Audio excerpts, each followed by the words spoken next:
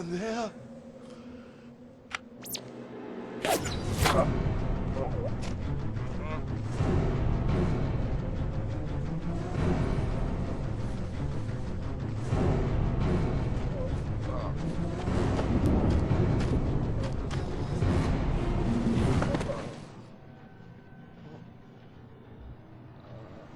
I bet that in a few moments, Brother Matthew will be dying to tell us where we can find the parchment.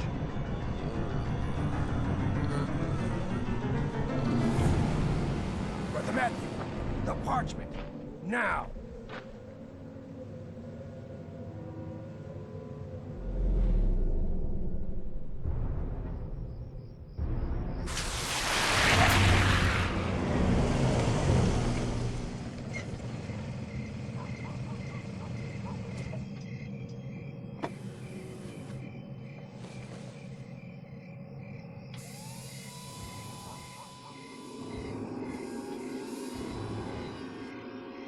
Target Perry is in the building. Starting phase 2. We're going in.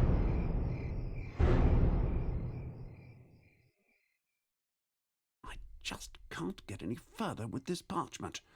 But from what I have been able to translate, Brother Matthew may have been right in his letter. Dear Bishop Perry, we found this parchment some days ago during the restoration work on the crypt of our old village church. Considering the paper's quality and condition, the document must be several centuries old. There is another reason why I am sending it to you. Strange things have happened since it was found. There have been 2 break-ins, and one of our brothers has disappeared without a trace. I am not sure whether this really has to do with the parchment, as we have unfortunately been unable to decipher the text so far.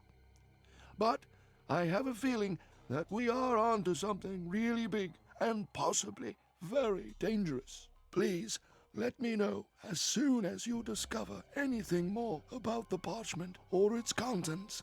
Yours sincerely, Matthew Wakefield. I will keep trying to translate this mysterious parchment for a little while. Hopefully William Patterson will be able to help me tomorrow. Medieval ciphers are his specialty, after all. No time, I'm busy. Bishop Perry is not in his office. Please leave a message. Bishop Perry.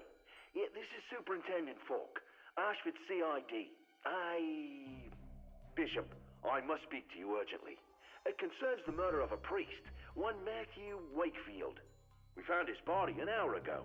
Witnesses mentioned 2 men dressed in black combat suits. Wakefield sent us a message a few days before his death, but that's not important at present.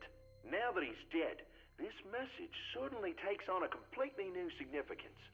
A very disturbing significance. Bishop, I must speak to you urgently. You could be in grave danger.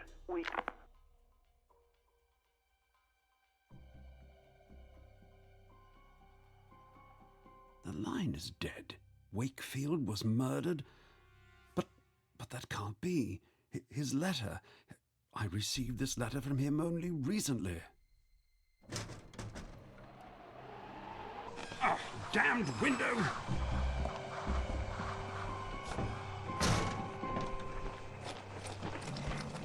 Red 3, take care of the target. I'll secure the exits.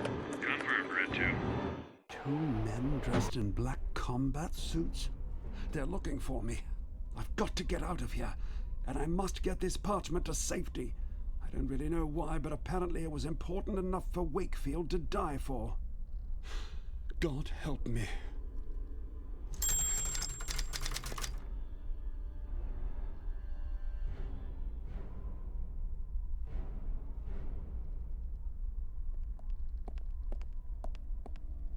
Reserved books are stored here.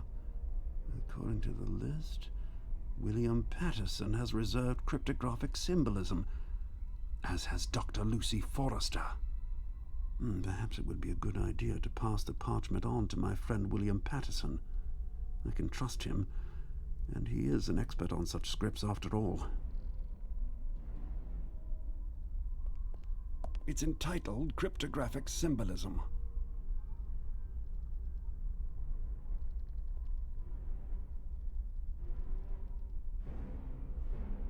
Good idea. Now, I just have to think of something so that the book doesn't fall into those guys' hands.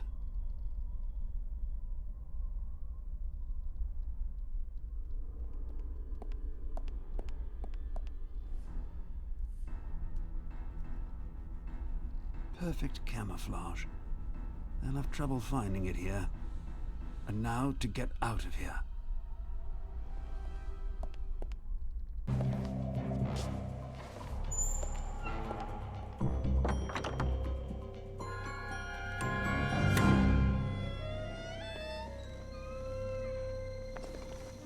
I really must make sure that William Patterson gets the book before Dr. Forrester tomorrow. Both of them have registered for the book I hid, and there is a real danger that Dr. Forrester will get hold of it before William Patterson does.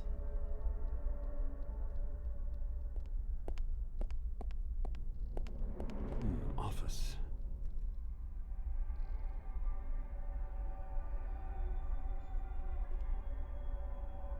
Well, now the door is open.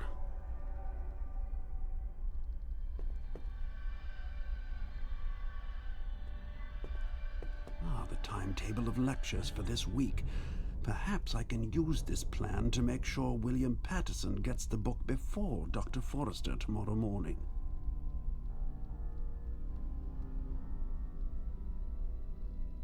Right, now Dr. Forrester will be busy with her earlier lecture. My friend Patterson, on the other hand, won't have any lectures tomorrow morning, so he will hopefully be able to take care of the book he reserved right away. Perfect. Time to get out of here. I'd better go straight to the police.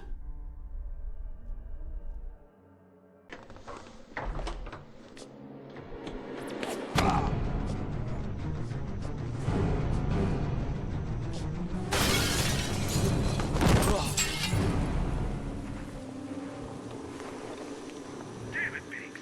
He's a goner. Mission failed. Let's hope we find the document on him, otherwise we have a problem with Wedge.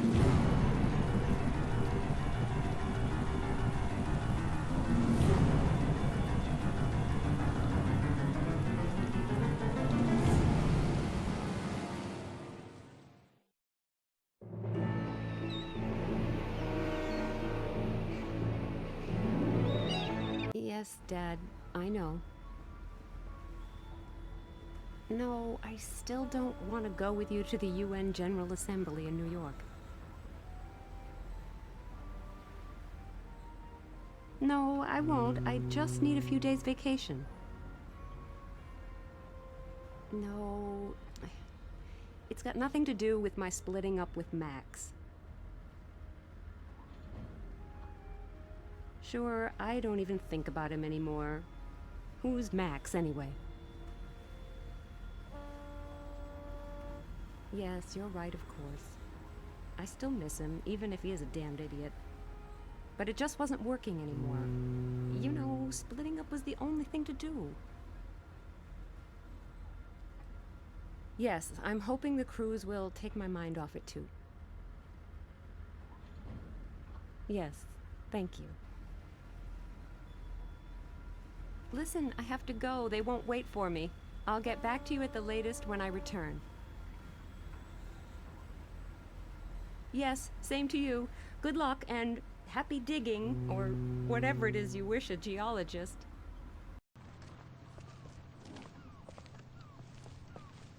What? Are you traveling on this ship?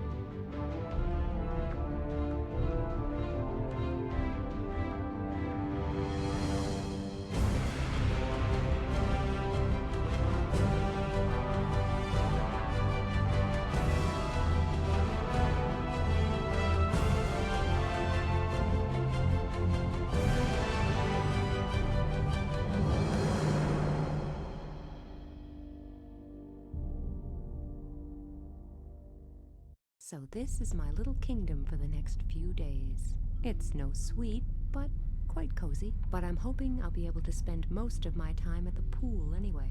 My complexion could really do with freshening up. I will start with... That's not my suitcase. Apparently it belongs to someone called William Patterson. At least that's the name on the luggage label. Oh, great. This is starting out well. I should ask at reception. The suitcases were probably swapped by mistake.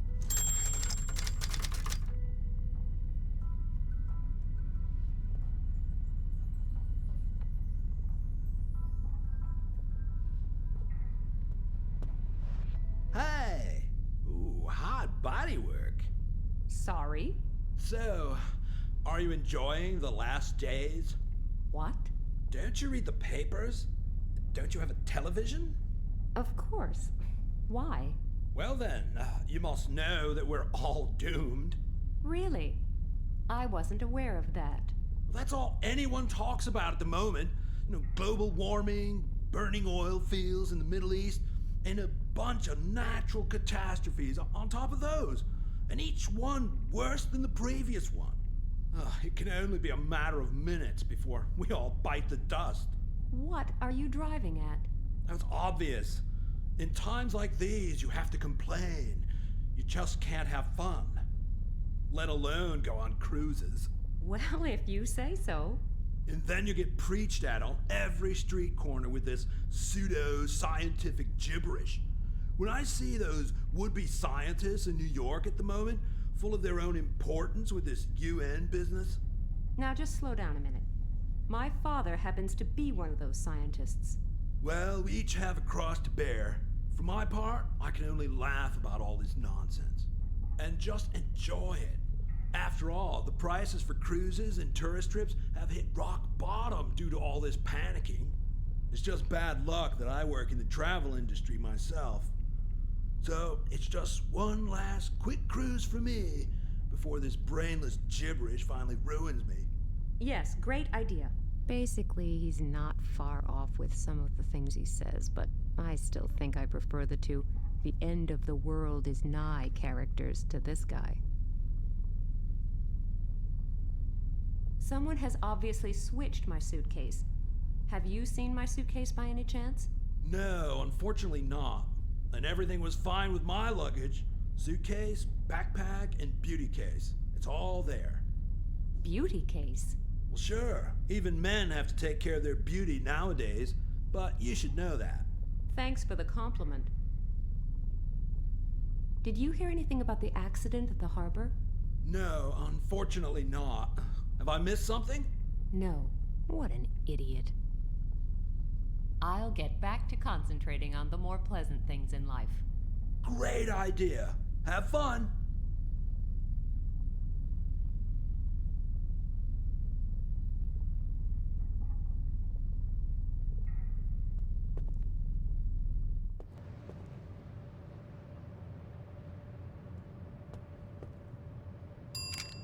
Oops.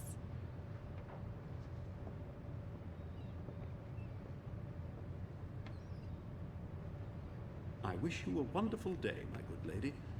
How can I be of service? I think I just... Damaged the bell? Well, don't worry, I'll take care of it later. Good. What I actually wanted to say is that there's a suitcase belonging to a certain William Patterson in my room, and my own is missing. I assume the two suitcases were mixed up. Most regrettable. I will look into the matter immediately. That would be nice. I'm sure Mr. Patterson must be missing his suitcase, too. I don't think so. Sorry? You may not have heard, but William Patterson met with an unfortunate accident shortly before the journey began. Oh, was he the man who was run over at the harbor in Hamburg? Yes, what a tragic accident. Is it serious? I don't think it could have gotten any more serious. Is he... I'm afraid so. I will start looking for your suitcase immediately and bring it to your cabin. It was probably taken to poor William Patterson's cabin by mistake.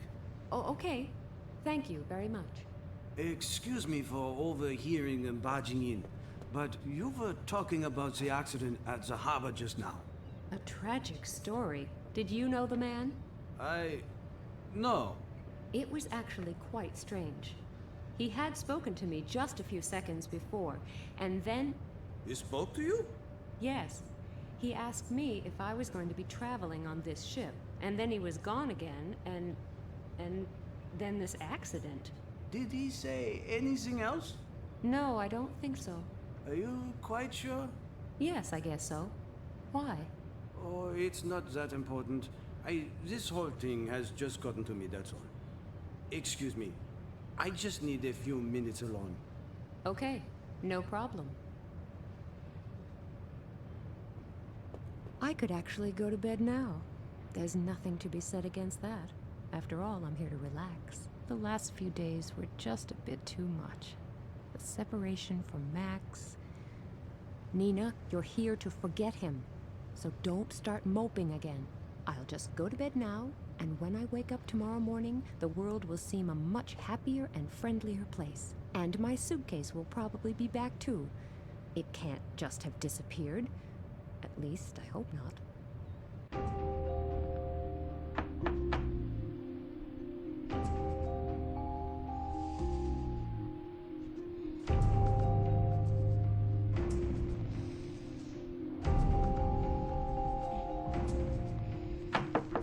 Just 1 second, I'm coming.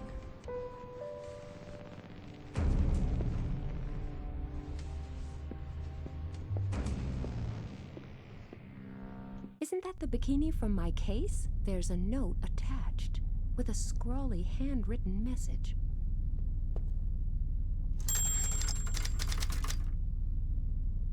This is the note that was fixed to my bikini top. The following text has been scrawled on it. Are you looking for this here? I also have the rest. Come and get it. How? Here's a little clue. They come from outer space, but seen from down here, that doesn't seem so important anymore.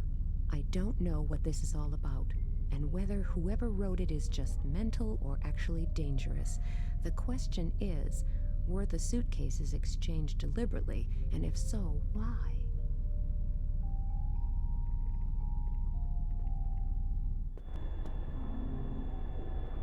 One of those mini carousels you often get outside supermarkets. I'm afraid I won't fit in there, and I can't move it either. The wheels are missing on one side.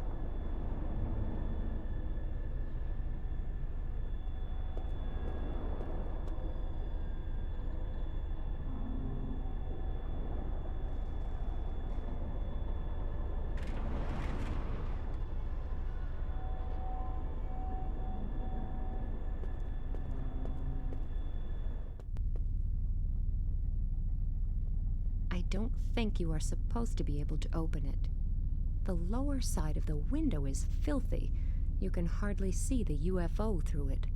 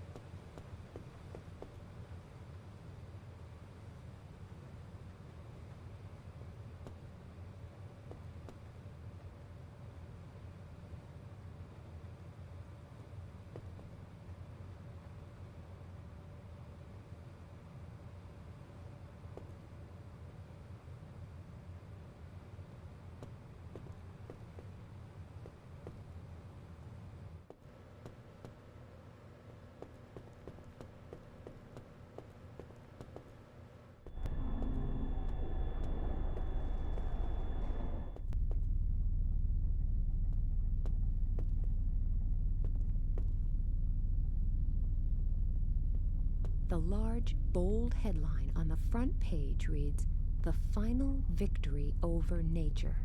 How the Powers of the World Hope to Regain Control." It concerns the UN General Assembly taking place in New York in a few days to discuss the dramatic natural catastrophes of the last weeks and months. There's also something written here about the expert roundtables that are meeting before the conference. My father is attending one of those.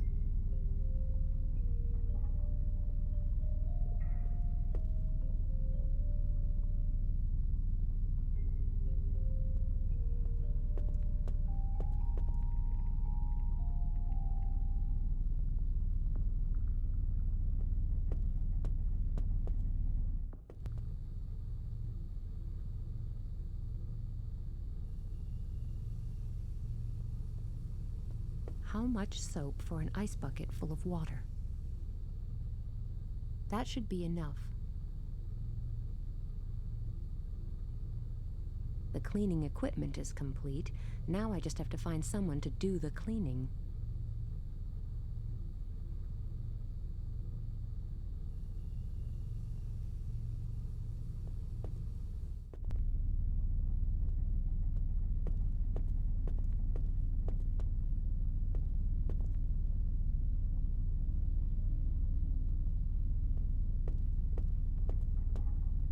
Great.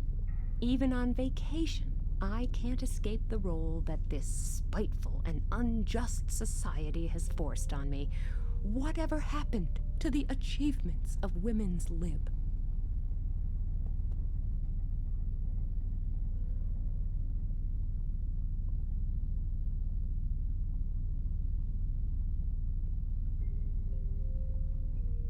At least I'm being diligent. The skylight is clean again.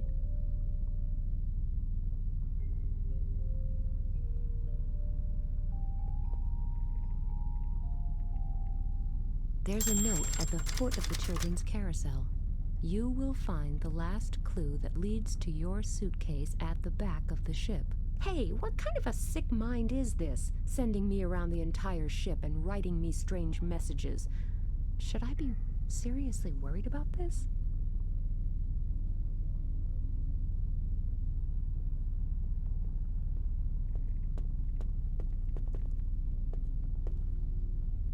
It said that the next clue would be hidden at the back of the ship. Maybe that didn't mean a real ship, but this picture here. Maybe I should remove it from the wall.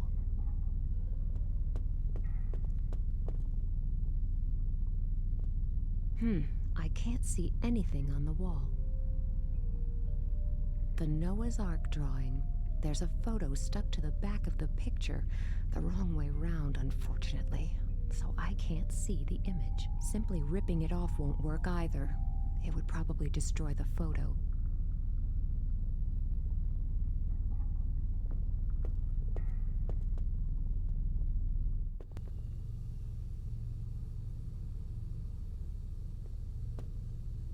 Okay, now I can remove the photo without problems. Oh, it's a picture of Max, my ex-boyfriend.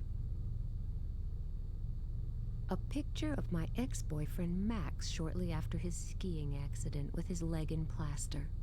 If I'm not mistaken, that was also in my suitcase. Underneath the photo, someone's written in felt-tip pen, "Poor guy, he should see a doctor." Just wait. If I catch the person who's been spreading my stuff around the ship, I'll send him to the sick bay.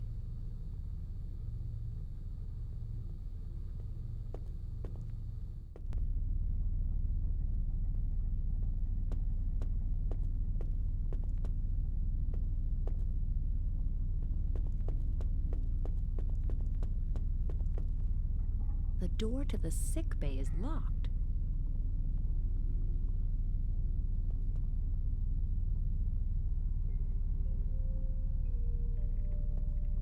This seems to be the ship's sick bay.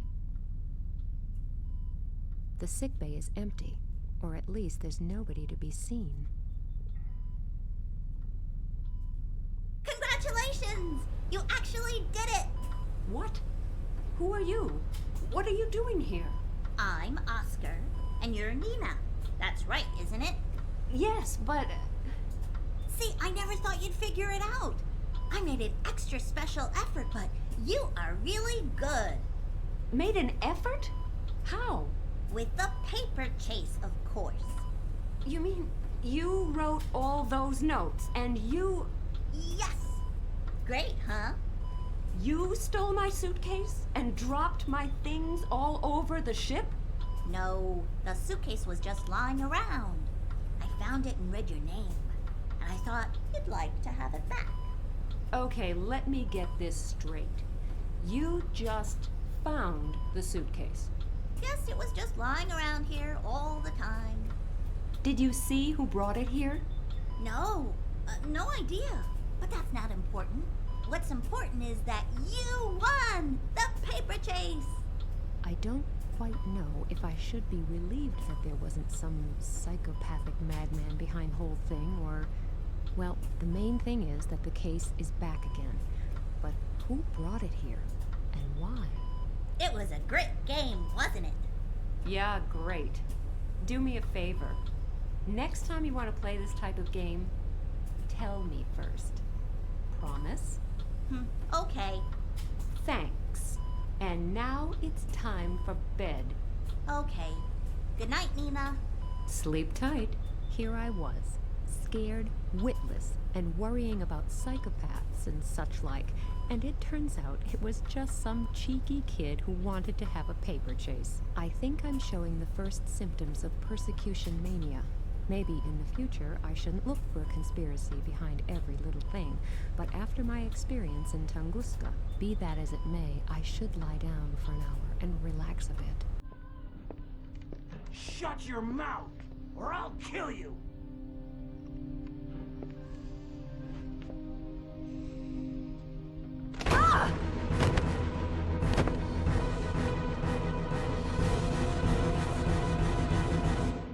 Well, how are you feeling?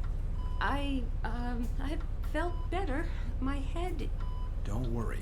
Everything's okay. You've just got a mild concussion. You should be fine after a few hours rest. Have you caught the guys yet? What guys? Well, the ones who were in my cabin. I don't know anything about that. But that's why I'm here. You're here because you hit your head on the door.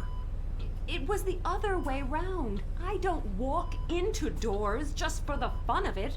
We're on a ship. You can easily be knocked off balance by a large wave. Nonsense. Somebody slammed the door against my head. And what about the guys who were in my cabin? What guys? Miss Jordan said... Miss Jordan? Who's that? Katerina Jordan is another passenger. I think she's helping the captain to fill in the insurance form. Oh, really? Where? In the restaurant, I assume. But you should have a rest first. Later, you can... Have a rest. Yes, I can do that later. But now I just want to know why that stupid cow is going around telling everyone that I enjoy walking into doors in my spare time. I'm very curious to hear her explanation.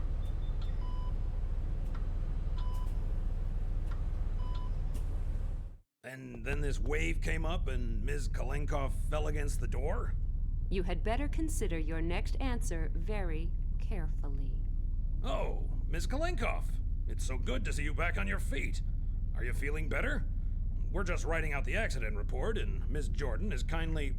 Oh yes, Ms. Jordan is extremely helpful, and she just loves telling stories. Whether her stories have anything to do with the truth isn't really that important, right? I don't understand. Miss Kalenkow, you shouldn't upset yourself. It's bad for your health. I'm sure the doctor prescribed strict bed rest for you. That would suit you. I would like to know why you tell such lies. Didn't you get enough attention as a kid? Oh, calm down. You don't seem to have quite recovered from your knock on the head. I am still clear enough in the head to know the difference between having the door slammed against my head and falling against the door, unlike you, apparently. Is the pain still bad? I'll show you what real pain is in a minute. Ladies, I suggest we postpone the report until our next stop, when we have all had time to calm down a bit. But... I think a bit of peace and quiet could do both of you some good. I would suggest you both return to your cabins. Enjoy the cruise, and if it helps you and all of us to relax, just try to avoid each other for the next 2 days. But I must say... I think I've made myself clear, haven't I? Yes? I'm glad. Then I wish you both a pleasant trip on the Calypso. Why does Katharina Jordan talk such a complete load of garbage? Either she just wants to look incredibly important, or now where is my handbag? I don't believe it. More stuff goes missing here than in the Bermuda Triangle. Surely nobody would just walk in here and steal my handbag. On the other hand, there was definitely someone in my cabin yesterday, and maybe Katharina Jordan has a good reason for telling pointless stories about my supposed accident. But why would she want to break into my cabin and steal my handbag? And there was this male voice. Never mind, I'll ask her in my own discreet way. Maybe there's a really simple explanation for this. But before I embarrass myself in front of Miss Jordan, I should definitely ask the porter first.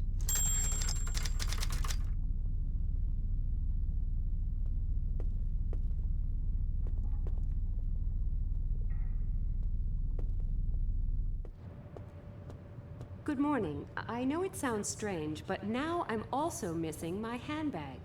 Good morning. Where did you last see it? I had better keep my suspicions regarding Katharina Jordan to myself for the moment. In my cabin. And it's no longer there? Strange. But I'll take care of this immediately. By the way, I have already taken your suitcase to your cabin. Yes, thank you very much. That's my pleasure. But what did you do with the other suitcase? The one belonging to William Patterson? Me? Nothing. I thought you had collected it. No, the suitcase was no longer there. Strange. Anyway, I will begin looking for your handbag immediately. Did it contain any valuables? Money, my ID, my driver's license, and some very personal things. Apart from the usual stuff such as makeup, these are all things without which I am pretty much lost. Don't worry. We'll do all we can to make sure you have your handbag back as soon as possible. Thank you very much. Now, if you will excuse me. Let's see. There was somebody in my cabin, I was knocked down, and my handbag as well as that poor guy's suitcase have both been stolen. The question arises, why? And what role do Katharina Jordan and her lies play?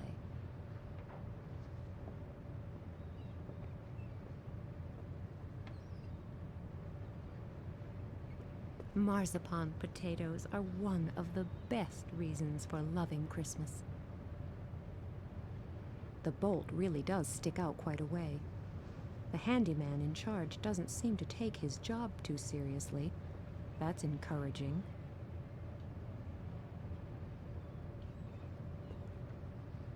What's going on? Isn't that the guy who's been plastered all over the media for weeks? Hear the words of the prophet Zandona. The great day of the Lord is nigh. It shall be a day of fierceness, a day of misery and fear, a day of storm and deluge. Thus speaks the prophet, and thus I speak to you. The fury of God will be wrought on all who are impure in body and soul, and he will have no mercy but shatter them for good. But for all those who are pure of heart, those who call themselves Puritas Cordis, the day of salvation is near. For they will not be swept away by the wave of change. All those who are part of our community, part of Puritas Cordis, will be carried along on this wave to a new future, to a new world order, a new kingdom of God. Praise the Lord! Praise Puritas Cordis! Okay, that's enough now. I'm turning that garbage off. What kind of creature is that? And how weird do you have to be to join a sect like the Puritas Cordis? Behold, the apocalypse is nigh, and if you don't immediately transfer all your money to our Swiss bank accounts, you'll burn in hell for all eternity. Ooh, that really annoys me.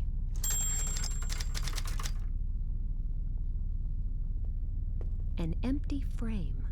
Either there used to be a picture here, or there is going to be one.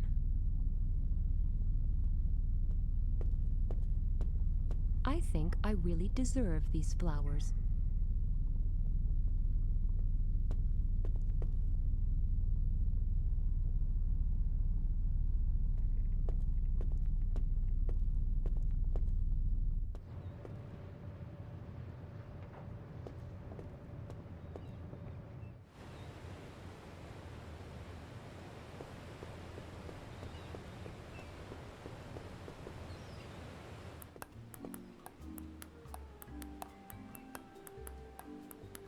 Giant poster of a tiny pop star.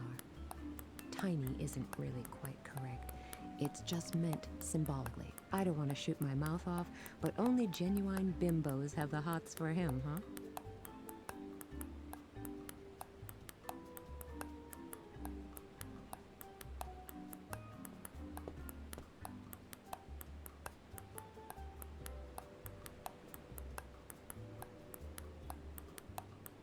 They're not mine. If I want one of the keys, I'll have to pretend to be the passenger it belongs to.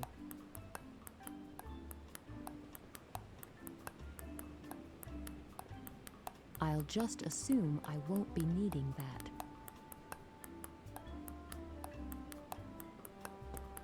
What a nice day. Yes, isn't it? Let's enjoy it while we can. What do you mean? The change of climate with all its terrible and unforeseen consequences. Burning oil fields in the Middle East, civil wars, and then the terrible earthquake in Japan. I'm telling you, the whole world will go up in flames soon. It's not as bad as all that. Okay, there are a number of big problems around the world, but sooner or later... It'll be over. Exactly. I'm telling you, if the Earth doesn't want us anymore, there's nothing anybody can do about it. I won't invite him to my next party. I've just seen this awful sermon given by an even more awful person on television. Is it possible you've also seen it and you're easily impressed? You mean Pat Shelton? Could be. So, are you one of them too? Shouldn't we all believe in something that can't be stopped? Just take a look around. The world's going crazy. These terrible catastrophes are happening everywhere, just like the Bible predicted. It can't be sheer coincidence. I tell you, the day of the apocalypse is nigh, and only the pure at heart will survive.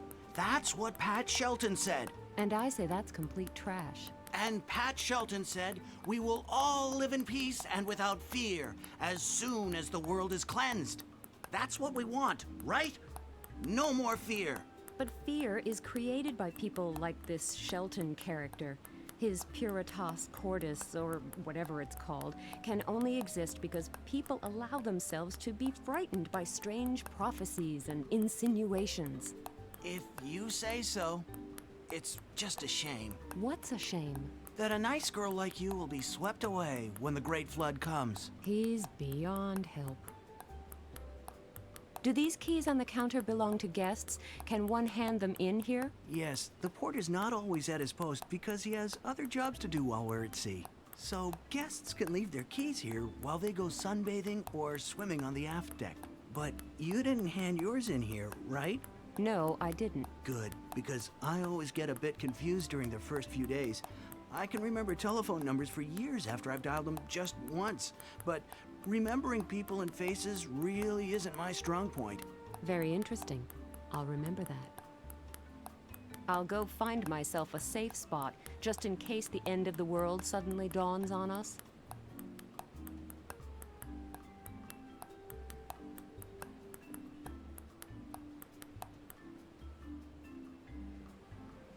Hello, Oscar. Oh, hello, Nina. I've got an important question for you. Did you see anyone enter my cabin yesterday? No? Why? Because my handbag is missing. It contains some very important items. And this is no joke. I never took any of your things. The stuff was already lying around. It was just a bit of harmless fun. I gave everything back, honest. I actually once hid my uncle's bag, the one where he kept his medicine. He nearly died and my father was extremely angry. That's why I don't do that kind of thing anymore. Okay, I believe you. But are you sure you didn't see anyone near my cabin? No, really. Okay then. I don't want to keep you from your games any longer. Have fun. Thanks, Nina.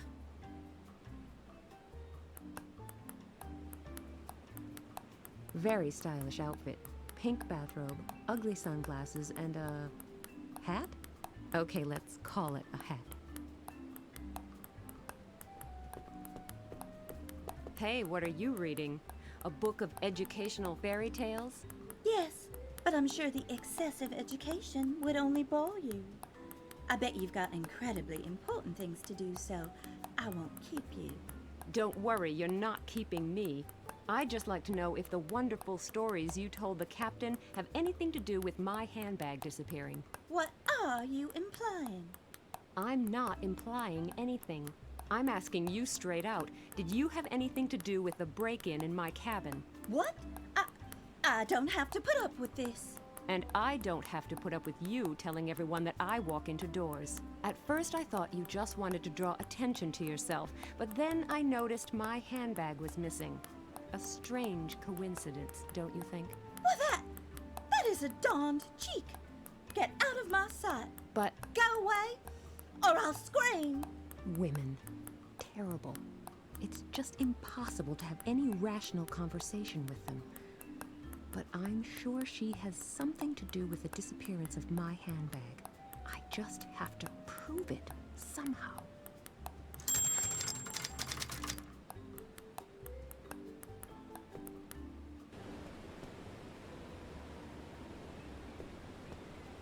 Hello. Oh, hi, sugar. What a disrespectful guy.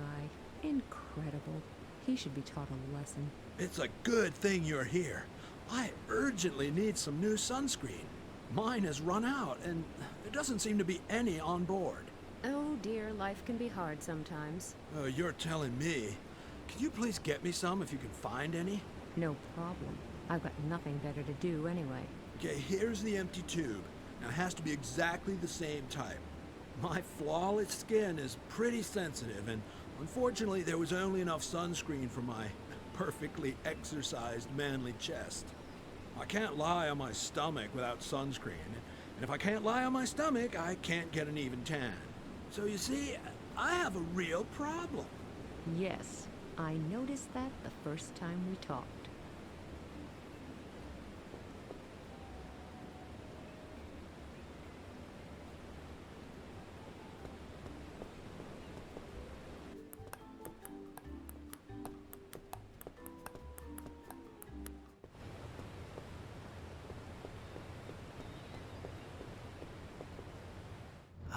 I'm glad to meet you. We need to talk. It's important. Do you? Yes, it's really important. It has to do with the incidents on this ship. What about? Have you not noticed that some really strange things are happening aboard this ship? Yes, now that you mention it. And you know more about that? I just want to figure out a few vital points first. Let's have dinner together tonight. Then I can tell you what it's all about. I don't know. I would prefer it if you told me what you really want from me. Unfortunately, I can't just do that, Ash. And until I've gotten a few points completely clear, shall we say 8 p.m. in the restaurant? Okay, I can hardly wait. Great, thanks. If anything should crop up, just leave a note with the porter. I'm in cabin number 5. What a weird guy. But it's true. A number of strange things have been happening on board this ship. It might be worth investigating. I wonder what he'll tell me this evening. But it's back to the here and now for the moment. I've got lots of time until 8 p.m. to maybe find a few things out on my own.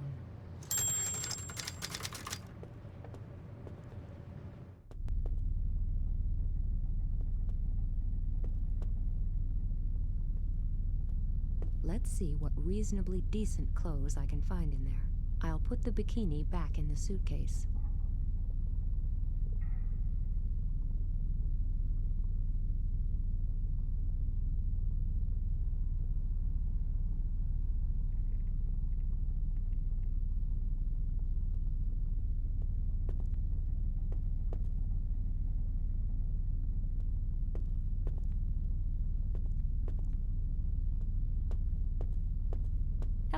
Good day.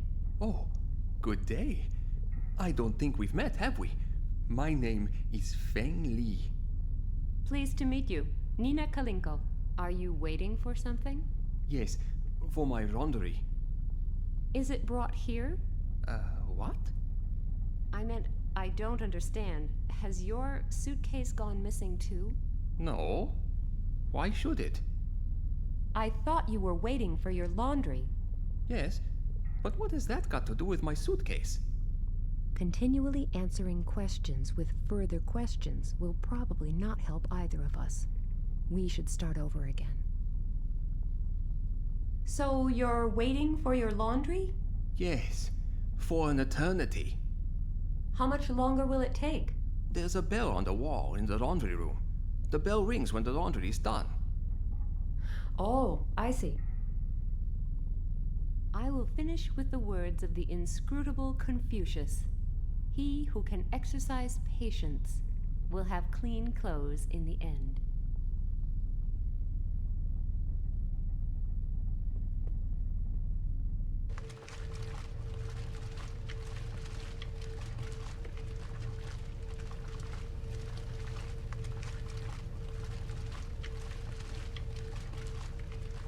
That must be for decorative purposes only.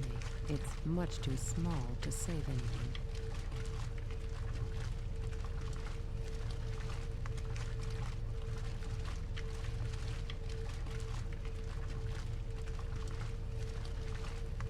Well, the hat still isn't really attractive, but it will do for a certain English horse race.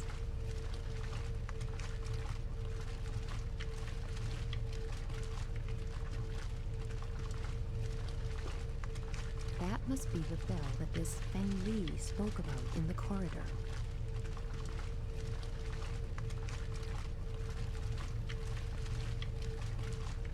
Yes, now could be the right time to destroy something again.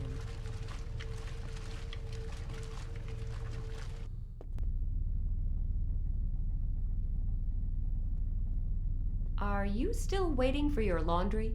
Yes, it seems to be taking forever today. If you're waiting for the bell to ring, then it's no wonder. Why? Because you could end up waiting a long time. Why? Is there something wrong? I'll tell you what's wrong. The bell is broken. That's what's wrong. See? The bell is broken. I assume that the laundry simply isn't done yet. Not done? When did you switch on the machine? 4 hours ago. It's just taking a bit longer today. Listen, my friend, I know a broken bell when I see one, and I'm looking at one right now. No, it's not broken. The laundry just isn't done yet. Not done after 4 hours? Yes, the laundry was really extremely dirty. The bell is missing. It can't ring. Now that's what I call a broken bell. No, the laundry is not done. It probably only works if the laundry is really done. You can spend 1,001 nights here. It's passed on. This bell is no more. It has ceased to be. It's expired and gone to meet its maker.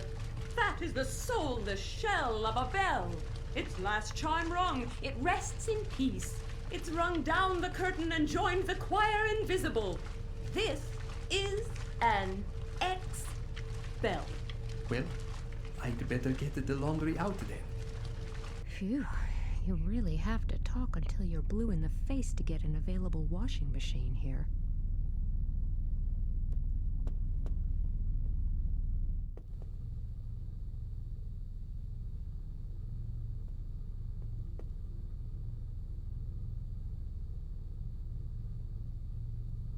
It's actually quite clean, but never mind, it can't do any harm.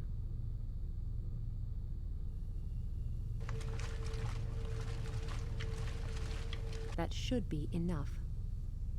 Oh, the socks are still losing color. Doesn't matter. White bathrobes have never been my thing.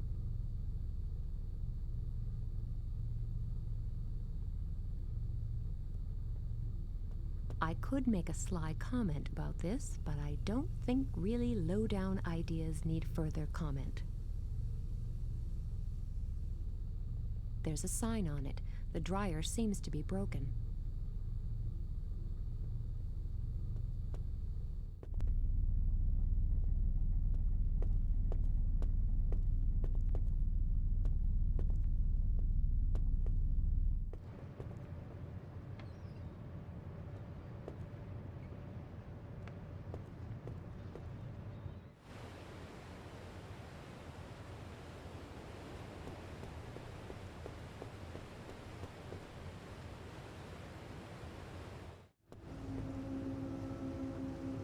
That must be part of the air conditioning system.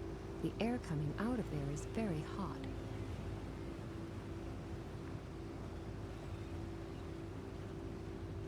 A lot of warm air is coming out of the ventilation shaft. The bathrobe should be dry soon. Okay, dry enough. These small socks should be dry in next to no time. Okay, dry enough.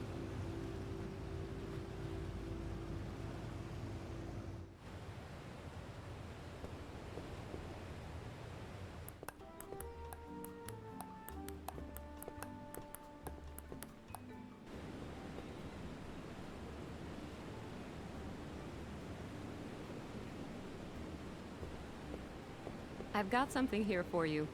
For the perfect tan. I'm doing myself a favor here. He will finally go lie flat on his stomach, and I will no longer have to see his face or listen to his incessant drivel. Oh, that's lovely, dear. Thanks. Oh, by the way, while you're here, could you just rub some on my back for me? I have to go. Phew, the danger is over. He's put the lotion on himself. That was by far the greatest danger I have been exposed to over the last few years.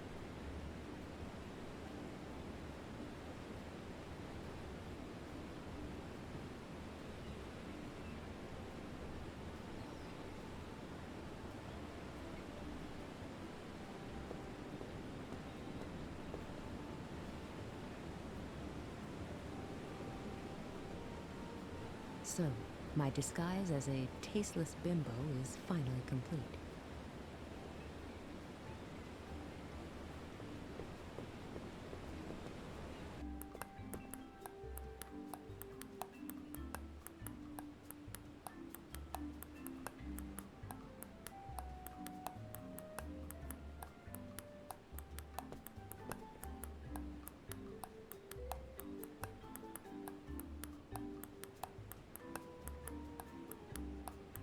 This Katharina Jordan will never admit that she stole my handbag, even if she's guilty. I need to prove it somehow.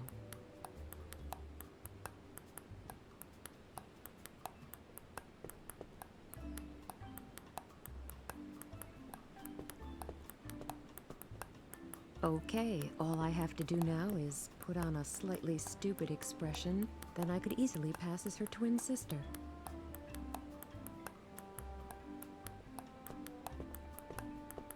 Hello. Hello, Ms. Jordan? Hey, not bad. I would like my room key. Yes, right away. Ms. Jordan, wasn't it? It still is. Maybe you can help me. Which cabin did you have? Shoot, how am I supposed to know that? Oh, I just can't remember the number at all. Don't you know it? No, I'm sorry. I'm only good at remembering telephone numbers. Otherwise, my memory isn't that good. Please have a quick look down below. Pull yourself together. I'm sorry, but that won't help at all. Please do me a favor and have a quick look. I'll write it down immediately. It won't happen again, I promise. And please don't tell the captain. He'd throw me out, and I really need this job. Yes, okay. I won't tell anyone. Now, how am I supposed to find out Katharina Jordan's cabin number? The porter should be able to help me. I must go and powder my nose. See you later.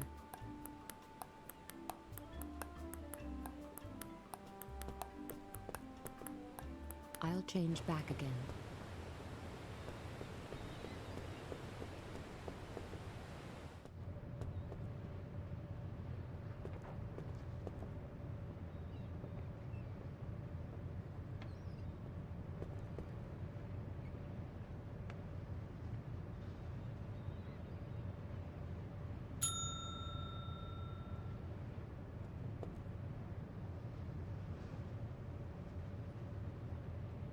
You rang, though I'm not sure how, when I'm repairing the bell right now.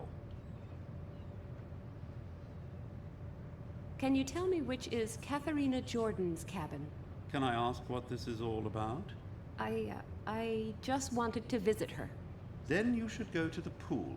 You will probably find Miss Jordan there. Oh, yes, great. And supposing I want to leave a small surprise outside her door? In that case, you should give it to me. I will put the present in Miss Jordan's box behind the counter and pass it on to her as soon as she comes by here. That's much safer. Yes, I'll do that. Has my handbag turned up yet? No, unfortunately not. But I've told the captain about this regrettable incident. He will take care of the matter himself. I'm sorry that you've had to experience so many inconveniences so far. That's okay. It's not your fault. That's all for the time being. Thank you.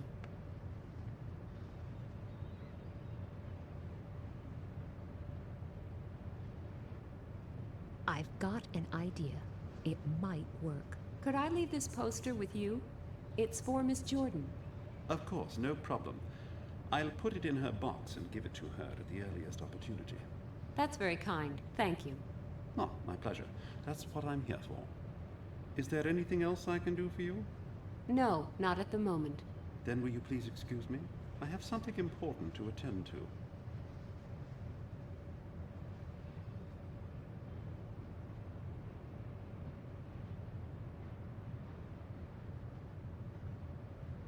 The safe deposit boxes are reflected in the CD. If the porter really did put the poster in the right box, then Katharina Jordan must be in cabin number 2.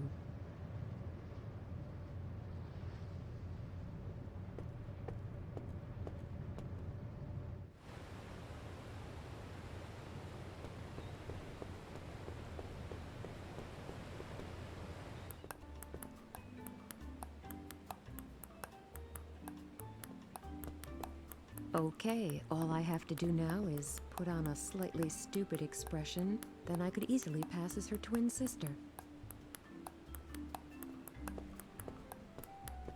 Hello. Hello, Ms. Jordan? Hey, not bad. I'd like my room key. That's number 2. Yes, of course. It's right here at the front. Here you go. Thank you.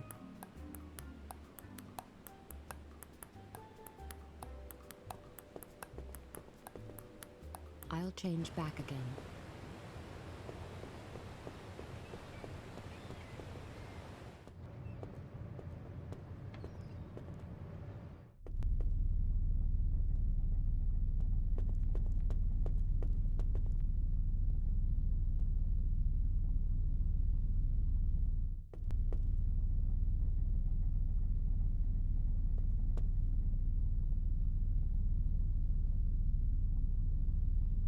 If that's not my handbag, then the similarity is amazing.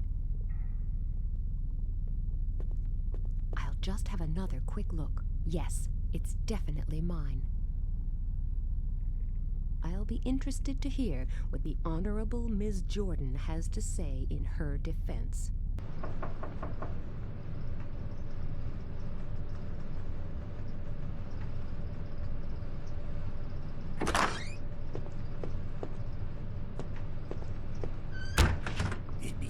To find a needle in a haystack, but what else can I do?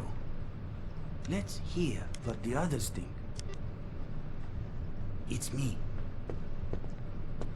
No, that's why I'm calling.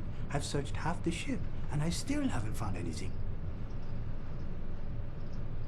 I'm well aware of that, but further problems have arisen. Yeah, I hope so too. We're running out of time. And we're going to need a small miracle to ensure the whole thing doesn't end in a huge catastrophe. Okay, I'll get back to you as soon as I have any news. Phew, that was close. Who was that? And what was he looking for? A passenger? Or a member of the crew? And what is this disaster he keeps talking about? I should really be careful who I talk to and about what. I can't really trust anyone, with the exception of little Oscar, perhaps.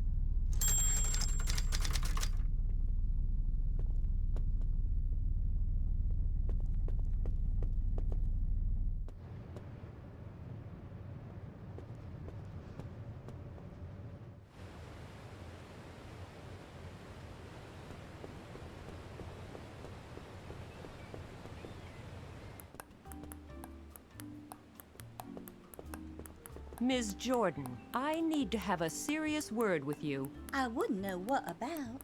About my handbag, which I found in your cabin. You've been in my cabin? That's a break-in. I'll have you sent to jail. Do you really want us to go to the captain and settle matters there? Okay. You're right. Let me explain myself. I'm listening. Just a minute. First I need a drink to get over the shock. You can have one, but then I want to know what's going on here. What would you like to drink? Gin and tonic? A Bloody Mary. I only drink Bloody Marys. No problem. Coming right up.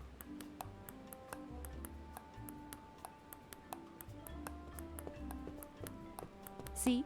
We're both still alive. You just keep on joking. You'll have that smile wiped off your face soon. Just you wait and see. I'd like a Bloody Mary. Do you think drinking alcohol at this early hour will help you forget the miseries of this world? What? I thought you were a barkeeper. Well, of course you're welcome to have a cocktail, but... Great. We'll just get on with it then. Just one moment. Just a second. Maybe I should have ordered one myself. Some of the people on board are difficult to bear when you're sober. There you go. But please remember my words. Yes, I'll do that. As soon as the great flood comes and we're up to our neck in water. Maybe he should be paying more attention to his drinks. A Bloody Mary in this kind of glass? Either he's out to annoy me, or he doesn't know the first thing about cocktails. I'll go find myself a safe spot, just in case the end of the world suddenly dawns on us.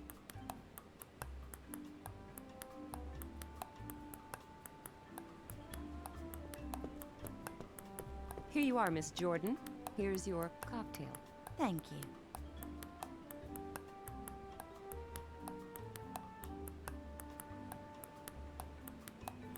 So, what have you got to say? Okay, what I'm about to tell you may sound a bit strange, but it really happened. Just get on with your story, and we'll see what seems reasonably believable and what doesn't. Fine. I passed your cabin last night. The door was ajar, and I was just curious, that's all. I peeked through the gap and saw a masked man searching through your luggage. He must have noticed me somehow because he turned around suddenly and dragged me into the cabin. He pushed me up against the wall. His hand was at my throat. I hardly dared to breathe. I don't know how long I stood there, but it felt like an eternity.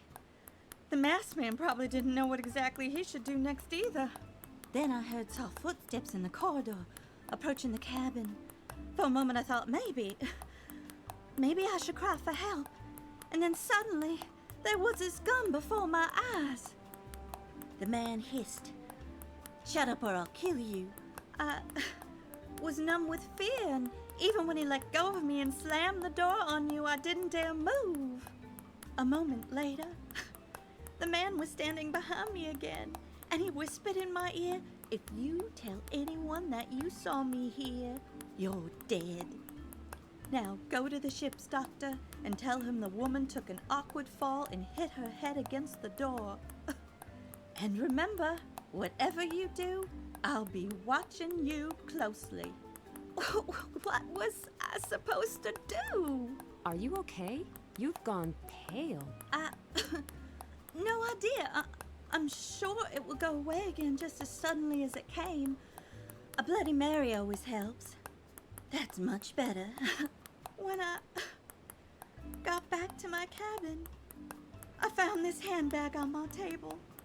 I was scared because I suddenly realized that this man could enter my cabin anytime he wanted. I swear I haven't touched the handbag every time I looked at it. It sent shivers down my spine. I don't know. I've heard more convincing stories. On the other hand, you must be a really good actress if the panic in your eyes isn't genuine. Did you recognize the man? You don't look as if you're any better. Do you want me to call a doctor? I can't really breathe properly. Anyway, the guy... I'm not quite sure, but... he reminded me of... Miss Jordan? Miss Jordan, are you okay? Oh no!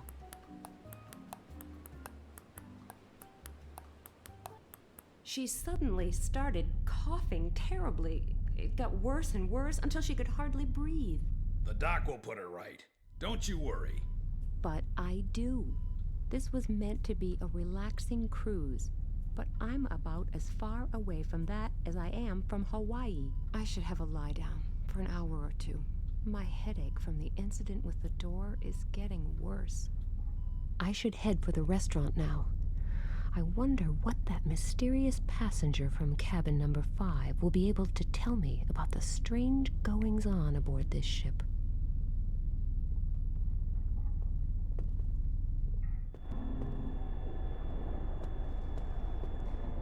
First, he wants to see me and tell me some vitally important news regarding the incidents on the ship, and now he's not here. Men. So I'll give him another 5 minutes. After that, it's his bad luck.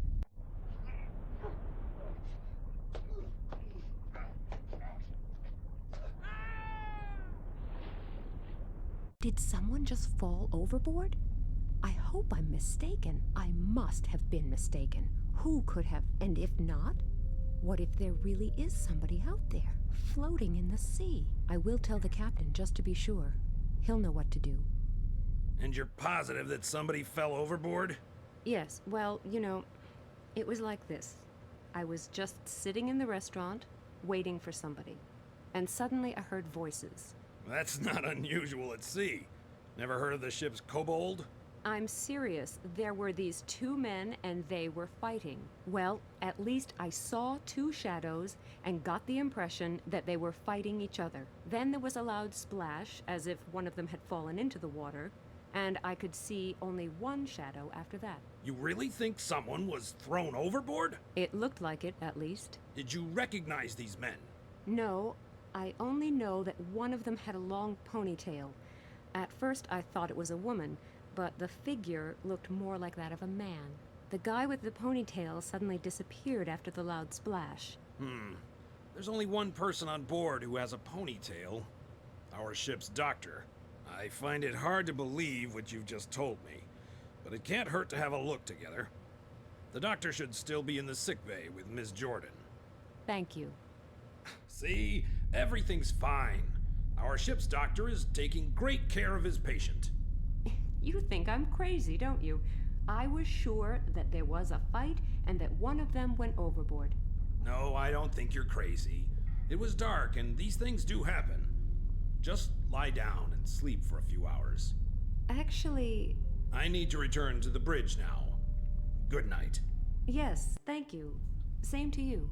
Strange. Did I really just imagine it? Oh well. While I'm busy making a fool of myself, I might as well go and check whether my date has finally shown up. Just wait. I'll have something to say to him tomorrow, but I've had enough for today. I'm going to bed now. Well, now I'm reasonably well rested and definitely fit enough to give someone who didn't show up for dinner a good talking to. But I just heard very distinct noises. Looks like that coward doesn't dare leave his cabin. Is he only afraid of being yelled at, or does he really have something to hide? Maybe I should go to the lower deck and look through the porthole of his cabin. What's the doctor doing in this cabin? And is he really the doctor? And if he is, why is he wearing a wig? But even more important, who is treating Katerina Jordan? I really need to check up on her.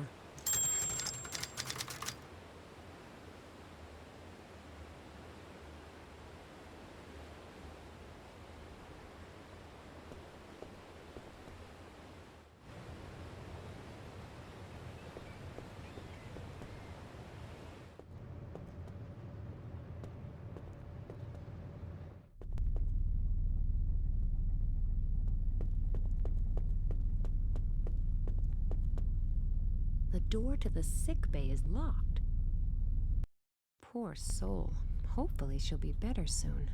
I don't really like her, but she's lying somewhat strangely, so twisted. People don't lie like that. Something's very wrong here. The captain may well finally call me mad, but if something really has happened, then somebody should do something about it, and fast.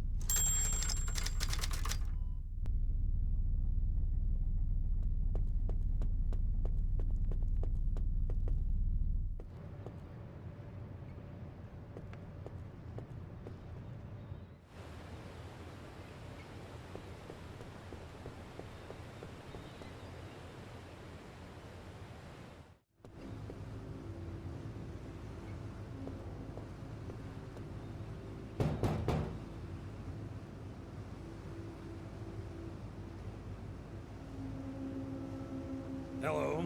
What can I do for you? I was in the sick bay earlier, and I'm pretty sure there's something wrong with this Katharina Jordan person. I can't say I find her particularly likable, but the way she was lying in her sickbed looked so odd. Don't you worry. Our ship's doctor is an excellent man. He knows what he's doing. That may well be, but he wasn't anywhere to be seen. Do you really think the doctor would just leave his patient to die? I'm talking to you right now, but I'm still making sure we always stay on course at the same time. Just trust the experts. They know what they're doing. I can instantly think of about 1,200 examples of the opposite, but I'm not going to be able to convince the captain without concrete proof. Does your doctor wear a wig? Not that I know of. Why? He's in a passenger's cabin at the moment, and he's definitely wearing a wig. Look, I don't want to get personal, but you seem to have experienced a number of strange things here on board. Exchanged suitcases, disappearing handbags, doctors who went overboard. What are you saying?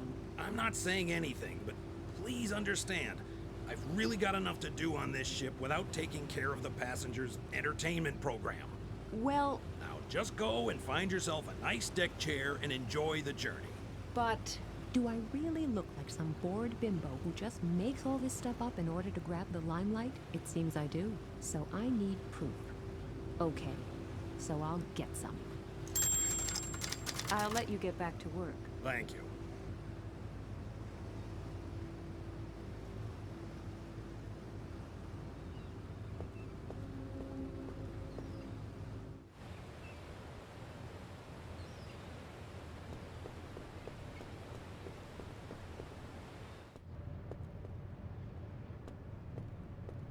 Hello, Mr. Lee. Hello, Miss Kalenkow. Are you on board simply to relax? I have the same strategy as you. I like to combine business with pleasure. I'm on my way to a conference of the IADSES. May I ask? Of course. The International Association of the Discoverers of Stars in Everyday Situations. Come again? Virtually every magazine has sensational shots of stars in extremely embarrassing situations. Yes, you can't really miss them. We are also on the hunt for photos of famous people, but we don't climb trees and we don't creep through sewers. We have a code of honor. I see. For us, it's all about catching the star in a completely everyday situation in public. For example, when they are shopping in the supermarket, or driving, or going for a walk. Sounds interesting. I always thought the Chinese couldn't pronounce ours properly. And I always thought Russians spent the whole day drinking vodka. You can't beat good old cliches and prejudices. That's a fine collection of cameras you have there. Aren't they pretty heavy? Yes, they are. But I was once lucky enough to meet Gina Turner at a car dealer's. I nearly wept for joy. And then the camera didn't work. Didn't have a clue why, it just didn't work. I never really recovered from that trauma. Understandable. Well, since then, I always have at least 3 different cameras with me, so that something like that can never happen again. You seem completely fascinated by the photos. To be honest, my fascination does have very definite boundaries. I only find the unknown beauty under the birch tree really fascinating. However, she does not seem to be a star, at least not yet. But perhaps that will change one day. Everyone started in a small way, you know. My first star was Sophia Lorraine, who accidentally spent too much time standing over a ventilation shaft during the opening of a department store. Unfortunately, it turned out that it wasn't Sophia Lorraine at all, but just a double. And it was no accident, but deliberately planned that way by the department store owner. Nevertheless, that was what started my passion for star photography. And the photos on the wall can't even keep up with the Sophia Lorraine double? Not yet, but I haven't looked at all the photos yet. Maybe one of them is a real hit. However, I realize I've become quite spoiled in this respect. Only real stars excite me now, and they probably wouldn't be seen dead on this kind of ship. Who knows? Miracles happen. You're right there. You usually bump into stars where you least expect them. For example, I once met a senator in the ladies' room. It was very embarrassing for him. I can well imagine. But what were you doing in the ladies' room yourself? That's a long story that you probably wouldn't understand. No, probably not. Could I possibly borrow one of your cameras? I'm sorry, but I never lend them out. Since that time with Gina Turner. Yeah, I get it. But it would only be very briefly. The Polaroid will do, and it really is very important. I'm sorry, but if a star should suddenly turn up here for whatever reason, and my other cameras weren't working, and the star left the ship before you returned with the camera? Don't you think the likelihood of that scenario actually taking place is much lower than the risk of being struck here and now by a coconut? You would be surprised how many people. All right, I can see that you can't be convinced with words. I'll let you know if I bump into any stars on the way. Oh, that would be nice.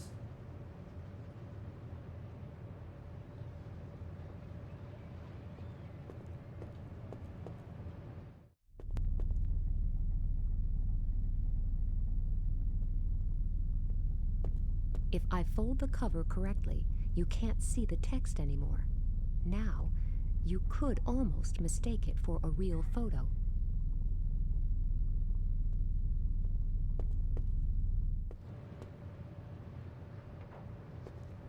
Hello, Mr. Lee. Hello, Miss Kalenkow. Do you know that George Rooney is on board? Yes, of course. He's sharing a cabin with the Pope. Don't you believe me? Of course not. He wouldn't board a ship like this if you paid him for it. I wouldn't be so sure. Haven't you seen the photo on the wall yet? What photo? Come with me, I'll show you. Here. That would be a sensation. That would be too good to be true. But what would he be doing here? No, it can't be. You just want to annoy me. If George Rooney was on board, I would have noticed a long time ago. And you'd hardly be seeing him alone without bodyguards. He's traveling in disguise. Of course. That goes without saying. And why should he do that? He could buy a much nicer and larger ship anytime. He still has his doubts, but with a bit of convincing, I could persuade him to take a photo of that false doctor. Then I would have proof that something here isn't quite right. There's this new series called, Emergency Boat. That's why Mr. Rooney has to spend a week on a small boat disguised as a doctor. It's really the only way he can see what the working day of a ship's doctor is like, so he can play the role perfectly. Sounds logical, but it seems too good to be true. Just come with me. I even know which cabin he's in. I can hardly see anything. Is that really supposed to be George Rooney? That's what I said. You can take your photo now. It'll make you a star among the professional paparazzi. But I want a copy, too. That doesn't help me at all. There'd be nothing to see on the photo except his back. He's right there. I'll have to find some way of making sure there's more of him to see.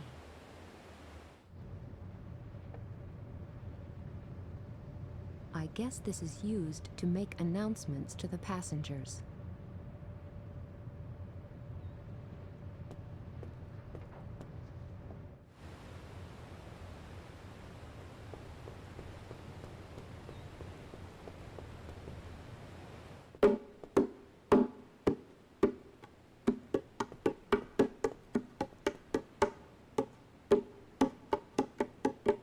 Why are you working as a barkeeper now? Didn't you have enough work to do as a porter? Yes, more than enough. But what am I supposed to do? Special circumstances require special measures. You're telling me. Where's your colleague? That's a very good question, which I have already asked myself. When I see him next, he'd better dress up warm. The question is, does the barkeeper's disappearance mean he had something to do with yesterday's events? And if so, is he the victim or the perpetrator? I must keep my eyes peeled and my ears to the ground to make sure I don't become the next person everyone worries about. For how long has little Oscar been drumming already? It seems like forever, but that's probably just my impression. Yes, probably. Can't you persuade him to take a short break, or a long one? I've already tried that, and it turned out to be a serious mistake. The kid would probably have stopped a long time ago if he didn't know how much he's annoying me. And you put up with that? He is the captain's son. I see. But maybe you can do it. I'd be eternally grateful. I won't promise anything, but I can try. Is it worth opening the bar? There's not really much happening here. To be precise, there's nothing at all happening here. But that's no wonder with that racket going on. Who wants to listen to hours of arrhythmic drumming if they can avoid it? But as long as there are no other guests here, I can at least escape the noise with my MP3 player. I'm leaving now for a while. If I bump into the barkeeper while I'm gone, I'll send him to you, okay? I would be very grateful to you.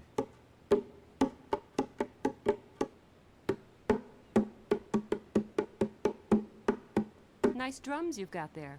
They're bongos. Oh, sorry. How could I? No problem. You're making a terrible racket with those things. Can't you occupy yourself some other way? Sure. No problem. How? Well, how about playing ping pong, for example? I've already played that. But the last ball fell into the sea. Oh. Well, what about swimming? No. That's really boring. Yes, well, what about reading? Even more boring. I can see it won't be easy to persuade you to stop drumming. Right. That won't be easy. Don't worry, I'll think of something. Well, now I'm really curious. Cheeky kid. I like him, but it's difficult to look past that cheeky kid label. The barkeeper told me you scared off all the guests with your racket. Don't you think it's time you stopped that now? No. You can accuse him of a lot of things, but at least he stands by his opinion, loud and clear. Okay then, I'll leave you and this deck to this terrible noise. Yeah!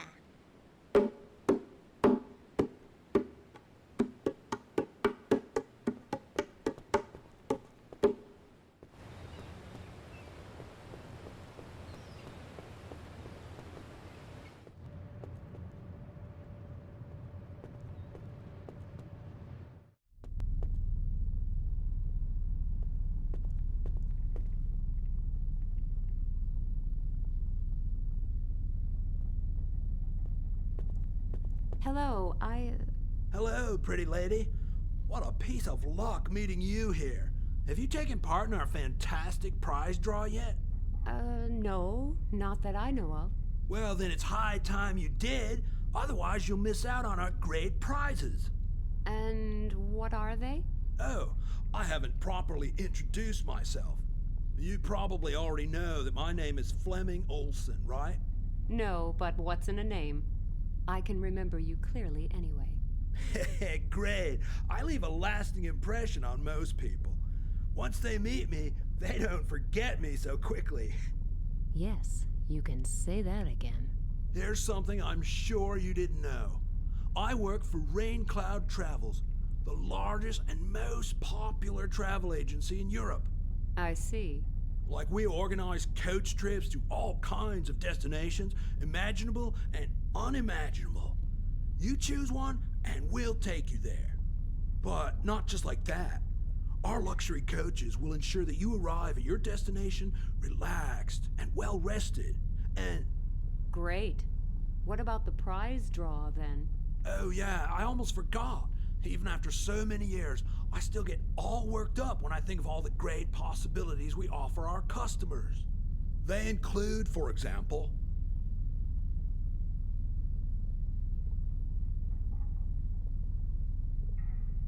How does the prize draw work? What exactly can I win? And how? I'm glad you asked. On the table, you can see a few landmarks from the destinations that we at Rain Cloud Travels offer tours to. Anyone who wants to take part has to build a model of one of these landmarks for a chance to experience an unbelievable, unforgettable journey. Yes, I know some people who have traveled with this company and will probably never be able to forget it for the rest of their lives. As I said, some passengers have already participated, so not all cities are available. But the selection is still quite good. Got Paris, London, Brussels, and Vienna. Just choose which landmark you want to build a model of. And then I can win a trip? A journey from our stunning range will be raffled amongst all the participants. And if I win, can I choose where I want to go? You don't have to worry about a thing. We practically pick you up at your front door and take you to your hotel. Of course, the excursions are free of charge as well. But you didn't answer my question. Can I choose my destination? We'll do that for you too. Just build a model of one of the remaining landmarks and you will get a numbered lottery ball from me. All participants will bring their lottery balls with them to the next port, where I will personally draw the lucky winner of a fantastic trip. I'm off now for a while. Oh, what a shame. But you can come back anytime. I always enjoy charming company. Yes, I would enjoy that too.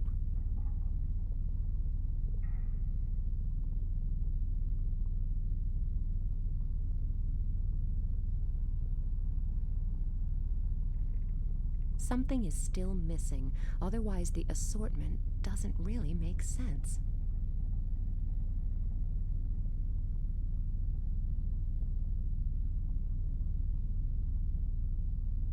My ticket for a potential dream journey. I'll build a model of the atomium. Even complete modeling amateurs like me can do that. If that doesn't win me a prize, I don't know what will. Here is my contribution. Can I win this great trip now? The atomium. Well, you really have chosen the easiest of all possible landmarks. Hey, don't put my work down.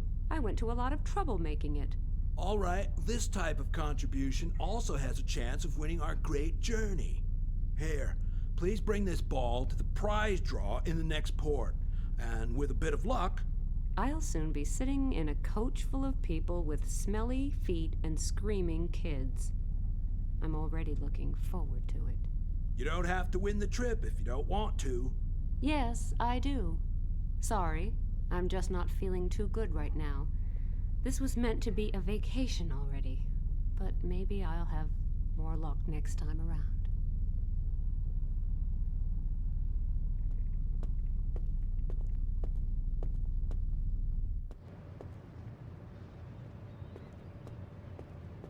So much for that gorgeous weather.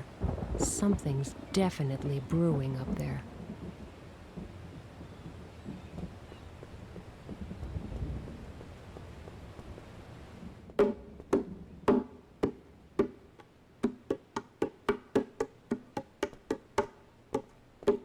Oscar, you wanted to play ping pong, didn't you? I can't.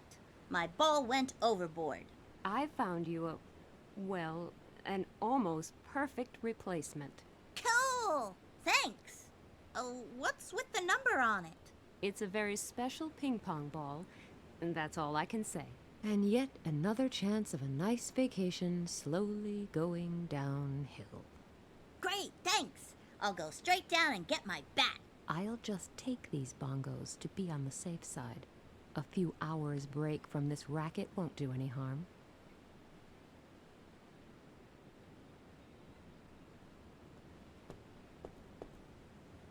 Can I borrow that? You restored peace and quiet to the deck. It's the least I can do for you. Is that a yes? Yes. Thank you very much.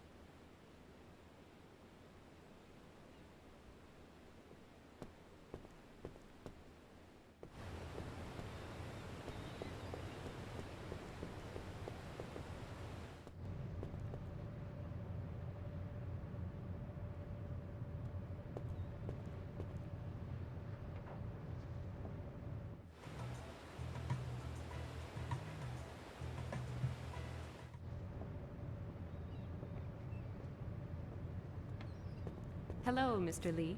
Hello, Miss Kalenkow.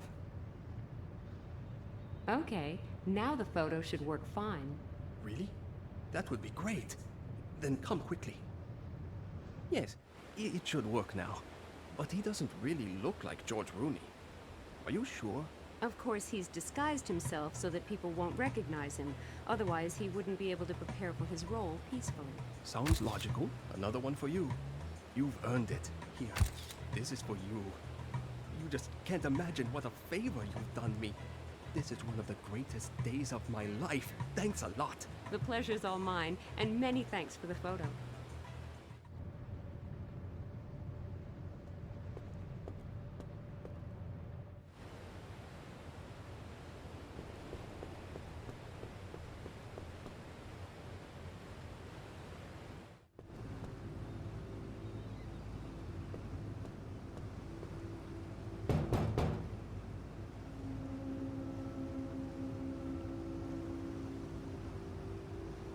Hello. What can I do for you? I've taken a photo of your alleged ship's doctor. Either the guy just likes dressing up, or we're dealing with a swindler here, or perhaps something even worse. Are you convinced now? Oh my God, you're right. But I don't understand. Could you explain? I can try, but I'm afraid I don't know much more. The question is, shouldn't we take care of the false doctor first? He should certainly be able to answer some of our questions. Good idea. Come with me. I'm curious to hear what he has to say for himself. So, where is he? Sick bay? Okay, let's take a look. Miss Jordan! Oh my God, she's dead! Do you see the welts on her throat? She was strangled. What do we do now? I don't know. In any case, you should inform the police, right? Yes, good idea. Why did this have to happen on my ship? If this gets out, nobody will want to travel on my ship anymore. Is that all you can worry about? There's a woman lying here, obviously murdered, and you're worried about business? You're right. I'm sorry. I don't know what came over me. It must have been the shock. All right, but you should really call the police now. Yes, I will. I'll send out a radio message and make straight for the nearest port. Please wait here and make sure nobody touches anything. I can do that, but please hurry. I don't feel really at ease next to a corpse.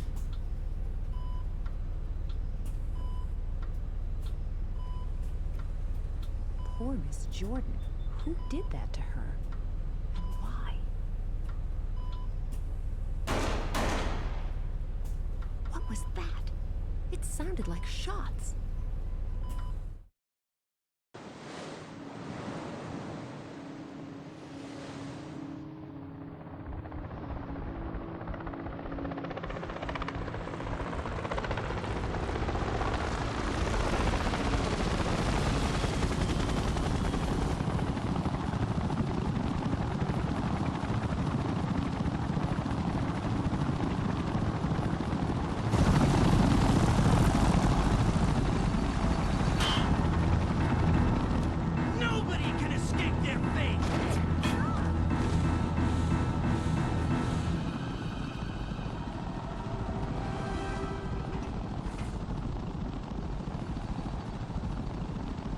Thanks, you have. But what? Later. Now, first we need to... Oh my God! It's all true!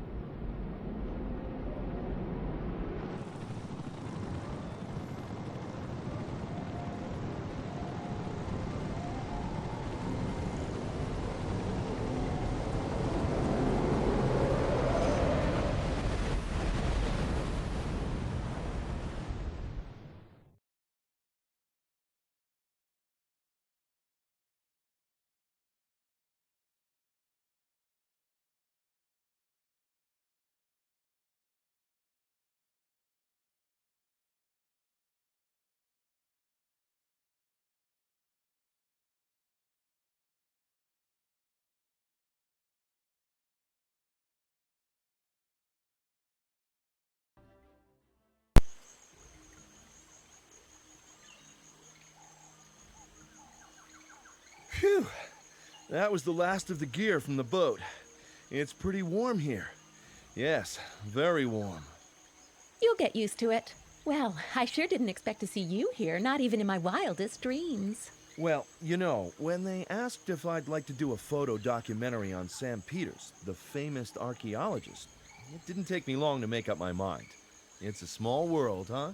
So it is. I think I haven't seen you since our college days. How long ago was that? Can't be all that long ago. We're both still in our early 20s. Right. And you still look just as attractive now as you did then. Thanks.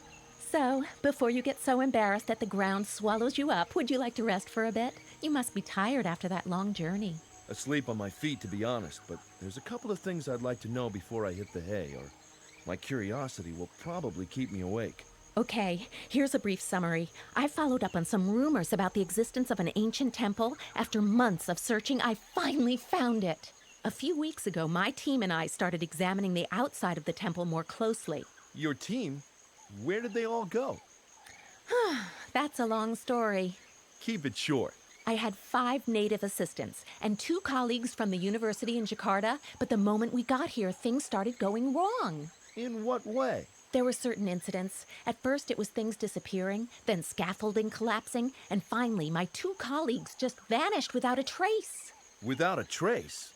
You mean they never came back? No. Instead, this guy showed up and told my native workers that they were desecrating sacred ground. What guy? I don't know. He certainly wasn't dressed for the jungle. Went about wearing some kind of robe all the time. A really sick individual. So what did he want? He said that the volcano in the west of the island was going to erupt soon, and that only Puritas Cordis could help us escape from all the disasters that are about to strike. Puritas Cordis? That European sect that keeps predicting the imminent end of the world? Beats me. I would assume he was just some grave robber trying to get rid of us so he could have the temple's treasures to himself. That volcano hasn't been active in decades. Looks like his threats got to your workers, though. No, they didn't run away until the guy came back, ranting about how something terrible would happen very soon unless they left this place at once. Next day, they found a dead orangutan in the camp. This animal is sacred to the natives, so they freaked out. I've never seen anyone run so fast and so far. And you've been here alone ever since? Yes. I've sent for more people from the mainland, but these things take longer here than they do elsewhere. So I've noticed. Have you been inside the temple yet? No. I found the back entrance, but I cannot get the door open. It has a strange inscription. I managed to decipher it, but that didn't get me anywhere. I'll show you tomorrow. Okay. I think it's time I got some sleep anyway. Oh, just one more thing. What's with the strange totem set up all around the camp? You're not superstitious, are you? No, don't worry. But the peacock feathers keep the wild animals away. Really? How so? They see the big eyes on the feathers and think, wow, if that's the size of its eyes, how big is the whole animal? And then they scoot fast. Oh, okay. But it doesn't seem to have worked on that monkey over there. Thank goodness. He's the only one left.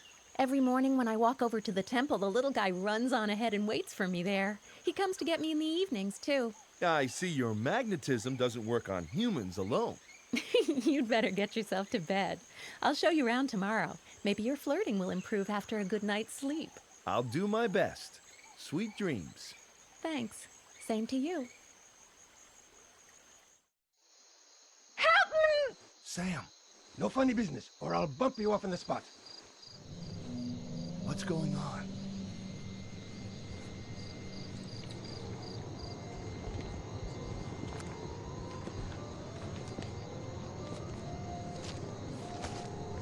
Sam?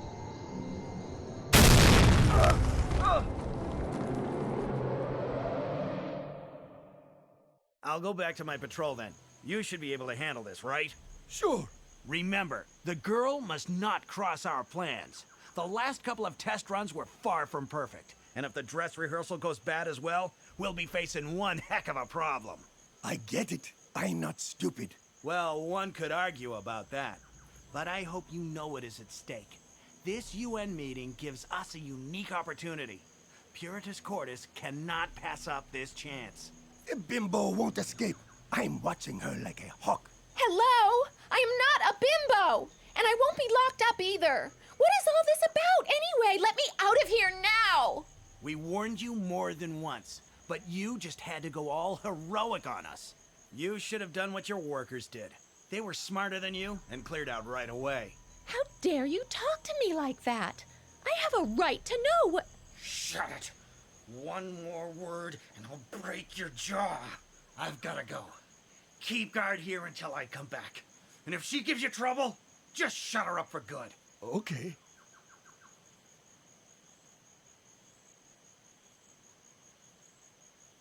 Uh-oh, another fine mess I've gotten myself into. I have no idea what they want from me, but they don't appear to be the most likable people I ever associated with. At least that one guy has left. He made an extremely brutal impression. I hope the other one isn't quite as nasty. No idea whether Max is still alive, but somehow I need to draw attention to myself. Maybe somebody out there will notice.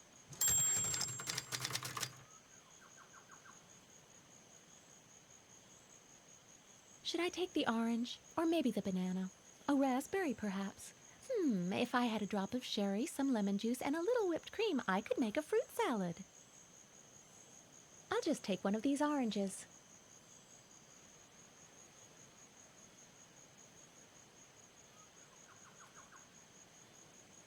I'll just take one of these oranges.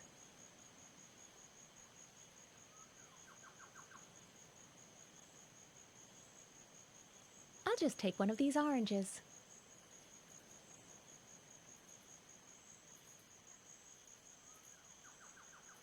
I should not remove more than 3 pieces of fruit or someone might notice, and the stupid guard will start asking stupid questions.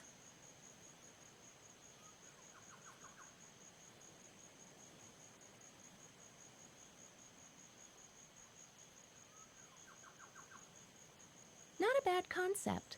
The oranges roll smoothly enough and could be used as wheels. Maybe I can build something around this.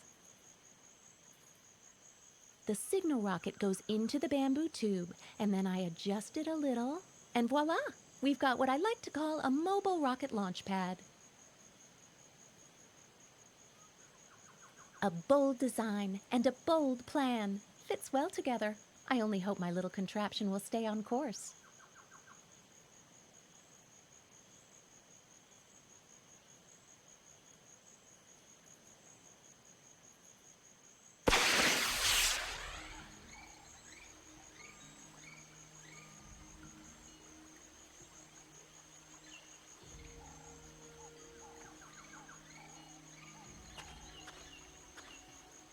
Oh, why do these things keep happening to me?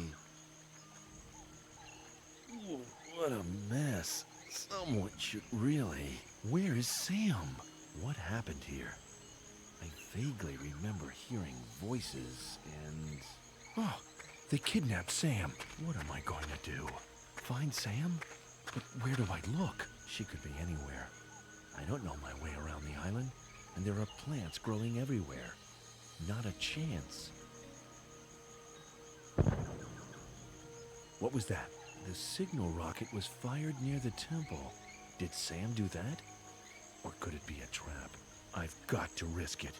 I can't let Sam down.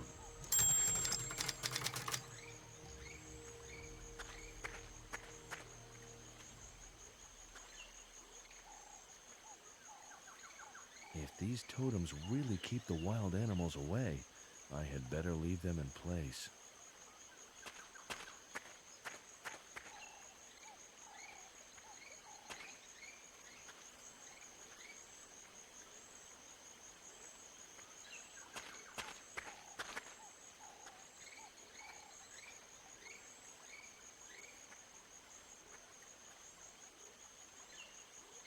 Sam must have planted this. Doesn't look like the fence did much good, though. Most of the leaves have been chewed by slugs, and some have been gobbled up completely.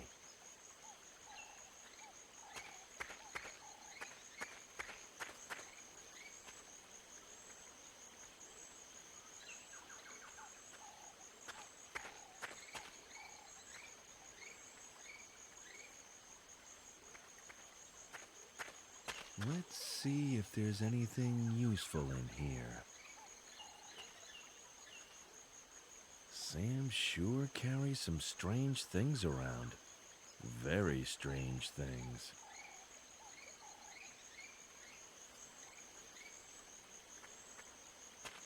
Some of these tent poles still look halfway usable. I'll take them with me. The explosion destroyed everything else, I'm afraid.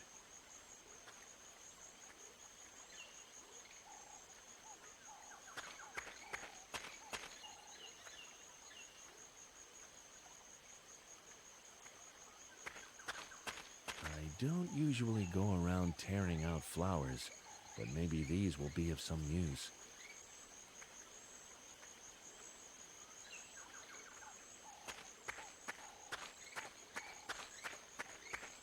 How am I going to find the way to the temple in this jungle? Well, I've got to try this. I don't have much of a choice.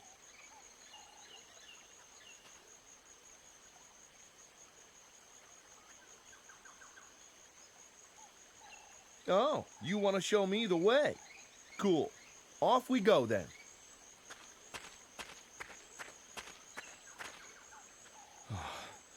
Oh, that didn't work. Bummer. Oh. Listen, little fellow. I'm a lame, untrained biped. You will need to slow down a bit. The first couple of yards were fine, but then you just disappeared, so please, wait for me next time, okay? I need to think of something so I can follow that monkey more easily.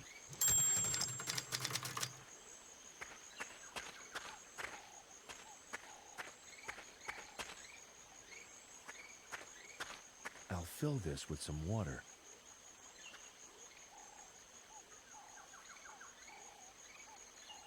Good idea. That will keep the blossoms nice and fresh.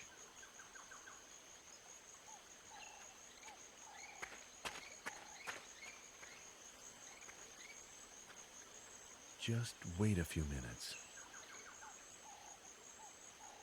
Hibiscus tea, very nice. Now what do I do with it? Now it's red dye, not at all appetizing. I wonder what it will turn into if I wait any longer. I don't have that much time. Better just take the stuff as it is.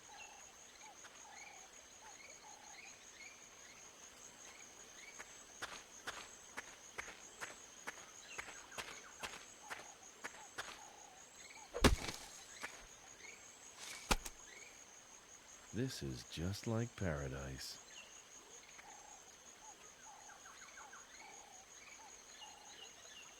The papaya is now red.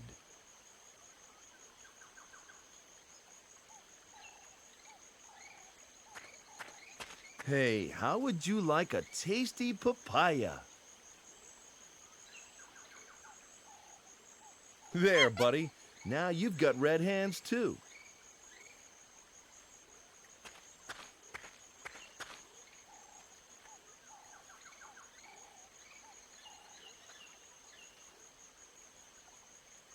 I don't care how fast you run now, just as long as you stay on the ground so I can follow your red tracks. This looks like the temple. There's no sign of sand, though. The monkey's tracks lead around the temple. Guess I should follow them. There she is. She's locked in a cage, and the guard is heavily armed. Things aren't looking too good from here. Maybe there's another way to get to her. Max! He's alive! He found me. Now I stand a fighting chance of getting out of this cage in one piece. I had better keep quiet so the guard won't get suspicious. As long as I am the only one who knows that Max is prowling around this temple, our chances of launching a surprise attack aren't all that bad. I only hope that Max has got a plan, preferably a good one. If only I had a plan.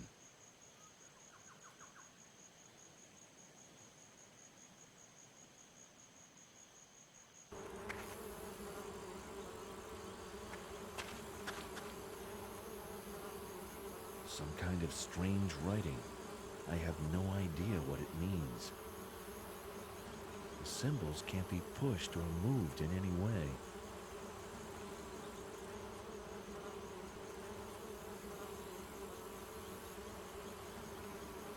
According to the heading, this is a translation of the temple door's inscription. Sam must have put a lot of effort into this.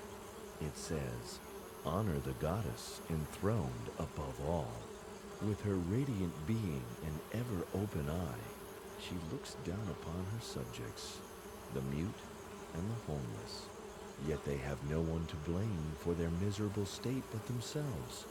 Were they not so self-centered, then they could see the riches at their feet, the Queen's gold. A list of planets compiled by Sam. The natives of this island must already have known many of the planets in our solar system. That's sensational. And if I've interpreted Sam's scribbles on the back correctly, this list of planets and the symbols represent some kind of divine hierarchy. Venus, the goddess of love, is right at the top. Must have been a pretty fertile civilization, I guess.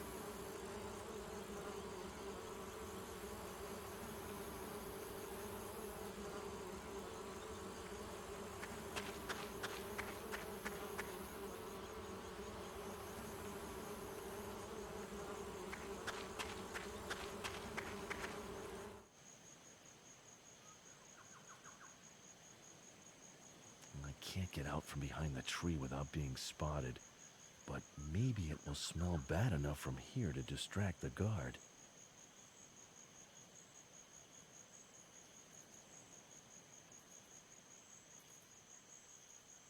The guard isn't reacting at all. I guess the distance is just too great.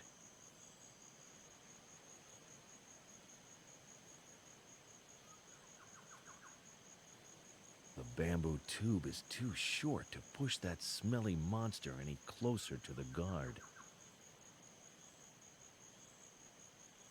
I'll put 2 of these poles together. That will give me an extended range.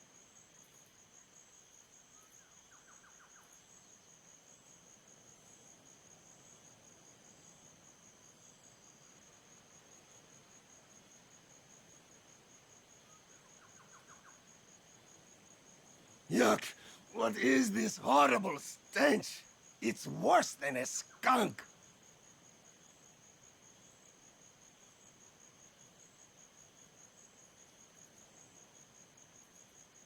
If I ever decide to become an evil mastermind, I'm going to make sure I never employ guards with sensitive noses.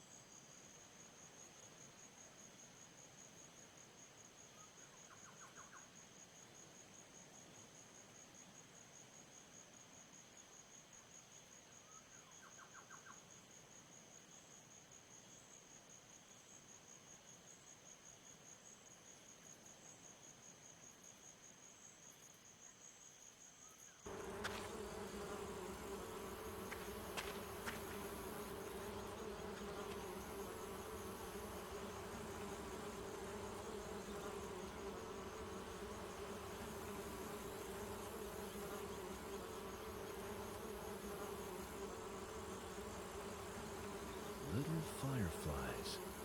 I'm surprised to see them here. I didn't think the jungle was their natural habitat.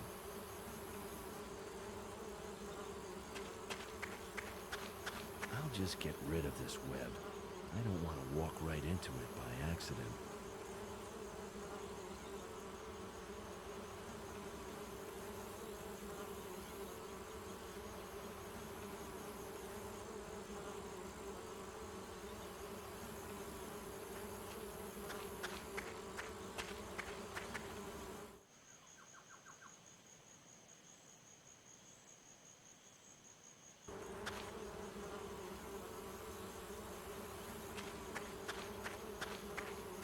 Come on, my little buddies. I'm here to rescue you from the nasty monster spider.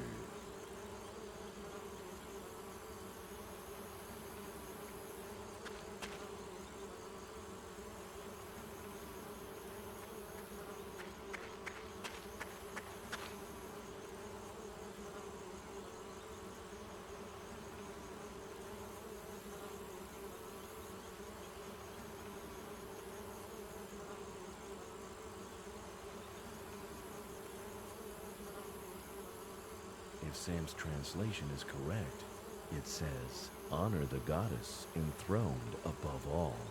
With her radiant being and ever-open eye, she looks down upon her subjects, the mute and the homeless. Yet they have no one to blame for their miserable state but themselves. Were they not so self-centered, then they could see the riches at their feet, the Queen's gold.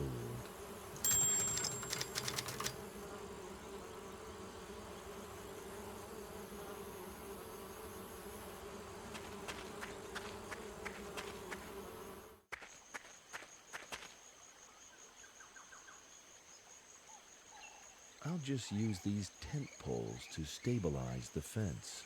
Done.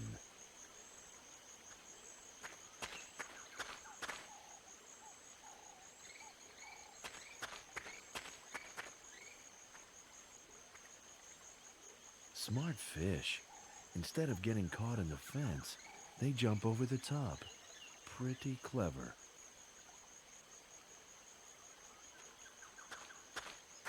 Use the flag as a fishing net?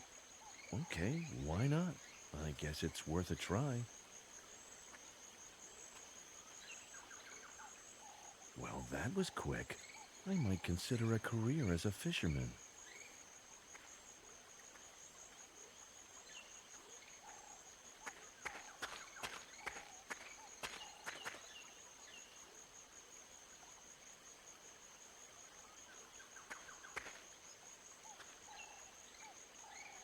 You can use bacon to catch mice and beer to catch slugs. I always did like that kind of gardening advice.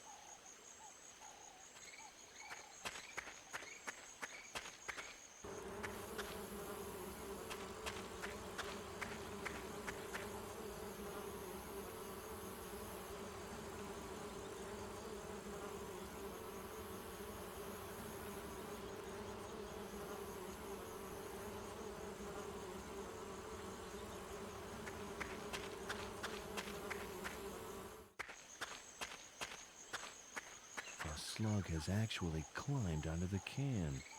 I'll rescue it before it drowns.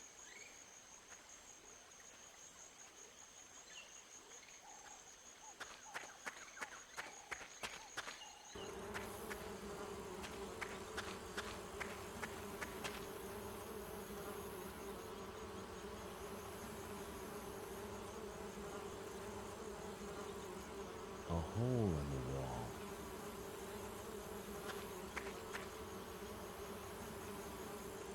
It's empty. It's rather a fascinating structure, actually, but I don't want to get too close. Those bees don't look very peaceful to me.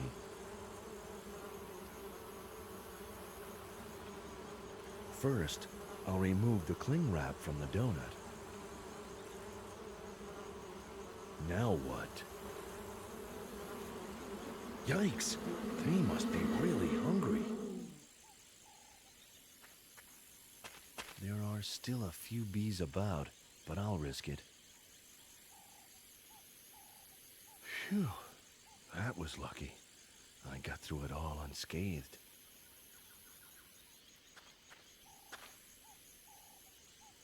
If Sam's translation is correct, it says, "Honor the goddess enthroned above all." With her radiant being and ever-open eye, she looks down upon her subjects, the mute and the homeless. Yet they have no one to blame for their miserable state but themselves. Were they not so self-centered, then they could see the riches at their feet, the Queen's gold. Done! Yes, I am so great. They should make me the leading man in a movie, or in a computer game.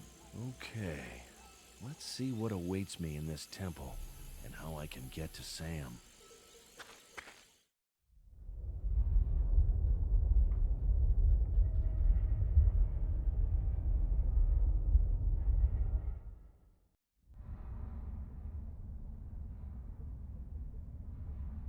Oh, what was that? The barkeeper shoots at me and then takes off in a helicopter seconds before the ship is swallowed by a gigantic monster wave? Did I just dream that? Why would that guy shoot at me? And did he know about the wave, or did the helicopter just happen to pick him up at exactly the right moment? Probably not. After all, he was going on and on about the end of the world and being rescued by that Puritas Cordis sect. What is the meaning of all this? By Poseidon. Looks like I've got quite another set of problems for now. The ship hasn't sunk yet, but since it capsized because of that monster wave, it only appears to be a question of time. I've got to get out of here, and fast.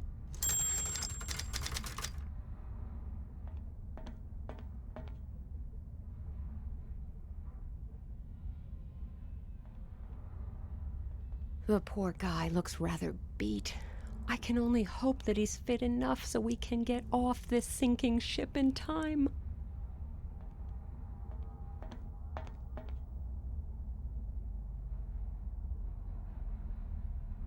Oh, but where am I? We're on a capsized ship that could sink any minute now, and you've been trapped under a massive steel girder. But I'll think of something, don't worry. Don't worry. When should I be worried, if not now? Good point. But I'm sure I can find a way out of this. You saved my life after all. I owe you. Thank you, but I boarded this ship for a reason. You remember the incident at the harbor? The man who had that fatal accident? Exactly. He must have slipped you a letter right before it happened. But I haven't got any letter. Besides, there are more important things we should be worrying about right now. We need to get out of here. Why do you think such odd things happened on board? Why do you think people had to die? Trust me, this is important. I will not leave the ship without this document. You must find this letter.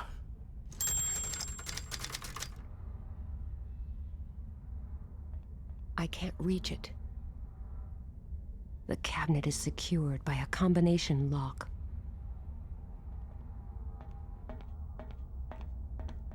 A picture of the ship naming ceremony.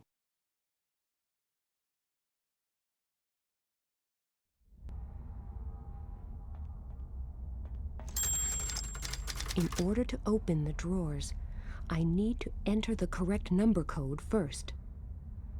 7, 4, 7, 5. I wonder whether that was the right sequence of numbers. I think that was correct. The drawer is empty, but I could at least use it as a makeshift stairway in order to reach the upper hatch. It's stuck. It's stuck. I could step on that drawer in order to reach the hatch, but before I open it, I should make sure that there's no water behind it. Otherwise, it could get rather uncomfortable down here.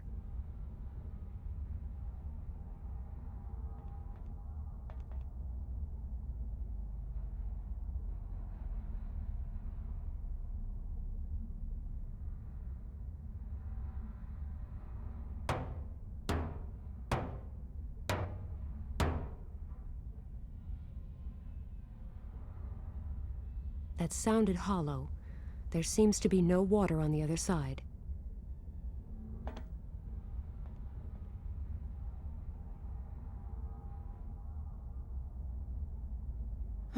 There isn't much left of that fancy reception area.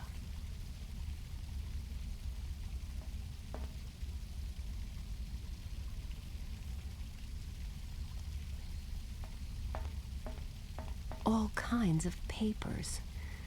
I don't think I will find that letter here, but maybe at least this will help convince the guy who saved my life that it makes no sense to go looking for it.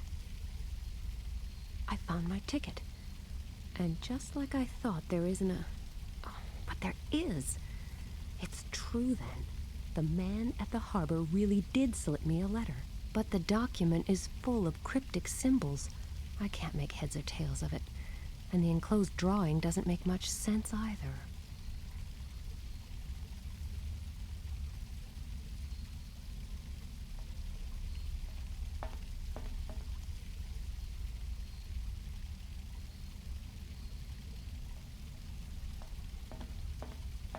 From up here, I can see that the chain got wrapped around the propeller shaft of the ship's engine. No idea what its purpose was before the disaster.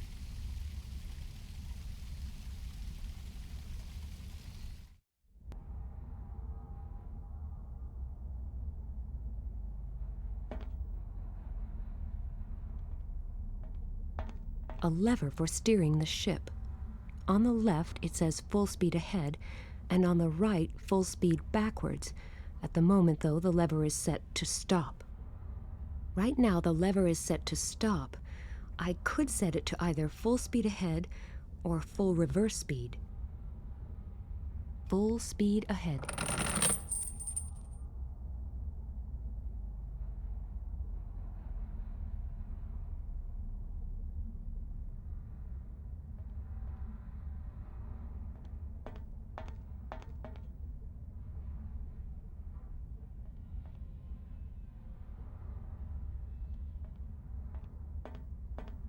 Right now, the lever is set to stop.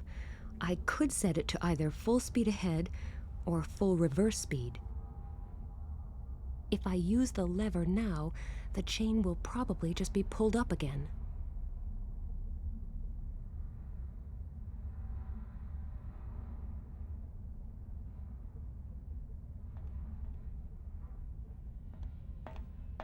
Let's hope this will hold. I can't think of a better alternative.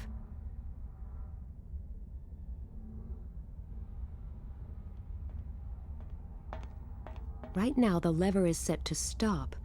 I could set it to either full speed ahead or full reverse speed. And now the other way.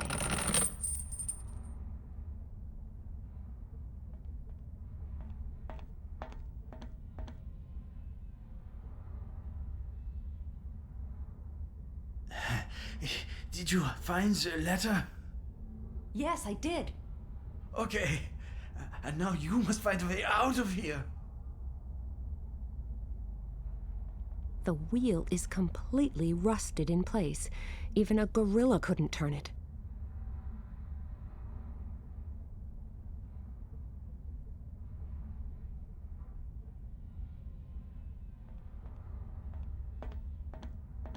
I will place the bongo drum under the pipe with its open end up.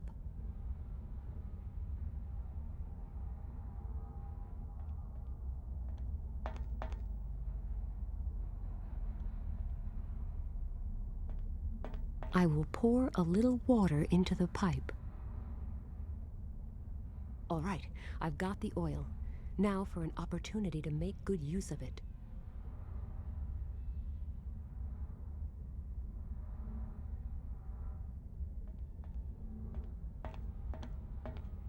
A little oil could do wonders for the rusty wheel.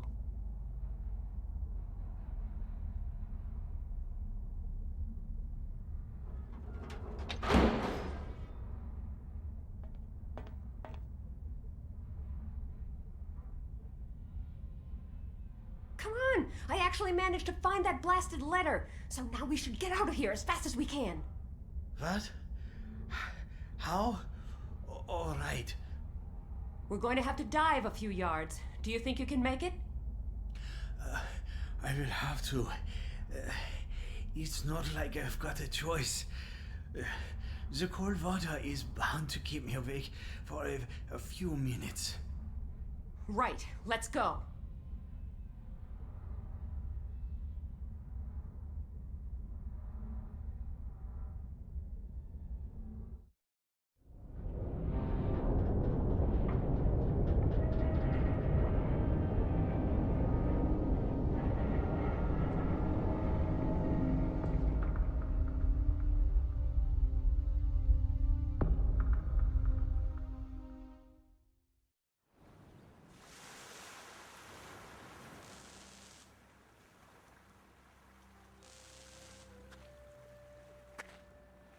That was close. Much too close. Yes, Are you okay? Yes. No, not really. You wouldn't happen to have some sugar on you? Sugar? You've got some nerve. Diabetes. I'm hypoglycemic right now. I need glucose or a little sugar. Otherwise... Otherwise what? Otherwise... I will faint again. And in a few hours, I will die. Are you kidding? No. By the look of you, I guess you're not. Hello? He's not reacting. He's still conscious, but totally lethargic. Here I am, stuck on a beach in the middle of nowhere without a living soul in sight, and my only companion needs glucose, or some form of sugar. Where am I supposed to find that? My goodness, what a mess! Oh, I hope there's something usable in here. A lot of the stuff in here is damp, but this still looks dry enough to wear.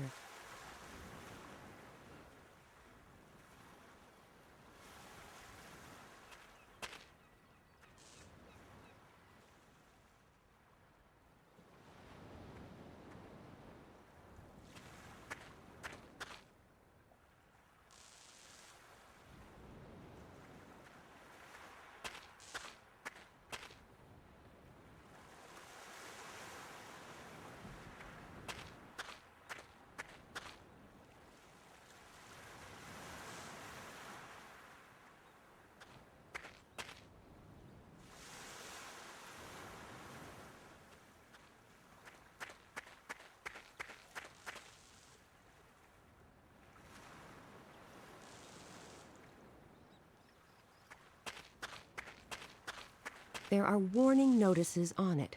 Flammable and corrosive. There's still some liquid at the bottom of the barrel.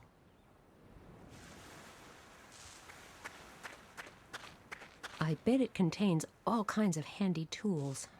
Unfortunately, it's locked.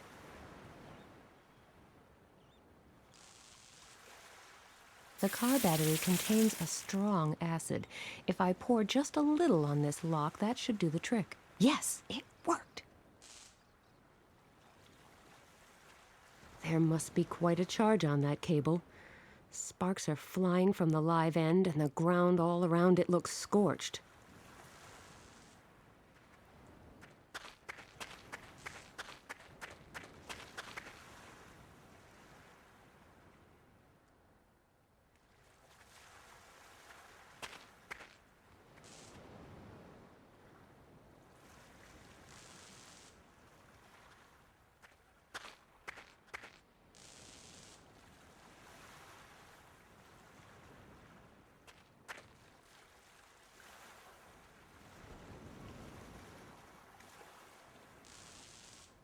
Let's see. A handful of worthless documents and a candy bar.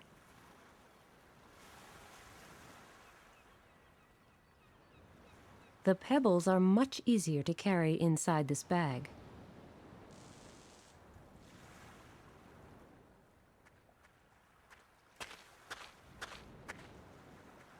And now for my attempt at a new bag-throwing record.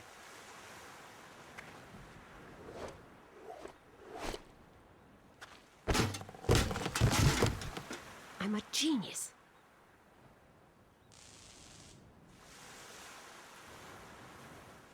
Let's see if there's anything useful in here. Rats, no glucose, just a couple of bandages.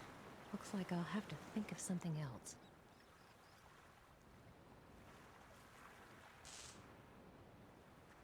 I've always wanted to have a go at firing one of these.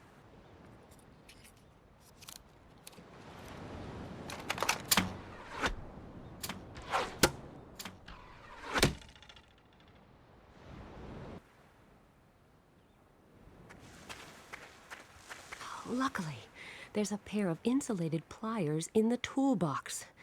Okay, here goes.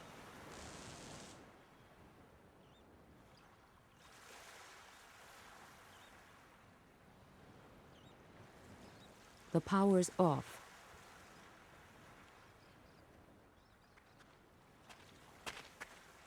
If I tear up these documents, they should burn quite well.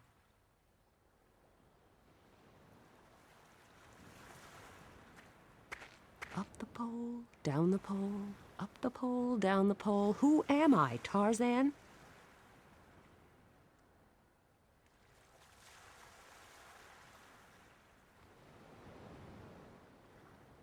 Yay, it worked. The documents are on fire.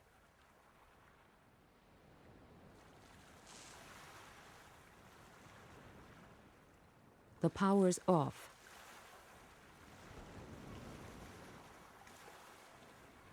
If I bend this sheet of metal a bit and then lodge it between those teeth, there, it worked.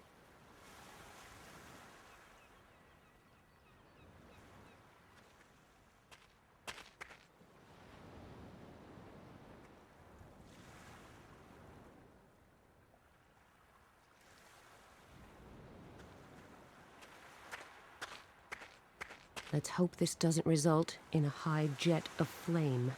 I don't need a bad hair day on top of everything else. Great. Now I have a lovely fire going that should burn for some time, hopefully.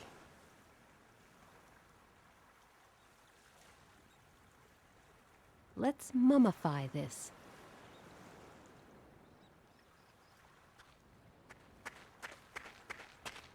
Good idea. That way I should be able to get some reasonably clean water.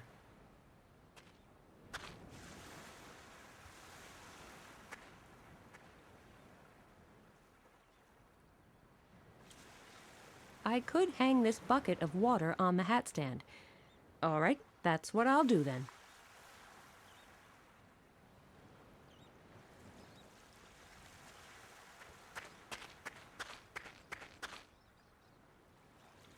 So, what's on the menu today?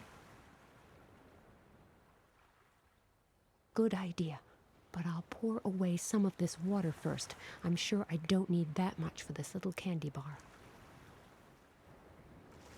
There, that's better. Soup au chocolat. This recipe may get me my own cooking show someday. The candy bar has melted. I can take the bucket down now. It will probably still taste a bit salty, but in this case, the end justifies the means.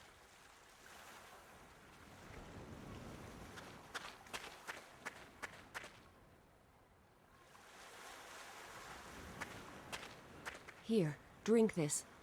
It will help. Ah, thank you so much. I really needed that. You're welcome. Looks like I've taken the lead in our little life-saving contest. You owe me. Yes, you're probably right. You'll want some answers to your questions, I suppose. Well, I've been robbed, knocked out, shot at, and nearly drowned. I'd say a few answers are the least I can expect, wouldn't you? Right. Let's start at the beginning. First, my name is David Corell. I'm a vicar in Berlin, and I investigate sects and the dangers they pose on behalf of the church. Pleased to meet you. Nina Kalenkow. Very nice to meet you. So, as I said, I deal with certain associations outside of the church. Some time ago, I came across a new, very aggressive sect by the name of Puritas Cordis. The sect of that televangelist, Pat Shelton? Right on. Apparently, Puritas Cordis believes in the prophecies of Zandona, an obscure 17th century French prophet. Something along the lines of Nostradamus? Yes, but the prophecies of Nostradamus were really vague and quite open to interpretation. Zandona, on the other hand, predicted a series of very real disasters. They were supposed to happen in a specific order, culminating in the apocalypse. Zandona. Now, where have I heard that name before? I tried to look him up in old church archives. Not very successfully, though. You mean there's nothing at all about Zandona? Not much. At least not anymore. The central registers are missing several tomes of records from this period. And I didn't have much luck in other archives either. Practically all records that might have contained some information about Zandona have vanished into thin air. Then, 2 weeks ago, a centuries-old parchment surfaced in Cambridge. A letter from a nun mentioning Zandona. The very letter you're carrying right now. Ah, so that's what these people on the ship were looking for? I think so, yes. Anyone who possesses it is definitely in danger. Just my luck.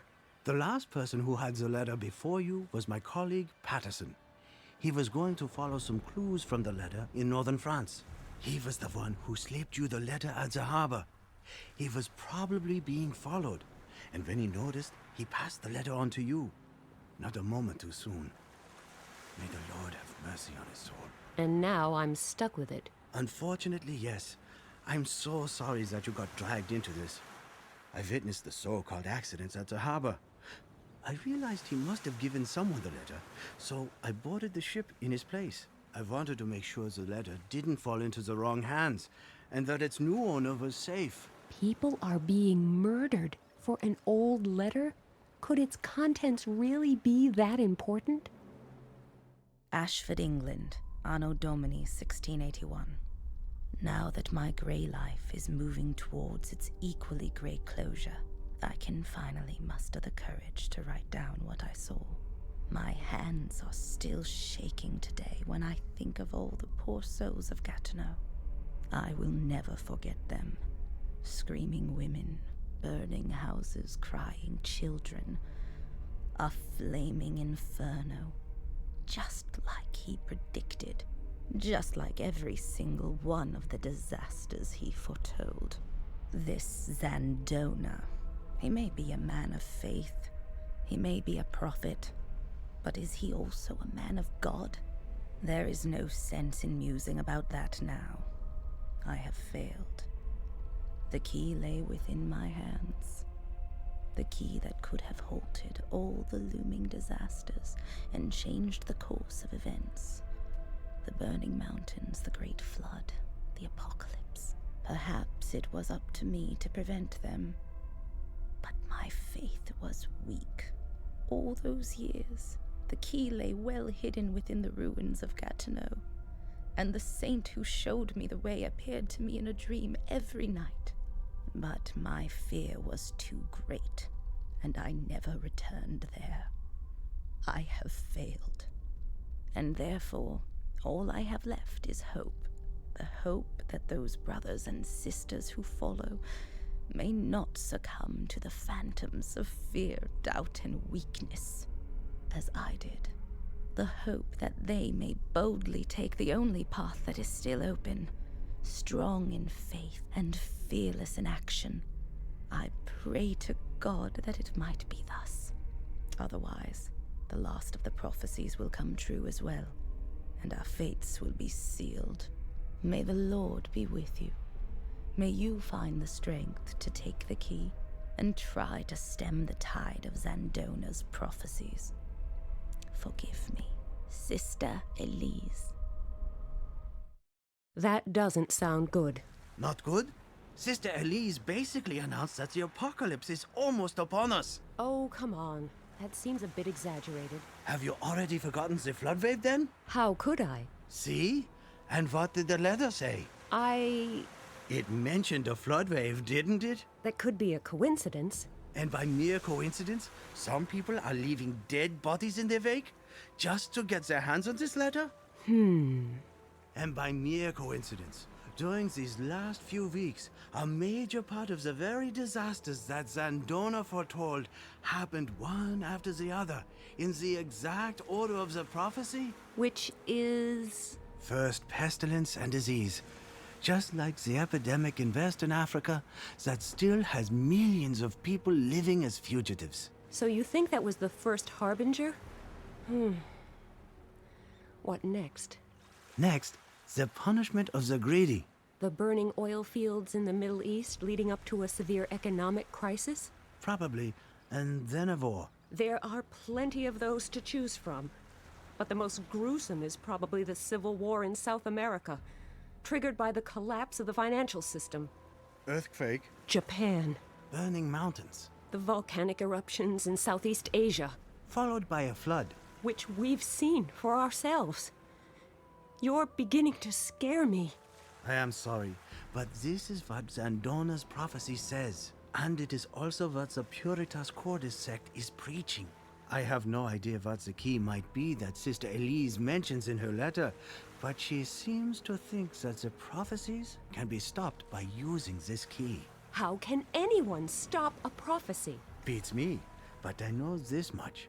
If there is even the slightest possibility that all those disasters may actually be followed by the apocalypse, we have a real problem on our hands. And if there is even a remote possibility of stopping the apocalypse, or at least taking some appropriate preventive measures, then we should definitely make use of it. Okay, you're right.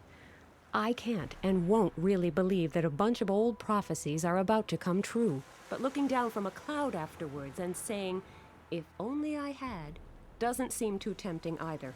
What do you suggest? We need to go to Gatineau. Where exactly is that? The place vanished from the history books centuries ago. But a few years ago, they discovered the ruins of a small town that they think is Gatineau. And if there is anything left to find there, we must do so before anyone else does. Before it's too late. Then we should head there immediately. There's another section of beach over that way. Maybe we'll find something there that will help us get away from here. I'm going to need your help, though. It's a rather steep descent. That should be all right. I'm still feeling sort of shaky, but I guess I'll be up to lending you a hand for a little climb. When you want to come back, just let me know. I'll help you get up here then. Great. I'm going to take a look around. You do that. Maybe you can somehow fix the boat over there. And it would be good to know where on earth we are.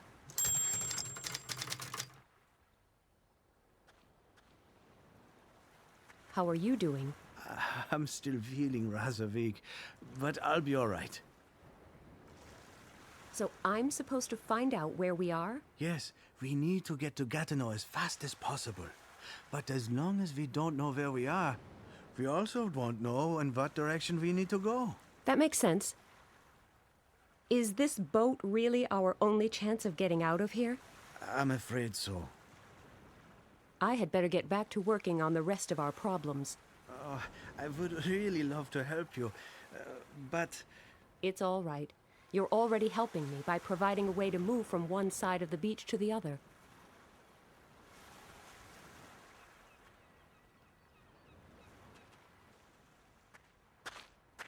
It looks a bit tattered, but you never know. There might still be something usable inside. A map. It looks about as tattered as the tank bag, but I guess that was to be expected. The suitcase is locked.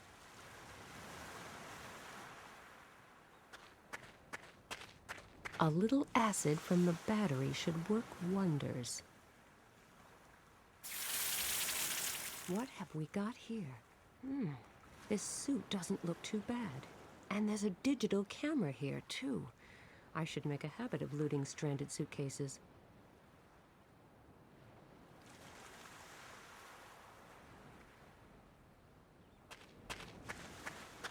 Look, I found you some nice dry clothes. Well, nice might be stretching it a bit, but at least they are dry.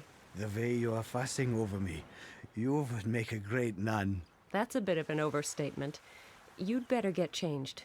I won't look, I promise. This is much better.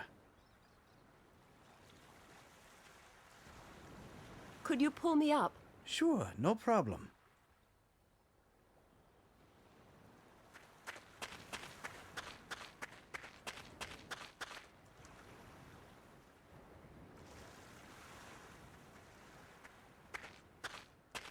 The camera's optical and digital zoom functions are really handy. I can even read the place names from that signpost on the camera's display. The map shows the same towns I saw written on the signpost, including Gatineau, the place David Carell spoke of. It's a bit more than a stone's throw away, but easy enough to find. We just have to follow the Seine upstream.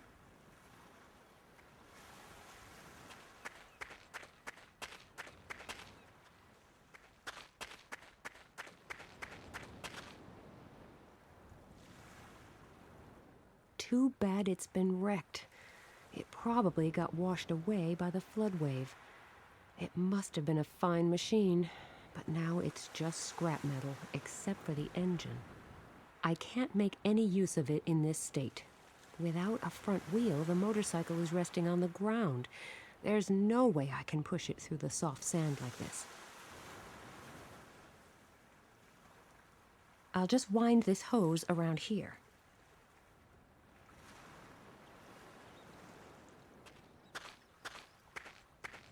I've fixed plenty of motorcycles before, but this is a bit different.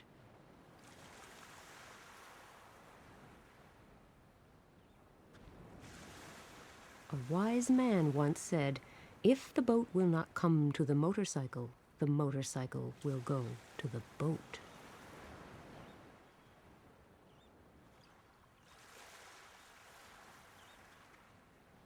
Yes, that might do the trick. I'll remove this engine and attach it to the boat. Off to work. A perfect fit. I've built in an engine, but that won't be much use without a propeller.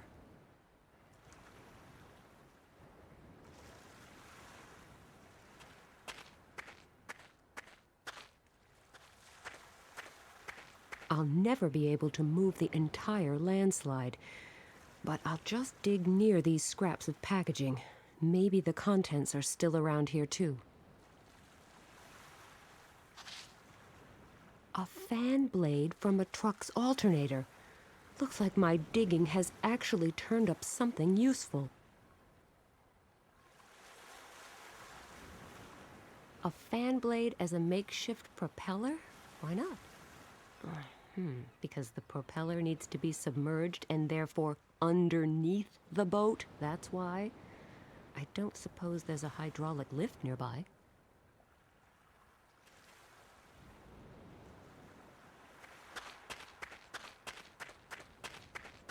I'll just take one of these.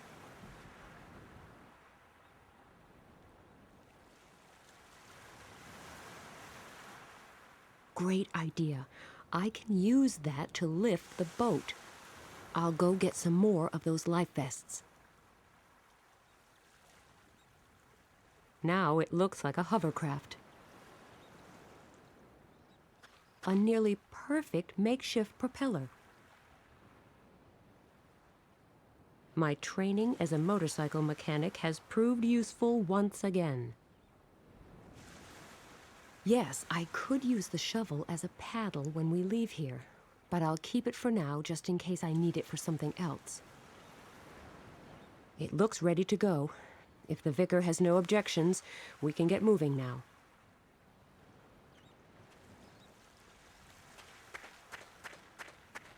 How are you doing? I'm still feeling rather weak, but I'll be all right. I think we have everything we need now. Our current location, a map to get us to our destination, a more or less intact boat, and dry clothes. Yes, I think we can head for Gatineau now. Let's hope we find the clues we're looking for there. I certainly hope so, too.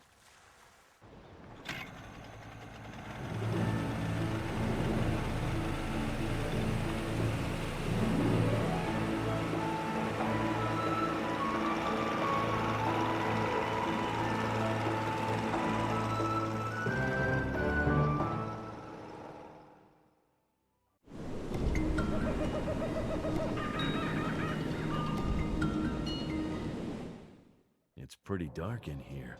I can't see a thing, but at least I'm inside the temple, which means I'm closer to rescuing Sam.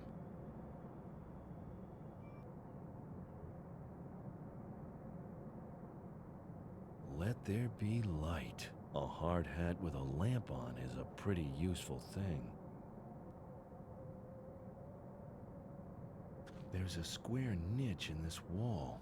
No idea what it's for. Maybe you're supposed to put something inside it again. Something behind this door must be giving off that red glow. Looks like modern art, but it's probably actually pretty old. I'll just pull the balloon over the hard hat's lamp. The colored light transformed the strange wall painting into a strange symbol. A list of planets compiled by Sam. The natives of this island must already have known many of the planets in our solar system. That's sensational. And if I've interpreted Sam's scribbles on the back correctly, this list of planets and the symbols represent some kind of divine hierarchy. Venus, the goddess of love, is right at the top. Must have been a pretty fertile civilization, I guess.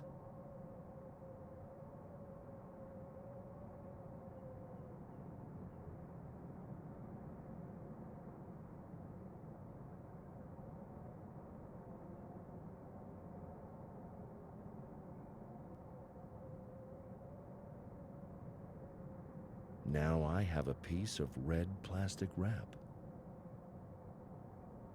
I should remove the balloon before I wrap the cling wrap around the hard hat's lamp.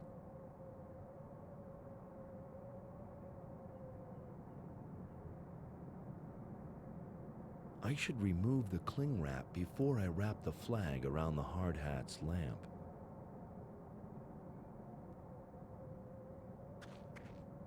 There are 3 rows of stone buttons here, 8 buttons per row. Looks like you can only push 1 button in each row. If you push a second button, the first one will pop back out again. Which button should I push in the top row? Which symbol should I choose in the second row? What should I choose in row 3?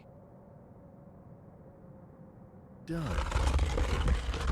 This must be the back wall of that ugly face, which means I should be right behind Sam. Sam? Sam, can you hear me? What was that? It came directly from that horrible face. But it sounded almost human. This cannot be. My mind is playing tricks on me. It just cannot be. Pull yourself together. It's only a figment of your imagination.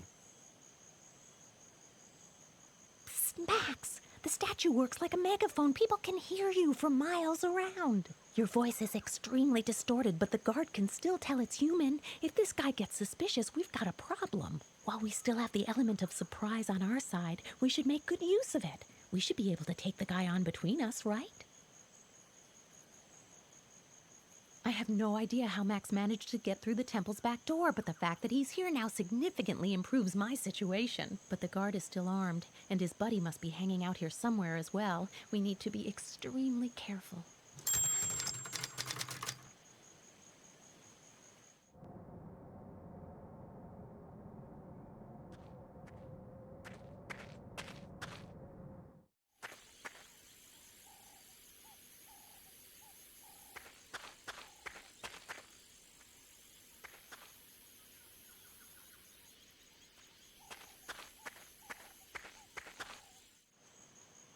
I'll just take some of these.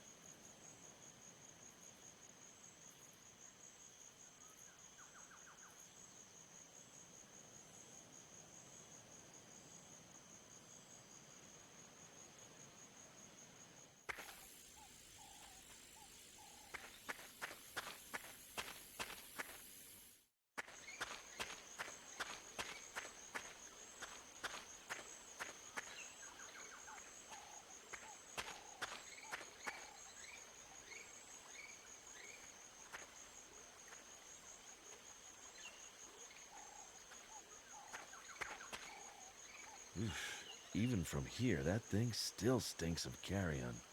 And here come the flies. It looks mighty hungry. Let's see if the feast keeps it busy enough so I can catch it. I would never have dreamed that catching frogs was this easy.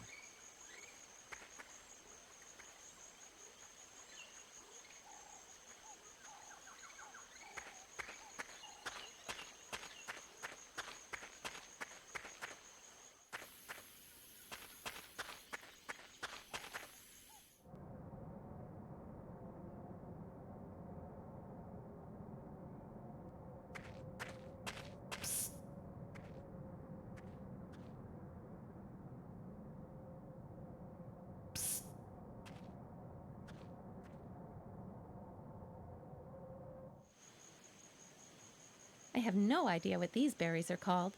I only know that the indigenous population uses them to induce a trance for ritual dances. I cannot skewer anything with this tube, and I don't think I can get at the bananas or oranges by applying suction. I'll try a raspberry instead.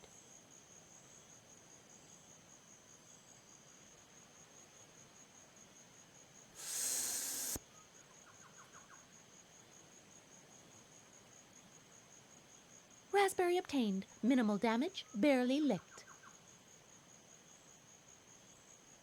I'll go ahead and stuff one of the little white berries into the raspberry, since it would be almost impossible the other way round. Tell me... Hey, you! Will you look at me when I talk to you? Are you talking to me? Yes, of course I am talking to you. There is nobody else present, and this cage doesn't provide a whole lot of opportunity for going out, meeting people, and making new friends. Huh? What? Good question. A very good question indeed. Whatever is going on here? What do you think you're doing, dragging me from my tent in the middle of the night and locking me up in a cage? Okay, so it's a jungle out here, but that doesn't mean you have to exhibit manners that would make Ivan the Terrible blush. Huh? What? You already asked me that a few seconds ago. Do you have a very limited vocabulary? Are you extremely slow on the uptake? Or do you happen to suffer from short-term memory loss? Huh? What? All right. Next question. Is the dim-wittedness of the average guard inversely proportional to the budget for voice artists who synchronize minor characters? I don't assume you can answer that one either. Huh? What? Oh, please deliver me from this evil. Could you be persuaded to let me have some fruit from that bowl? Like what, for example? I would like to have a raspberry, please. A raspberry? Sorry, but there are only a few left, and I am about to eat one of them now. Mmm, delicious.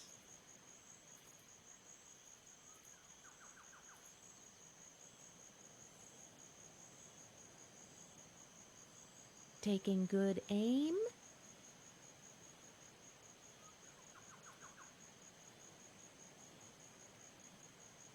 Right on target.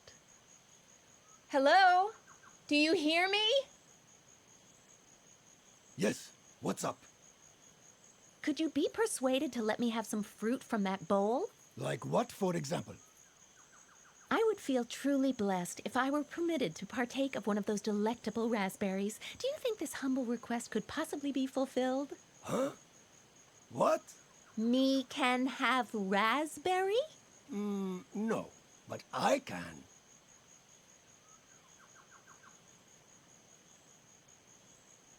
What is that? What is what? I'm feeling funny. It is getting so bright. Everything is terribly bright. And the ground, it keeps coming closer. The face, it moved. Really, I saw it move. Oh, what is going on with me? Now he's about ready for some truly grand visions. Ah, sweet revenge.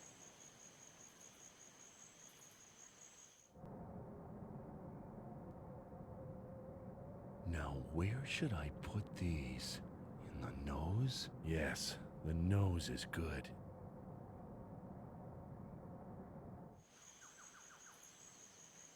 What is that? It's spitting fire through its nostrils! No! Leave! I need to leave here. I'm going crazy. It'll rip me to shreds. No, this is impossible. The thing is made of stone, so how can it possibly emit sparks from its nose? I simply mustn't look. If I keep looking straight ahead, the thing won't be able to harm me. Oh, please let it be so. Oh, the guy was so close to smashing into the nearest tree in a panic. Just a little more and I've got him.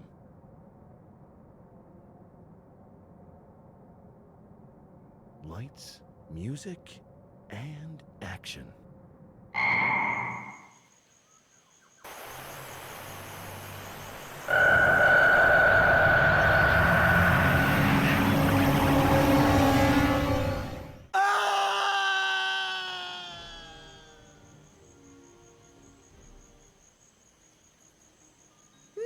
I could kiss you!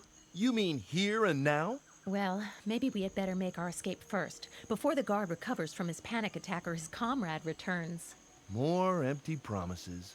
Yes, it's scandalous. Will you let me out anyway? If I must. Before you have second thoughts and lock me back up, let's get out of here. Wait, I think the guard dropped something. What is that? I don't know. It sure looks strange. There's a second door in the temple chamber. I couldn't get it open. There's a depression in the wall right next to it. Maybe this will fit in there. You want to go back into the temple? I'm not sure, but I would really like to know just what is going on here. After all, whoever those people are, there must be some reason why they tried to put a stop to your excavation, and why they decided to kidnap you when their tactics failed. That's all very well, but do you realize that there are at least 2 more armed guards on the loose here? Sure, but they don't know I'm still around. Yes, the key word being still. Max, we need to get away. I guess you're right, but how? They must have found my hydroplane by now and put it out of action. Great. Now what? Don't ask me. Look, you know your way around here, don't you? And you know which authorities we need to contact on the mainland. Yes, I do, but... Well, this is my first time here. I don't know anybody, and I don't even speak the language. So, you make your way to the coast and try to get the attention of a passing ship. Then go straight to the police and get help. Not just a couple of unarmed cops, mind you. An army would be preferable. I'll wait here and check out the surroundings. But what if the guards come back? Then I'll hide and wait for you to get back. Can't be all that hard to lie low in the jungle. I'm sure even I can do it. I do not like this. Not one bit. Have you got a better idea? Other than arguing until those guys come back and use us for target practice? Unfortunately not. Okay, get a move on. I haven't had any breakfast yet. All right then, but promise me you will be careful and hide as soon as you sense danger. I will. Now go. The key might actually fit. I wonder what's beyond. It must be something big, or those Puritas Cordis people wouldn't have gone to such lengths trying to scare Sam away from here. Here I go. Oh no! What are they planning to blow up with that huge thing? The whole island? What happened here? Where's the prisoner? And where did my comrade go? I'd better inform headquarters. 070 HQ, please come in. Things are not going smoothly. The captured scientist has disappeared along with her guard. There must be more saboteurs around, I'm afraid. Are you sure? All right, give me 2 minutes to warn our guys. Then you can start the triggering sequence. The bomb! They triggered it remotely! I've got to get out of here!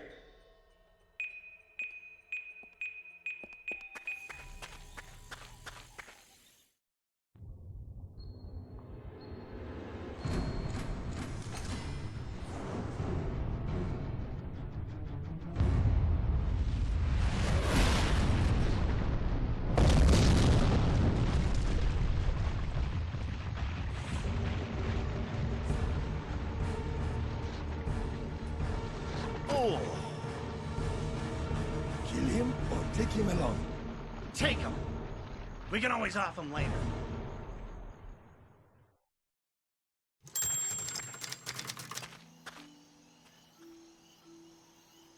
Are you sure this is the right place? I'm afraid so. Oh, great. How are we ever going to find anything here? I mean, anything other than rocks and rubble. Good question. But we simply must keep our faith that we can succeed. Where do we find that kind of faith? Well, in your case, I guess it's obvious. But quite honestly, I'm a little low on faith right now. So you are simply going to give up and submit to your fate? You're right. After all, there will still be plenty of time to sit back and enjoy the disasters once they're upon us. Let's have another look at what Sister Elise wrote. Maybe we can find a clue. It says, all those years, the key lay well hidden within the ruins of Gatineau, and the saint who showed me the way appeared to me in a dream every night. The saint? Don't ask me. I don't know a whole lot more than you do. Here's what we'll do. I will go over the letter again in detail. Maybe something was mistranslated or we overlooked a clue. In the meantime, you keep your eyes peeled for anything that might be even remotely connected to a saint. I wonder which of the two straws we're clutching at is the most pathetic. What about a little faith? What you believe is not all that important, but complete lack of faith won't get you far in life. Yes, I know. Hope springs eternal. I'd better start looking for our mysterious saint then. If you hit upon a trail that seems a bit warmer, please deliver me from my quest. I will do that, I promise. Oh, I almost forgot. There was a strange drawing enclosed with Elise's letter. No idea what it's supposed to be, but maybe it will help you in your search.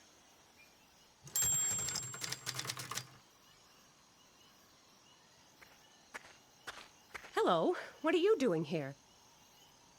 Well, I was about to ask you the same thing. You are in a restricted area, you know. Really? I didn't see any barriers. Well, the barrier is sort of invisible. This property belongs to Latsada Construction, and trespassing is prohibited. An invisible barrier. Is it patrolled by invisible guards, too? Quite right. Actually, I don't really care, as long as you don't get in my way. I wasn't planning to. Have you seen a saint around here?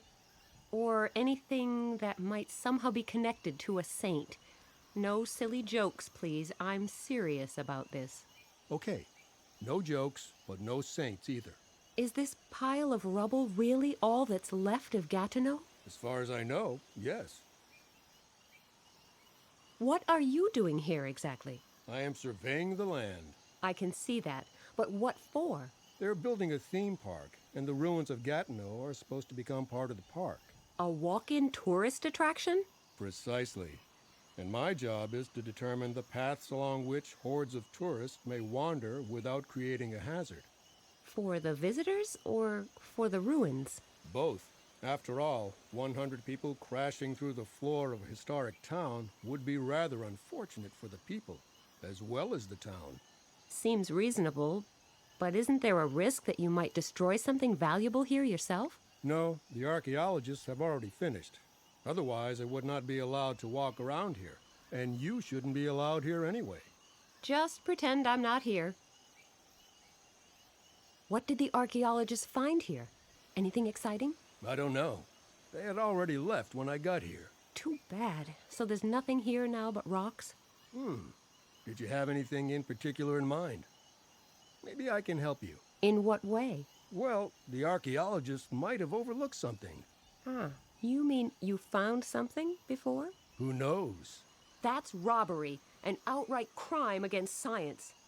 My ex-boyfriend would take you to court for that. But he is not here, is he? And since I am willing to turn a blind eye to your being in a restricted area... I get it. You scratch my back, I'll scratch yours. Exactly. If you should happen to come across something that might have historical value... I'll bear that in mind. I'll leave you to your work then. Okay.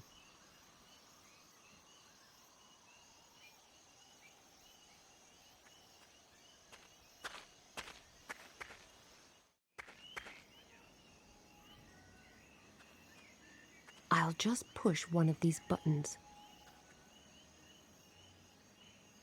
Dear visitor, welcome to the Gatineau excavation site. We would like to give you a brief overview of the eventful and mysterious history of the medieval town of Gatineau. Please select one of the following options. In the late 7th century, Benedictine monks built an abbey on this spot in memory of the late Archbishop Austrebert of Rouen. In just a few years, the abbey blossomed into a thriving town that gained particular importance due to its location along the trade route from Rouen to Paris. In the early hours of April 5th, 1658, a devastating inferno raged in the streets of the small town. More than half of its population, caught asleep in bed, succumbed to the flames. Nearly all of the buildings were burned to the ground. For reasons that remain a mystery to this very day, the town's restoration was never even attempted. The few who survived fled to neighboring villages and towns in a panic. In a single night, a prospering town was transformed into a charred patch of earth that would not be built upon for centuries to come. When the construction work for a new theme park began in early 2002, the surveyors unexpectedly came across the remains of a long-forgotten town. Large sections of Gatineau have been uncovered over the past few years. The ruins and certain reconstructed buildings will be open to the public as part of the new theme park. A small museum is planned as well.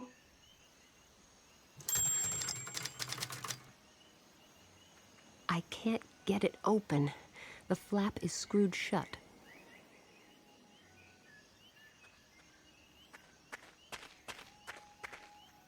I'll just take one of these fortune cookies.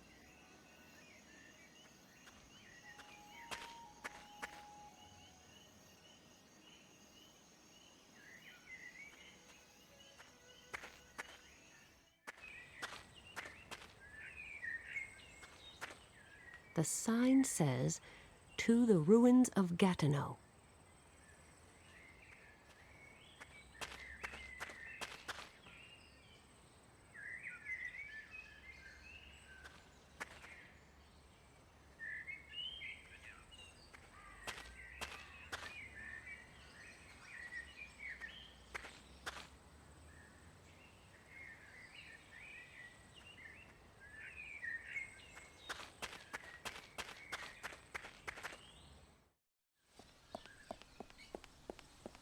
Oh, a statue. I wonder who it's supposed to be.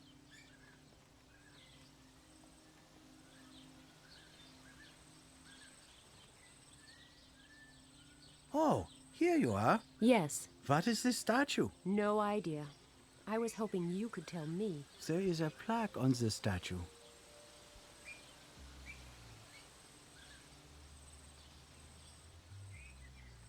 Well? The inscription is quite weathered. It appears to be a statue of Saint something.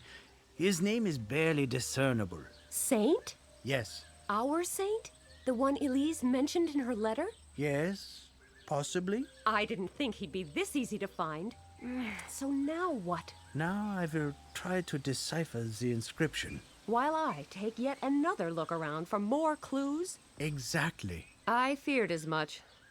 Did you discover any more clues in Sister Elise's letter? Alas, no. I went through the trouble of retranslating everything, but there was nothing that caught my eye. Can I have the new translation? Certainly. At least we know now what to do. I decipher, you go on looking. Who knows? Maybe this inscription isn't the clue we're looking for after all. What else then? No idea. Okay. I'll keep looking. This is very likely the statue Sister Elise mentioned, which means that this statue shows the way to the hiding place. Now, I only need to figure out what that means. Yeah, right. Only. Oh well. Where there's a will, there's a way. And where wood is chopped, splinters must fall. Time to hunt for the next clue.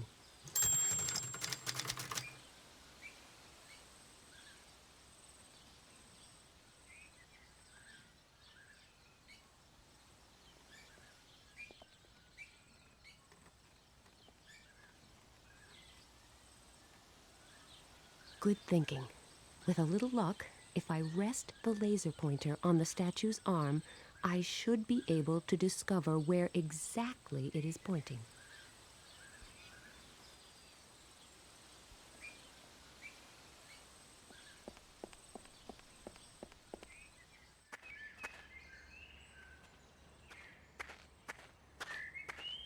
The sign can be turned.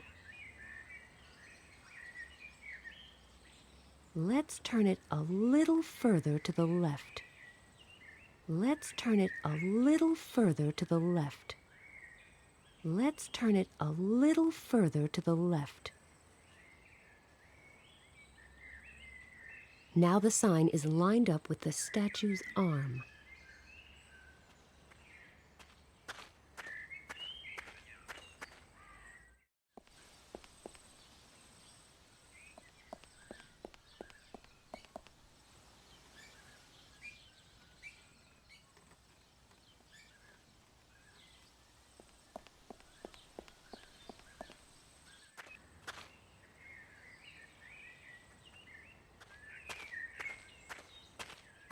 Right, the laser pointer should be pointing in exactly the same direction as the statue's arm now. Let's see where it leads.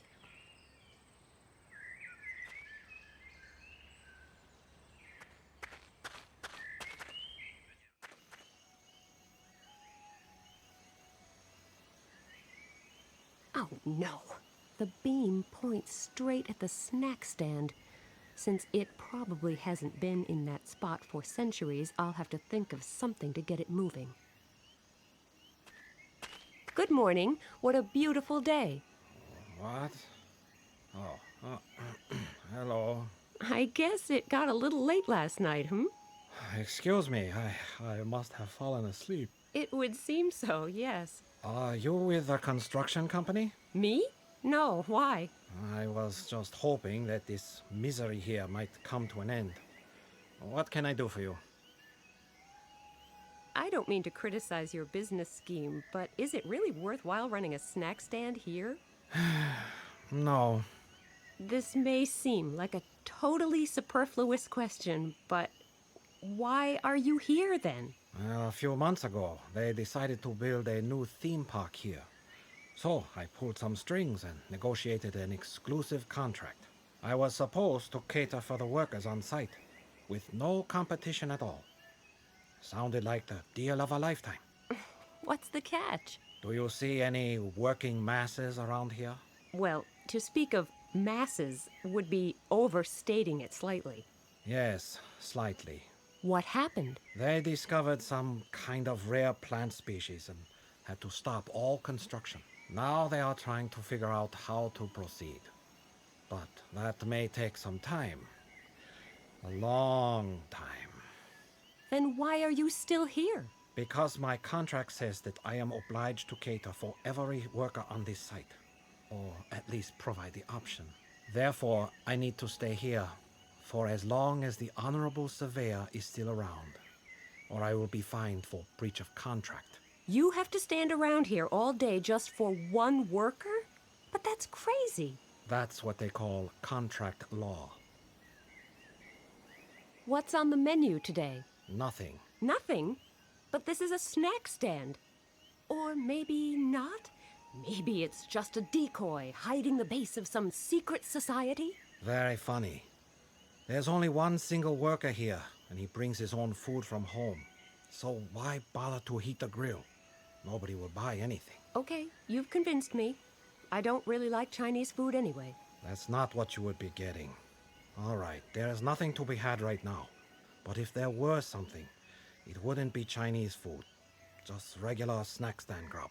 Are we really talking about what I would be getting if there were anything to be had? Looks like it. All right, let's change the subject. I will let you get back to Dreamland then.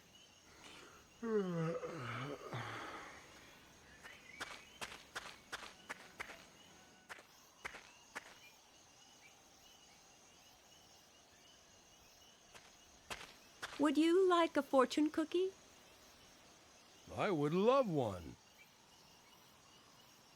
Thank you.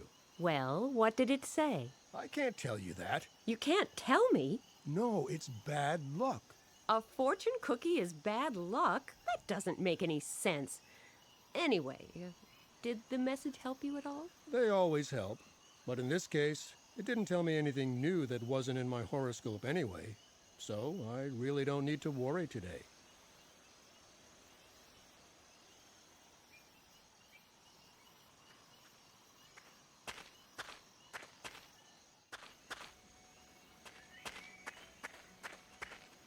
I'll just take one of these fortune cookies. An efficient method of getting to one of these messages without having to eat an icky cookie. If the crane flies upside down at 7:30, fate will smile on the bearded. I'll just take one of these fortune cookies. An efficient method of getting to one of these messages without having to eat an icky cookie. The slip of paper from the fortune cookie. It says, when the siren sounds as the day's labor begins, note the path of the hungry, even if the deceptive thirst springs from above. I'll just take one of these fortune cookies. An efficient method of getting to one of these messages without having to eat an icky cookie. The slip of paper from the fortune cookie.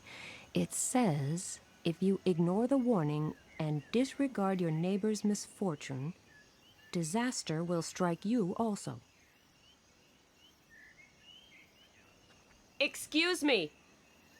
What? Oh, what? Sorry to disturb you, but is there any way of putting this fantastic message back inside a fortune cookie? Of course. All you need to do is bake a new cookie. Would you do that for me? Oh well, it's not like I've got anything better to do.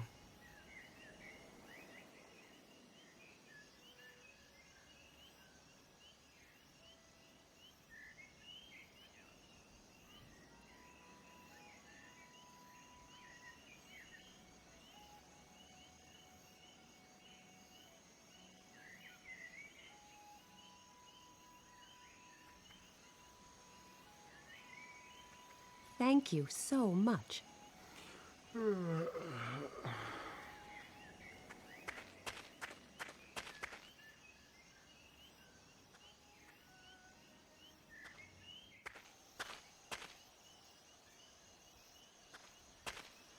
If you ask me, there are way too many signposts on French construction sites.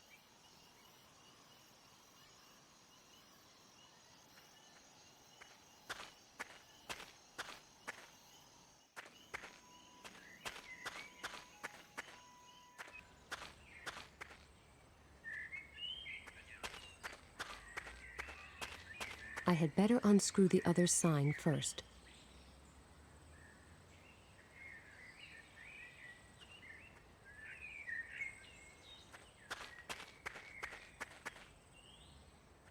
I could probably unscrew those letters with my pocket knife. But what would I do with a bunch of oversized letters?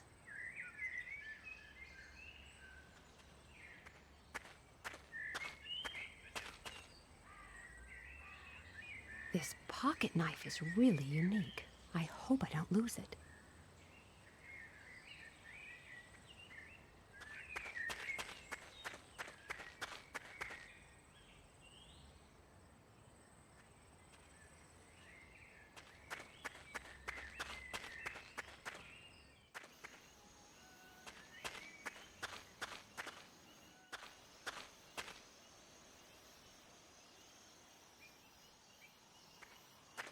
I brought you a freshly baked fortune cookie. Oh, how nice of you. That doesn't sound good at all. Is everything okay? I'm not too sure. My horoscope promised me a carefree day, but I guess I should take note of the advice in my fortune cookie. Otherwise, I could be headed for disaster. The message from the fortune cookie really seems to have unnerved him. Can I bother you again? I strongly suspect that it is well within your power. Yes. That fortune cookie I gave you really seems to be worrying you. Yes, a little. In spite of the fact that I didn't think anything could happen to me today. And now that has changed? I'm not sure. In any case, I will have to be very careful. If I ignore the warning and disregard my neighbor's misfortune, disaster will strike. I hope I don't miss the signs that fate sends me. Is that your vehicle parked back there? Yes. Why? Oh, just wondering. Ah. I don't mean to nag, but if I were you, I'd be really worried about my car. You would? Definitely. The rock slide warning sign, the somewhat battered vehicle next to yours, not to mention the warning in your fortune cookie. If you ignore the warning and disregard your neighbor's misfortune, disaster will strike you also. Exactly. The warning is the sign.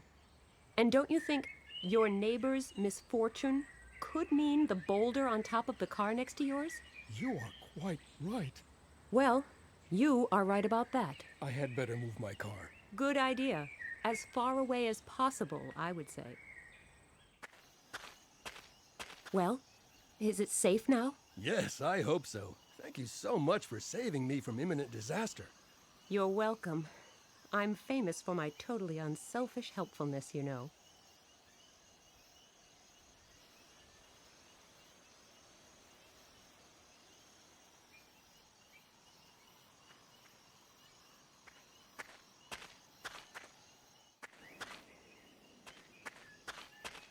Boo! What? Oh, did I fall asleep again? Looks like it. I am sorry. What can I do for you? Didn't you tell me you need to wait here until the surveyor goes home for the day? Yes, but that may be a while yet. I don't know. Can you see his car anywhere? Oh, so he already left for today? I thought. It's so early. Why would you care? Yes, indeed. Why shouldn't I be lucky for once and simply enjoy my luck? Please excuse me. I've got to go.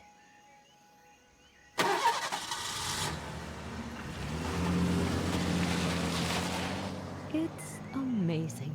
No matter how sluggish people are, the minute their working day ends, they suddenly move as fast as lightning. Not that I care. Just as long as the snack stand is no longer in the way, and the laser beam... but the laser beam, where did it go?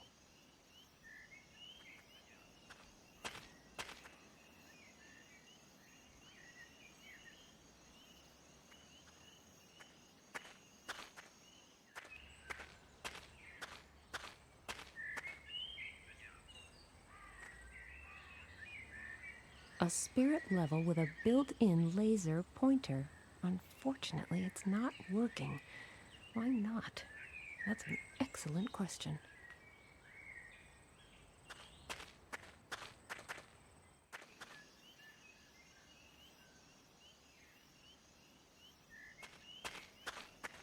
Let's see what's hidden behind this flap. Batteries. Nothing exciting, but better than nothing, I guess. Good idea. Maybe the batteries are dead. I've had that problem with my camera.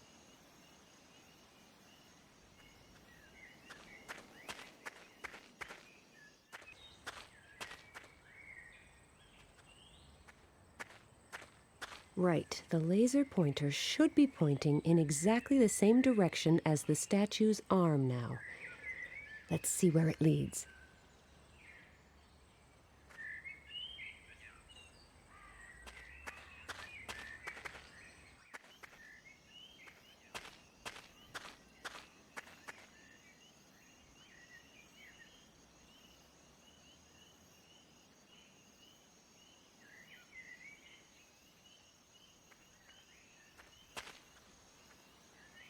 I have an idea. Let's see if it works.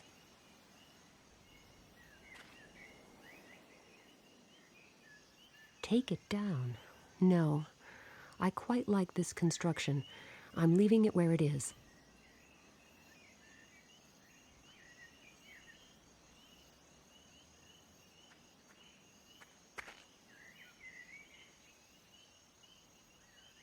I borrowed some dirt and filled the pouch with it. I hope Mr. Mole will forgive me.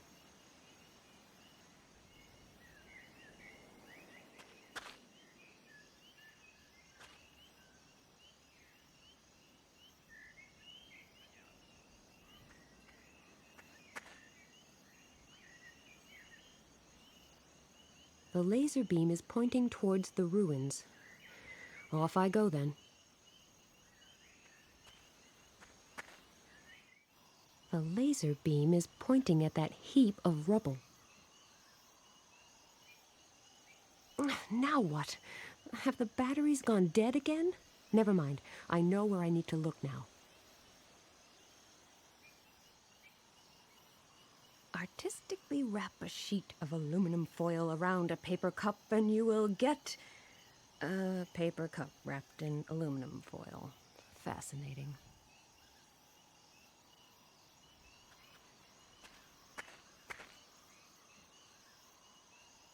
There it lies, buried under rocks. Can I bother you again?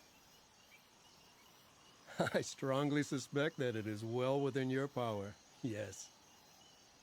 Would you be interested in something like a silver goblet? Yes, sure.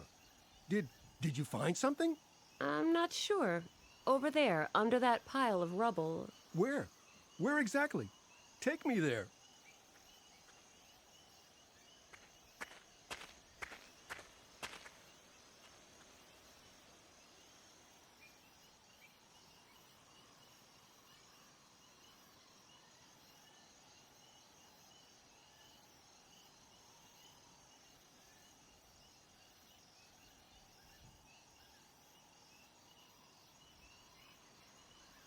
Yes, indeed. There is something sparkling down there. Let me just get my equipment from the car and start moving this rubble. I'll be right back.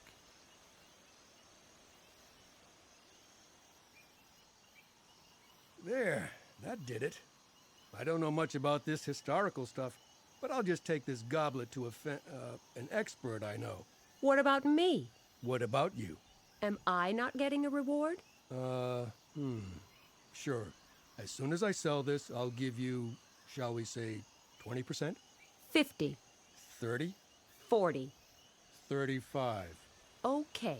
Fine. Wait here. I'll be back soon.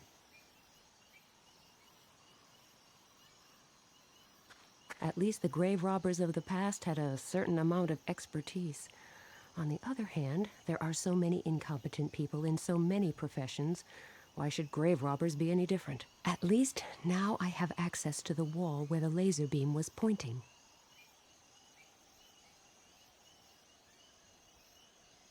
I'll try pulling it, or maybe pushing it, or maybe I need to turn it.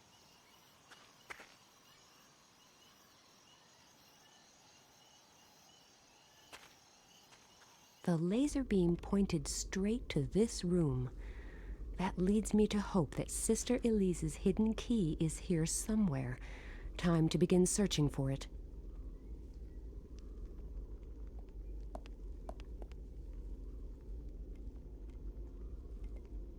Three stone discs and a set of buttons.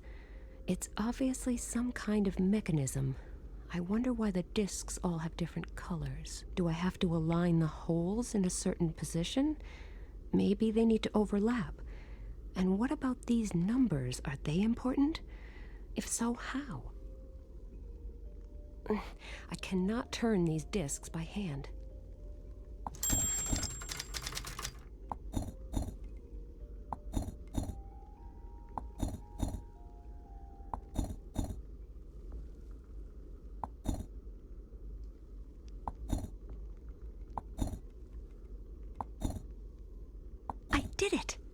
Now that the holes are all overlapping, a small niche has been uncovered.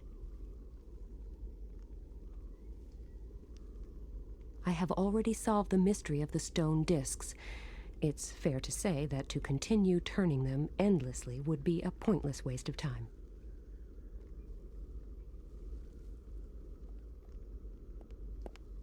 There are buttons recessed into the wooden board, and a single indentation on the left. Could this be some kind of mechanism to reveal the hiding place that Elise mentioned? But why are the buttons locked in place? I can't press them. Am I still missing something to raise them from the board? This sketch was enclosed with Sister Elise's letter. I might need it in order to deal with these mysterious buttons. I'll put it down here so I can look at it. The ring fits perfectly, and the buttons have been raised from their fittings. That just leaves the question of what I'm supposed to do with all these buttons. Obviously, your mind is on more frivolous things. We're not here for the booze. While you are indulging in old vintages, I have managed to decipher the plaque. Well, any clues? Yes, but they aren't terribly conclusive. I'm listening. Actually, all it says is that the statue depicts Saint Austrebert of Rouen. The Archbishop, in whose honor the town of Gatineau was founded? That's right. How did you know? That kind of thing is common knowledge. You have me impressed. Thanks. Didn't it say anything else? No, it doesn't really help us, does it? Who knows? I'll keep it in mind. Did it really say nothing else on the plaque besides the name? No, only that the statue depicts Saint Ostrobert of Rouen. Ostrobert. That's not much to go on, is it? Who knows? This information might eventually come in useful in some way. Just don't ask me what way. I will keep trying.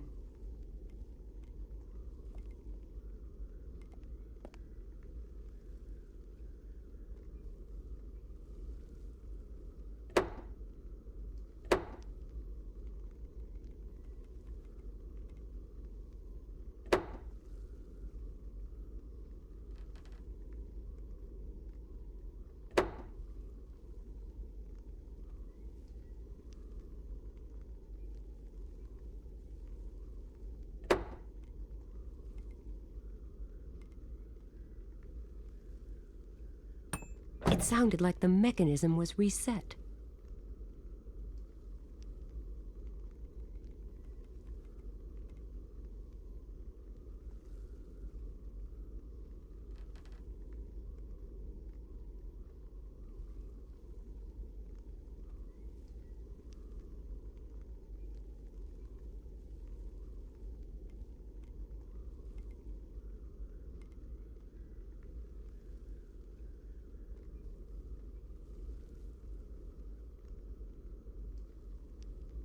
This sketch was part of Sister Elise's letter.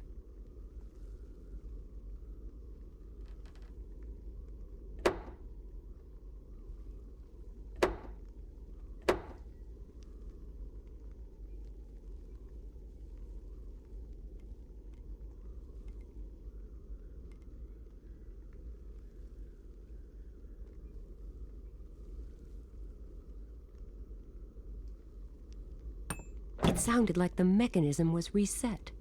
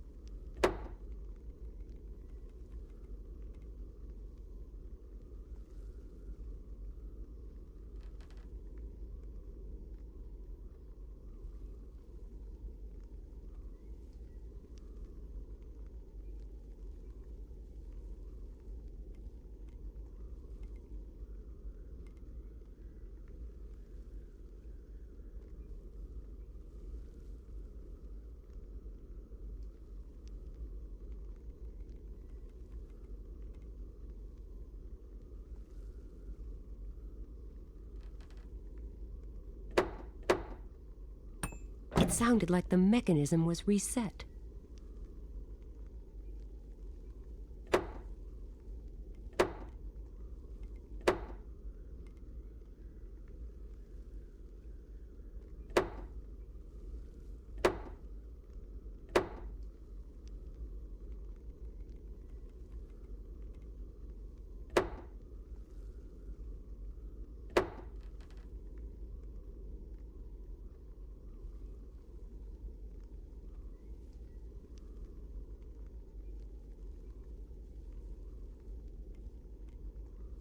It sounded like the mechanism was reset.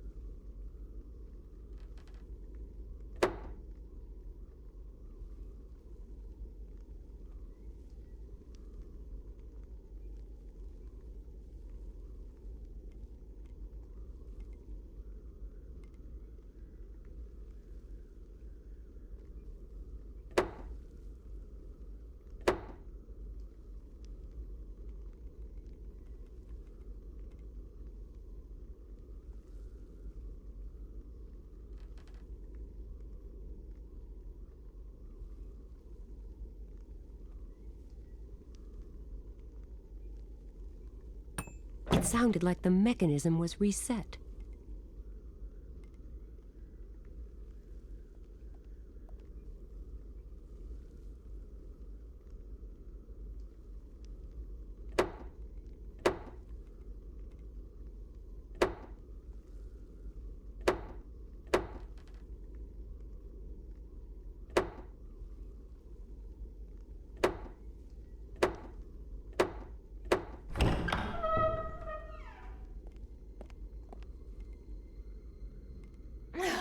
A letter? And some scraps of leather full of holes? That's all? Let us have a closer look at the letter before we voice our disappointment. It must contain something really important. It is addressed to Cardinal Coubertin in Paris, evidently written by a certain Bernard. Just read it out loud, will you? To His Most Exalted Eminence, Cardinal Coubertin, I am much relieved to hear that you received my encoded letter in Paris. You will understand my circumspection once you have decoded the letter in its entirety. For in the wrong hands, this account could easily corrupt the faith of those whose hearts harbor even the slightest of doubts. After reading only a few lines, you will come to realize how quickly this will shake the foundations of our very society and lead to utter chaos, such as has never been seen before.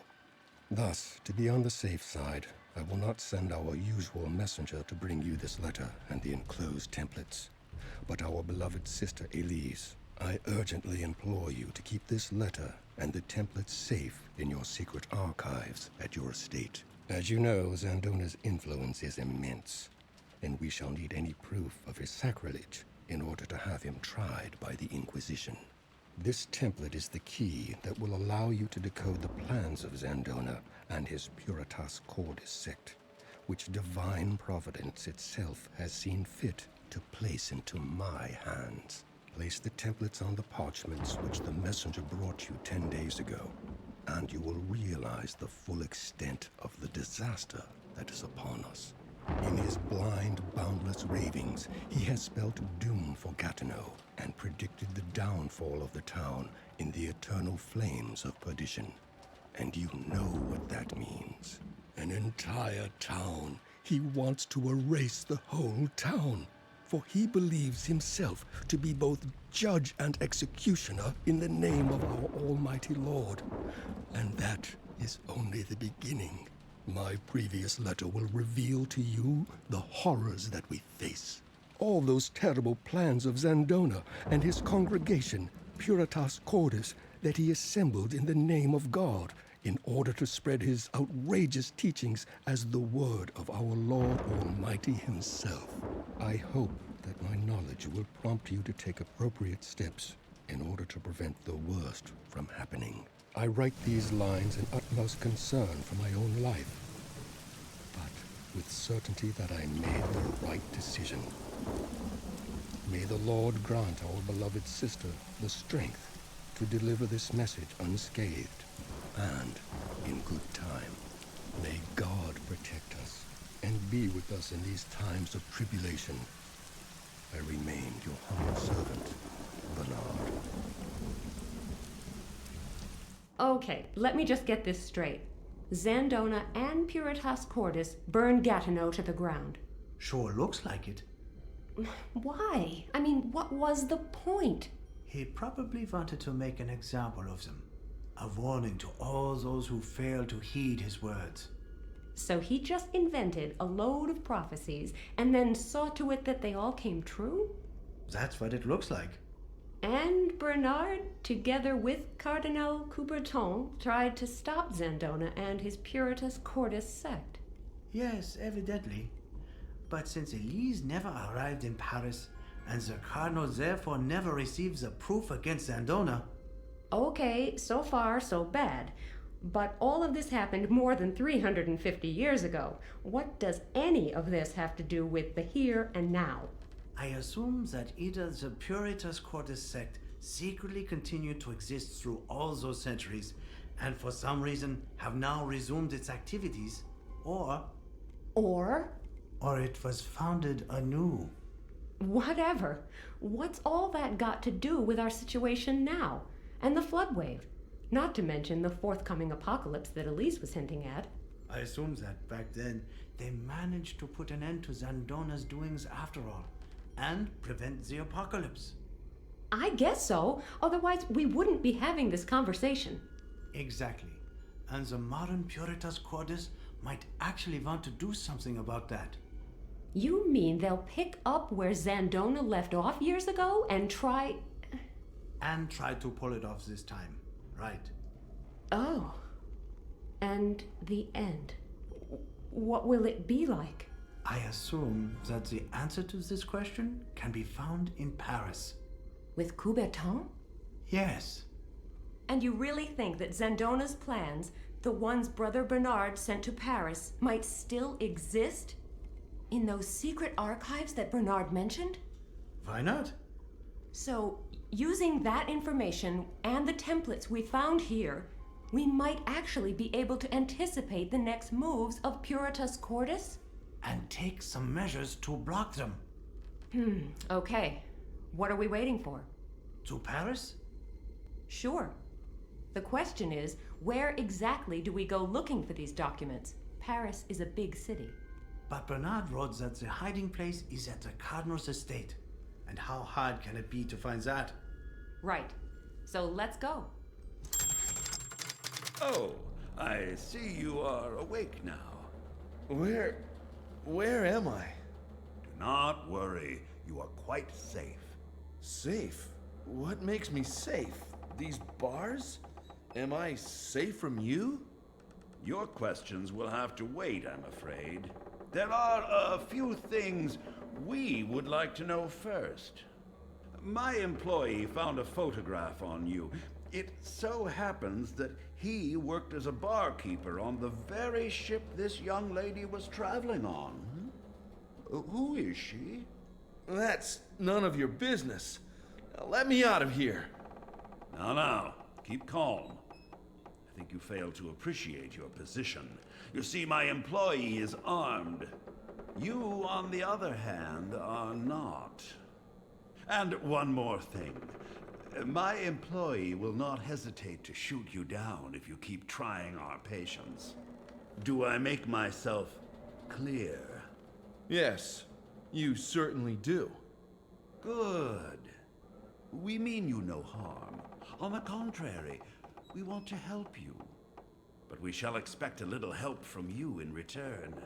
So, who is the lady in this picture? My ex-girlfriend. Name? Nina Kalenkow. What do you want to know? What is this all about, anyway? Now, who is asking the questions here? Well, it would appear that your ex-girlfriend has a certain problem, just like you. She fails to understand who makes the rules in this game. We would like to know where she is at the moment and what she is planning to do next. Nina? How should I know? You still don't get it, do you? All right. One more time. Either you tell us what we want to know, or else... Or else what? Or else we will have to proceed without your help. But that would be painful, both for you and for your ex-girlfriend. So, you see, the choice is yours. I have a few important things to take care of that cannot possibly wait, but I will be back soon, and it would really be too bad if you still haven't made up your mind to cooperate by then. Too bad for you and for Ms. Kalenkow.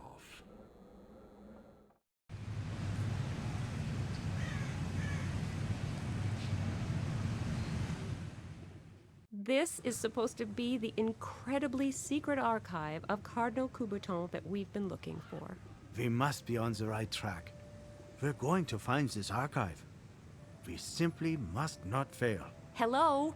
Are you listening to me? Yes, of course. Well, we're not going to find much here, are we? I am sure this is the right spot. It has got to be. You can see that there's nothing left here but a couple of foundation walls, right? Yes, but this place corresponds to the description. Therefore, it must. So what do we do now? If I only knew. Maybe we can find some old blueprints or historical documents which might give us a clue. Old blueprints? For ancient ruins? Have you got a better idea? No, I guess not. At least we must try it. There's no alternative, is there? Are you coming? Thanks, but I'd rather stay here and take another look around. I don't know what I'm looking for, but it's better than helplessly staring over your shoulder while you study Latin texts. Yes, you're probably right. I don't see for the life of me what we could possibly have overlooked here. But better be on the safe side. Shall we meet here then? All right. Wish me luck. We need it more than ever. I do. I wish you all the luck in the world. Thanks. And the same to you. Maybe you'll actually find something. Who knows? See you later. All right. I will have a closer look at these ruins then.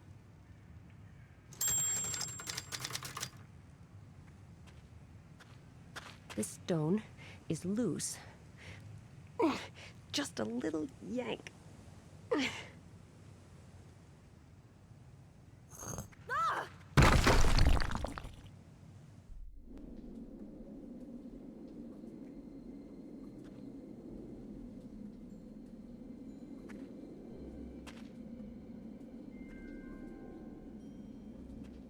My mother always used to say, "Don't go playing in ramshackle buildings, dear." Oh, she was so right. Just what is this place?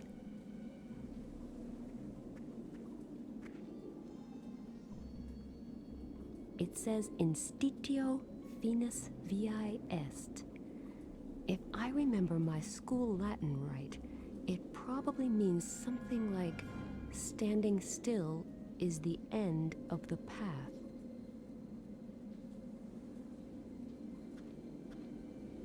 So how will I get out of here? Wait a moment. I have a plan that has proven its worth for thousands of years. It's sophisticated and elaborate, the perfect rescue scheme. Let's see whether it works here. Help! Help! Get me out of here! Help! Anybody there? Hello? I'm here! Down here! Help me! How on earth did you get down there?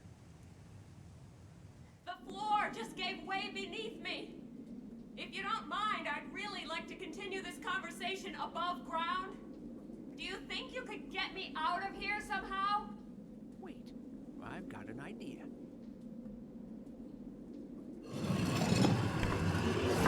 Thank you so much. You probably saved my life. It was my pleasure.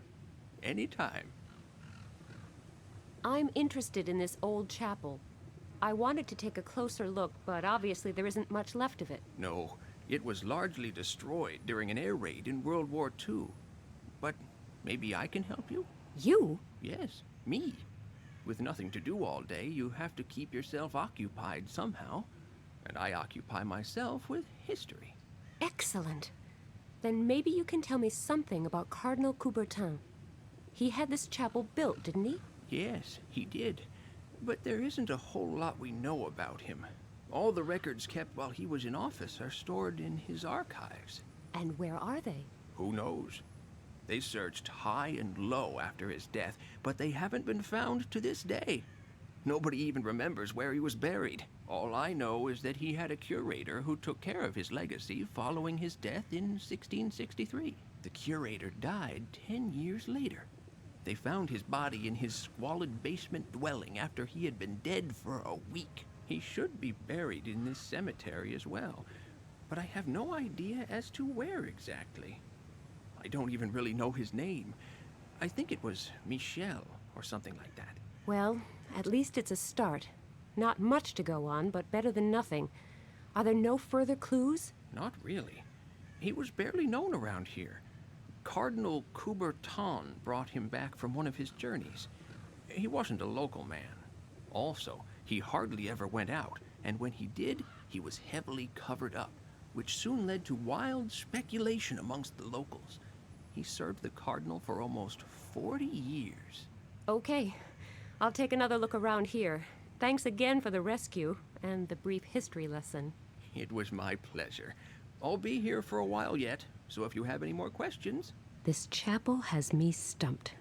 I need some additional hints. Maybe I should try to find the curator's grave first. I'm just going to take a look around. You do that.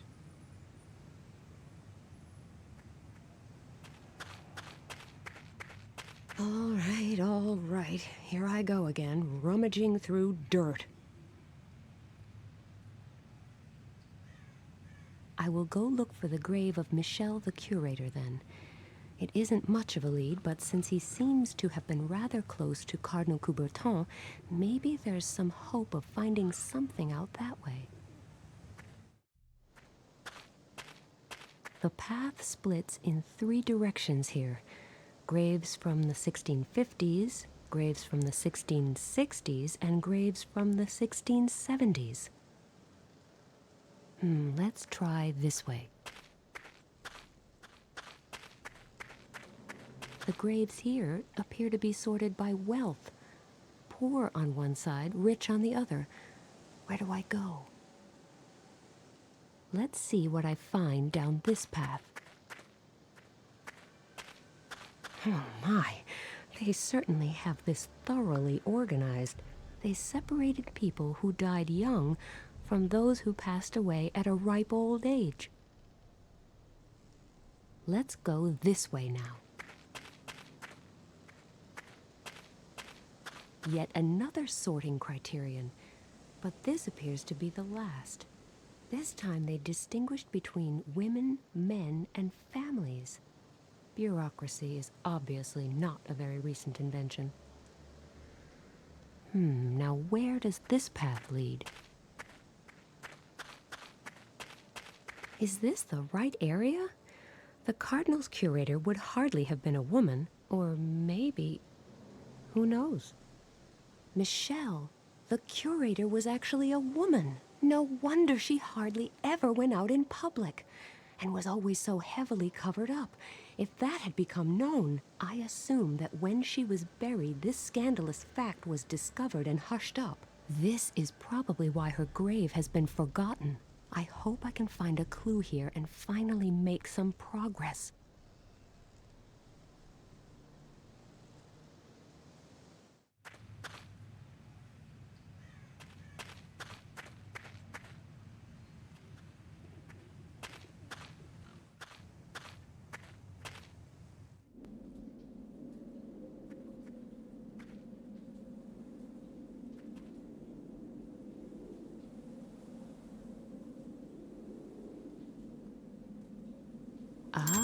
Some of the letters can be turned.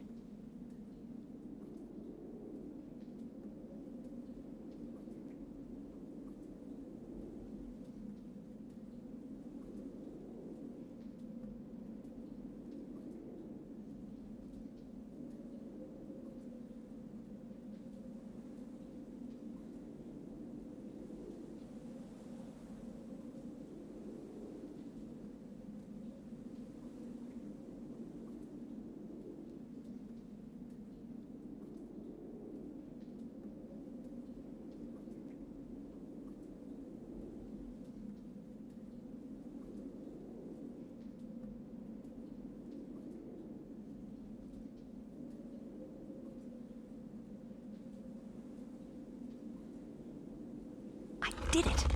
I am truly a genius. But as usual, there is nobody around who could really appreciate that. There appears to be another room built into the rock by the far side of the abyss.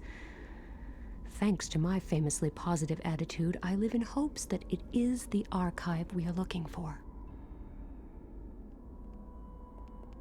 Seems to be an old map of what is France these days. There's a legend on the panel next to it. The king was in dire straits. He had withdrawn to Provence, and the options he had left did not bode well. The peasants were rising to the north, and the reinforcements from the Kingdom of Navarre, who had just crossed the border, were forced to go up against a massive fortress to the east. Meanwhile, his opponent sat back and eagerly watched the spectacle unfold from his country estate in Brittany.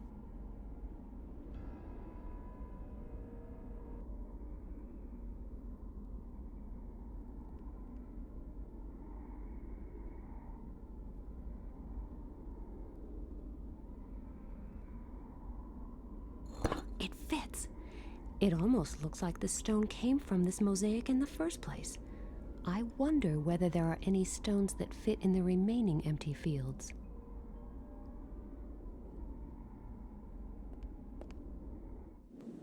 It's halfway stable where it is, and I don't want that to change. After all, I do not intend to spend the rest of my life down here.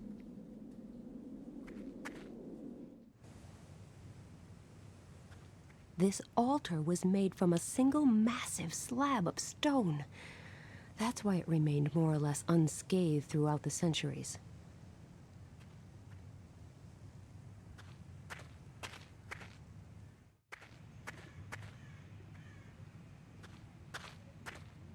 Hello. There's something else I think you might be able to help me with. No problem. What is it? I found a mosaic in there, but a few of the stones are missing. I found a light blue stone up here in the altar chamber that matches the mosaic perfectly. I suspect there might be more stones like it. Maybe the same strange shade of blue. Do you have any idea where I might find stones like this? No, not really. Well, I guess that would have been too easy. Stop. Wait. I just thought of something. Many buildings around here were destroyed during World War II air raids. Yes? All stones from the derelict buildings that were still halfway usable were used for rebuilding, including those from this church. Rebuilding what? Well, first, there is a little bridge not far from here. Then, the old metro station. And the jail, I think. Great. In that case... Oh, yes, and the zoo. That's a lot of buildings. Any idea where I should look first? They were all built pretty much at the same time. But at least you needn't try the zoo right now, because it is still closed. Okay, I'll save it for later then. Can you tell me how to get to these places? I've got this tourist info map that I can give you. Wait, let me mark the relevant sites for you. I'll go hunting for the missing blue stones then. I think I'll start with the bridge. It's supposed to be close to here. What an interesting phenomenon. A local rain shower that stops right in the middle of the bridge. The idle street cleaner may be slightly less impressive, but at least he's in harmony with the overall picture. Unfortunately, there's not a stone in sight that could fit into the mosaic. Maybe it's on the other, dirty side of the bridge. I gave up complaining about having to rummage through garbage a long time ago. Money. Mine for the picking. Hello? Hi. You're a street cleaner, right? No, I am a molecular biologist collecting samples for scientific research. Oh, I really thought you were... What kind of research? Of course I am a street cleaner. Oh, a comedian. I never knew street cleaners were so witty. Not that I've met all that many. The only time I've ever seen the streets swept completely clean was during a World Cup final. Touché. Surely while sweeping you would have noticed if a blue stone had been built into this bridge, right? Yes, indeed. If I had actually cleaned this bridge before. Haven't you? No, I'm just helping out. And there is no blue stone on this side of the bridge. I'm sure I would have noticed it after sweeping here for 4 hours. Yes, you certainly would. Why are you still sweeping this side of the bridge? It's spotless, but the other side is completely filthy.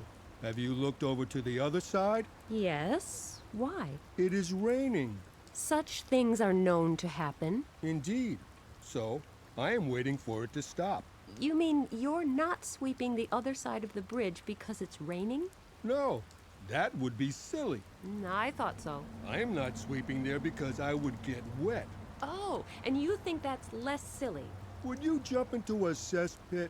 No, but... You see, so why should I volunteer to get soaked? Especially when there are alternatives. Which are? I can continue to sweep here, But it's clean here. but not surgically clean. What will you do if it starts to rain on this side, too? Then I will be out of luck and get wet. And then what? Then I will sweep the other side of the bridge. After all, I will already be wet in that case. And they tell me female logic is hard to understand. Why are you so scared of water? I'm not. I'm just not keen on getting wet. Not as long as I can avoid it. So it's not some childhood trauma? Not that I know of. It's a professional hazard. Getting wet? Rain. You know, swing your broom, clouds will loom. To think that I keep getting accused of having a penchant for puns and bad poetry.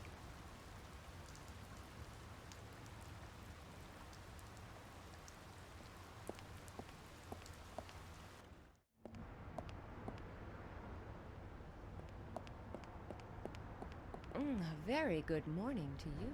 Buongiorno, signorina. Allow me to introduce myself. Alessandro Rossi. Nina Kalenkow, pleased to meet you. What is a good-looking Italian doing at an intersection in Paris? I am waiting for the bus. Oh, don't you have a car? Yes, of course. It is over there. Oh, the red sports car? Yes. Are you impressed? Well, yes, a little. So why are you waiting for the bus? I am supposed to meet some friends here in their van. They don't know their way around Paris, so we want to go on together from here. The signs here are rather misleading, so most people take a wrong turn at this point. Why don't you come with us? There is always a room in my sports car. Oh, yes. Why not? Oh, no, wait. I'm afraid I can't. There are some important things I must see to. Too bad. But I will be here for a few more minutes in case you change your mind. Just let me know. You would miss out on a lot. This question may sound somewhat strange, but I don't suppose you've noticed a blue stone that was used for rebuilding any of the buildings around here? You are right. That question does sound strange. However, even if there were a blue stone around here somewhere, I probably wouldn't have noticed. I was afraid of that. I've got to go. Too bad. A racy Italian sports car. It's got a pretty horse on its hood, and a not-so-pretty scratch.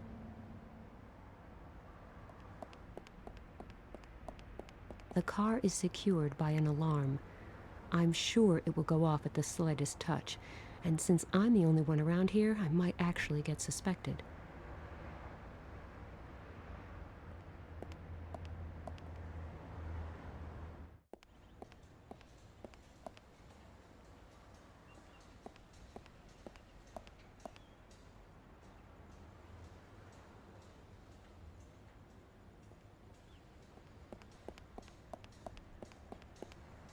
The sign says, "Help Wanted." I'll take this sign with me. If this game doesn't sell, then at least I will know where to look for a new job.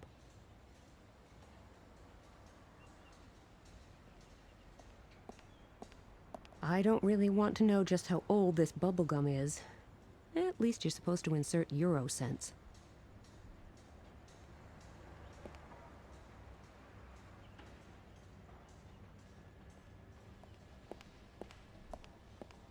I think I will switch on the fountain.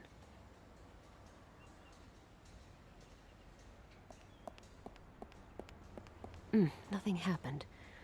Not altogether surprising, since there's no water in the fountain. I had better switch that fountain off.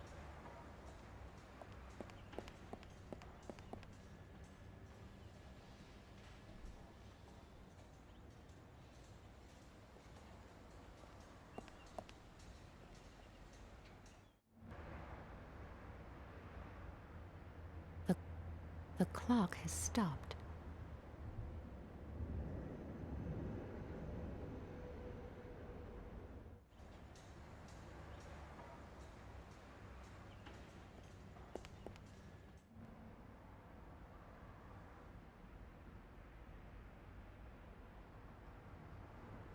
Not a bad idea. I place the candle on the minute hand and wind up the clock. As the hand moves, the candle will slide off at some point, hit the car, and trigger the alarm. I only need to make sure that I have an alibi for when it happens.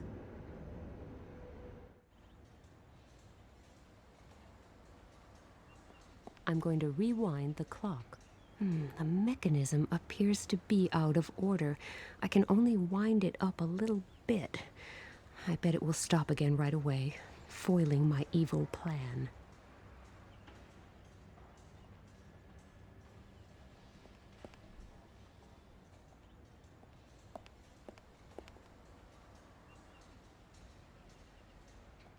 The ceiling is painted. Impossible to see whether it contains one of the blue stones or not. The paint is peeling anyway. Maybe I'll be able to somehow remove it completely.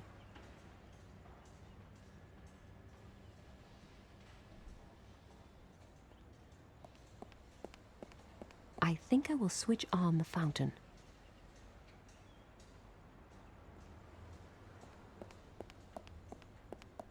Nothing happened. Not altogether surprising, since there's no water in the fountain. I had better switch that fountain off.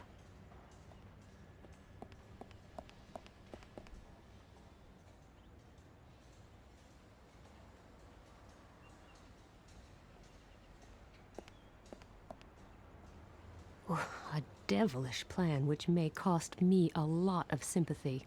If this were a computer game, it would probably be banned for being too violent. Unfortunately, though, this is not a game, but bitter reality. I'm on a mission to save the world, and a different set of laws applies for world saviors. So, here I go.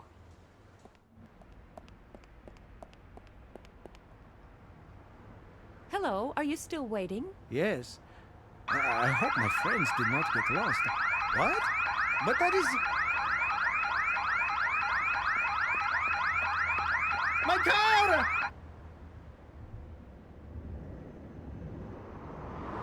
Stop! Wait! You're going in the wrong way! You need to turn here! Stop! Ah, no! I'm completely soaked now! That's what they call a chain reaction. It is a disaster. Like my entire life, a total disaster. Is it really so terrible that you missed your friends? Don't you think they'll find the right way anyway? Yes, maybe. But it is a matter of principle. I can't do anything right. Everything keeps going wrong. Cheer up. There will be better days. I have been waiting in vain for years. Please excuse me. I need a few minutes to myself. Oh my, he's really down in the dumps. I should follow him and make sure he does nothing rash. After all, I'm responsible for his mood, to some degree. Phew! I had been worried he might do something foolish.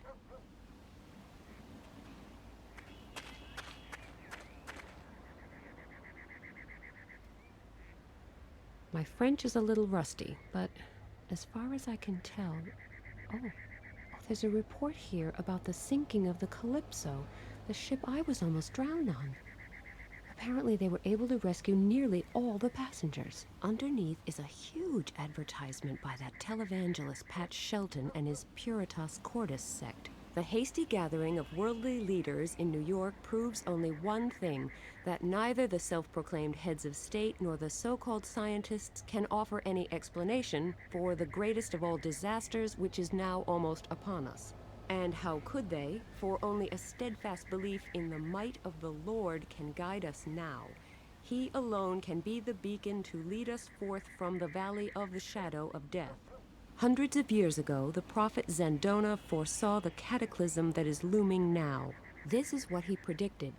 The old order of the world shall be shattered, all worldly possessions shall crumble, and from the ashes of our decadence shall rise the new kingdom of God, radiant and pure. And therefore, my call goes out to all people, to ring in their ears like one final peal of thunder, and open their eyes, seek salvation in the arms of Puritas Cordis. come now, before it is too late. I can't say I like that Pat Shelton and his Puritas Cordis crowd. In fact, I think they're a bunch of morons. The trouble is, I can't shake the feeling that there's method in their madness, and that they have a definite plan. A plan to make Zandona's apocalyptic prophecies a reality. Which means they're still a bunch of morons, of course, but possibly a bunch of extremely dangerous morons. In any case, they must not be underestimated. Hello, everything okay? I'm really worried about you. Oh, hello. Yes, it's really not my day today. First, I scratch up my car, and then I miss my appointment. They're probably halfway to Spain by now. Oh, I'm afraid that I may be responsible for the missed appointment. Is there anything I can do for you? Anything that might cheer you up? That is very kind of you. But I've been chasing Lady Luck for years now. She is simply too fast for me. You cannot change fate, and that is that. The poor guy is totally dejected. Nina, you need to think of something quick, or you'll end up only being offered roles as a movie villain. If I go away now and promise to come back soon, will you promise not to do anything stupid while I'm gone? Sure, I wouldn't even have the energy.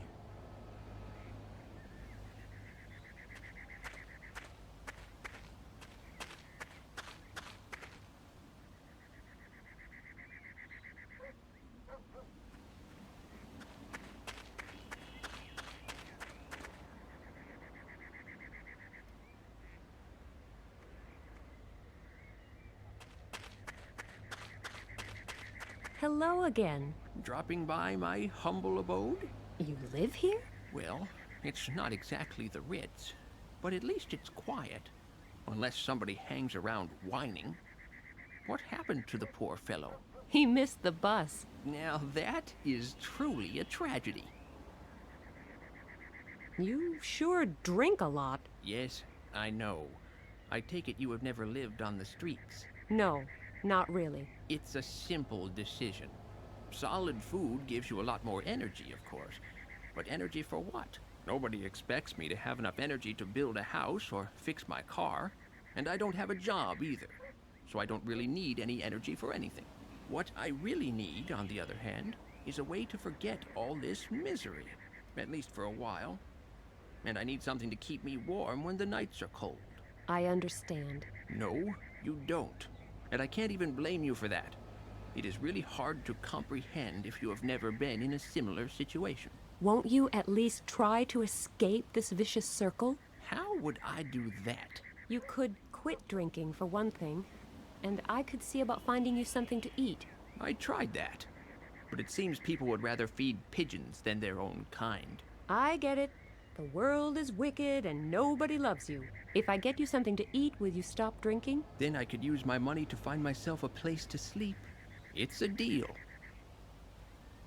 You wouldn't happen to know what time the zoo opens, I suppose. Actually, it should open just around now. Great. Then I'll be headed there next. That fountain over there? Let me guess. You tossed in some money in hopes that all your problems will solve themselves. No, why would I do that? Oh, just a thought. Because tourists used to do it all the time. They threw their money into the fountain? Yes. They say it possesses magic powers. They say the same thing about some high-proof spirits. Yes, but believe me, there's no truth in that either. Well, you ought to know. So, why did people stop tossing in money? They probably stopped believing in miracles. You think I ought to stop hoping for a miracle too? It's always worth a try. And if you have money to burn... I'll think of you, I promise. Thank you. I'll be leaving then.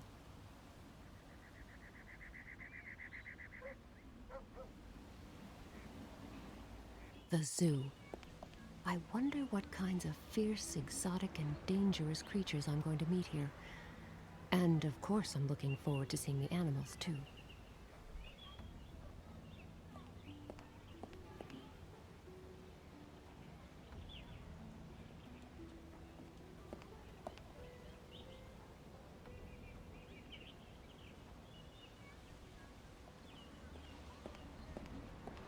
Hello. Do you work here? Yes, I'm a zookeeper. Can I help you? Is it true that this zoo was rebuilt after World War II, using leftover stones from other buildings? Yes, that's right. Why are you asking? I don't suppose you've noticed whether a blue stone was used in any of these enclosures? Actually, yes. There should be a blue stone in the crocodile enclosure, if I'm not mistaken. No idea what building it came from originally. Thanks. You've been a great help. I've been wondering why you have a whole bag of baguettes by your side. I'm waiting for the ducks. Why does everyone seem to be waiting for something around here? The bus, the ducks, Godot. Say what? Never mind. Why are you waiting for the ducks? Or rather, why aren't the ducks here yet? Usually they come to the lake by the crocodile enclosure every morning.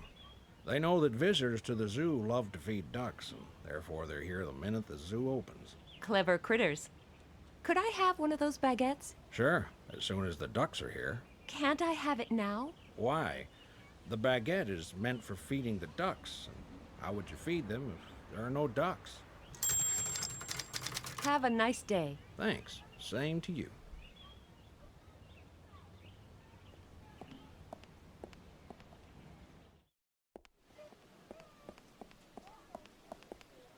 There's one of the blue stones I need to find, guarded by a lovely crocodile. Which leaves me with the not-so-irrelevant question, how on earth shall I get to it?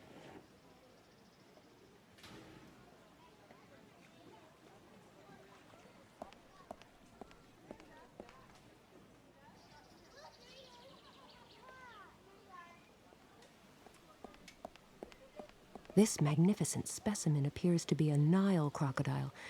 It marks its territory through underwater vibrations and turns into a merciless killer whenever it detects a new nearby.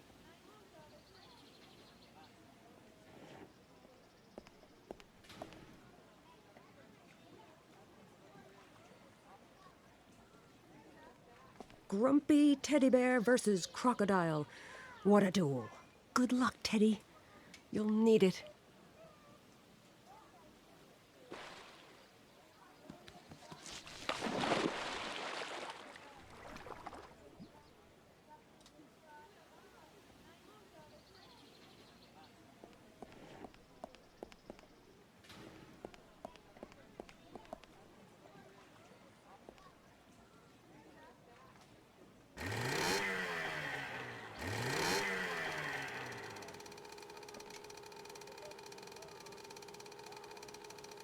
The crocodile seems to be mistaking the engine's vibrations for a rival.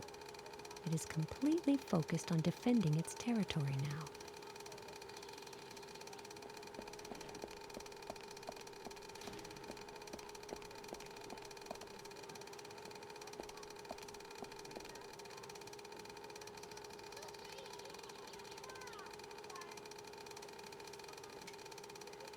A male African elephant. Compared to an Asian elephant, its ears are much larger. Also, its forehead is receding and less convex, and its back is not rounded but sloped. Very informative.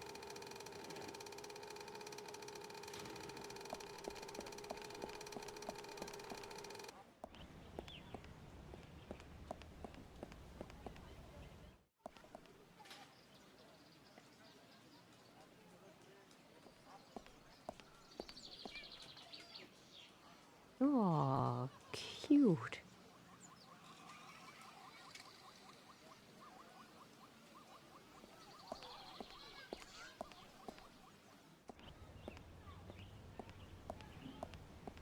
Hello. Hello. That's such a cute monkey you've got in that enclosure. You can say that again. And so eager to learn. Eager to learn? Oh, yes. I'm in the process of teaching it a few tricks. Really? How do you do that? It's actually quite easy. As soon as I pick up the training stick, I've got the monkey's attention. And then it will mimic everything I do. Training stick? You hit that monkey? For heaven's sake, no. It's just a regular long branch.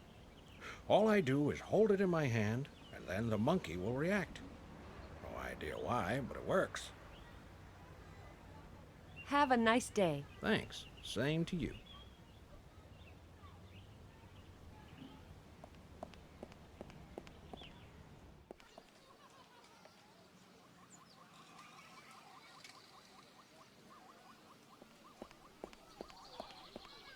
Well then, let's see whether I'm cut out to be an animal trainer.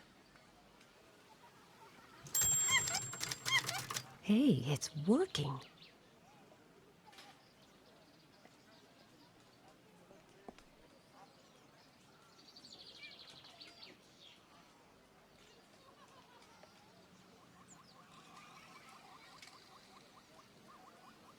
Empty, squashed, and full of tiny holes. Looks like someone vented a lot of frustration on one poor little can.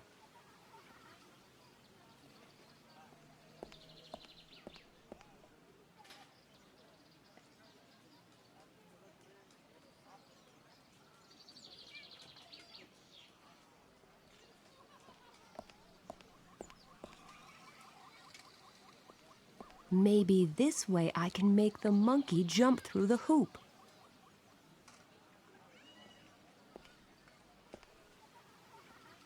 Amazing! Monkey see, monkey do. And now I need to aim well.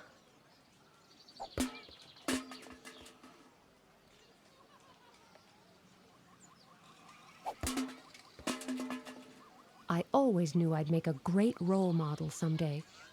Okay, it's just a monkey throwing balls at cans, but it's not a bad start, even if I say so myself.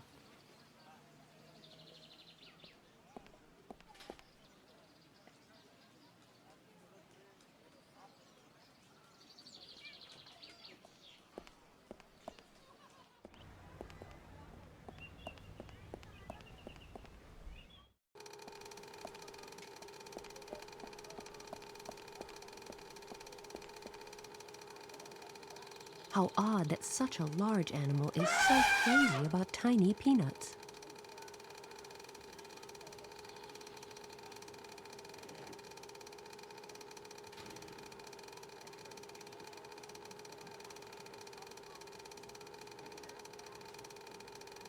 Of course, I could climb up there.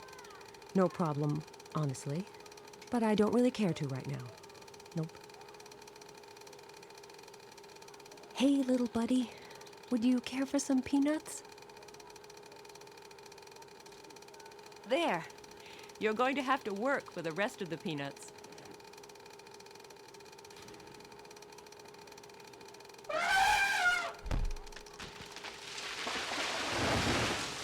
The elephant does all the work for peanuts and ends up with none, while I just hang around. And I am rewarded with a way into the crocodile enclosure. Life can be so unfair.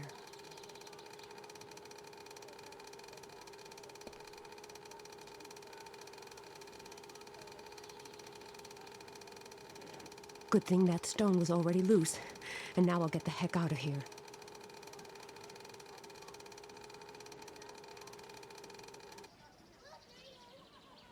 Huh?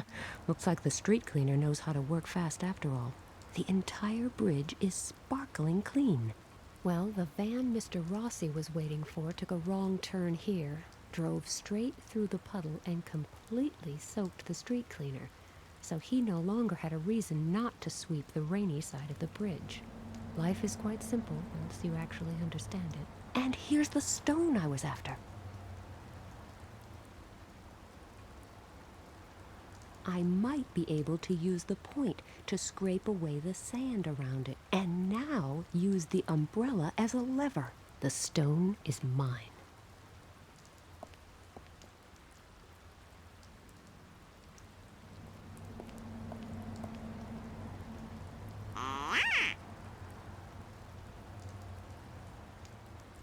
Interesting.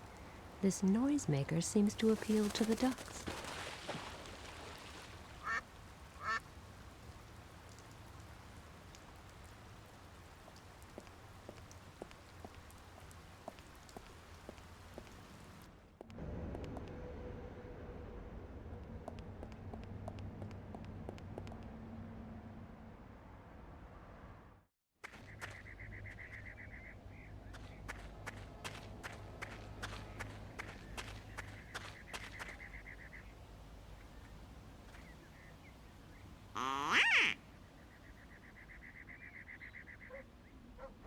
Here they come.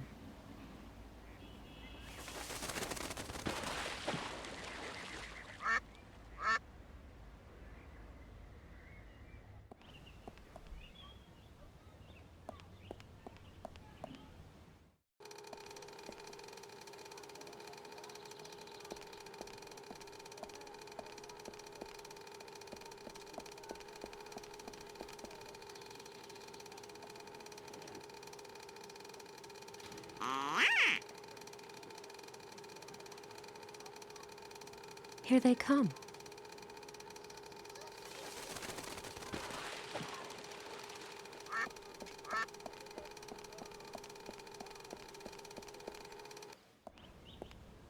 Hello. Hello. Could I please have one of those baguettes? To feed the ducks? Yes, of course. They're here now. Sure. Take one then.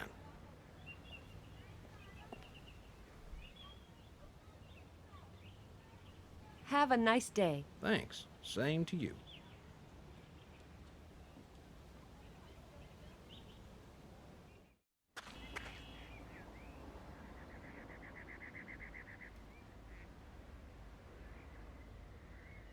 An empty box containing traces of peanuts.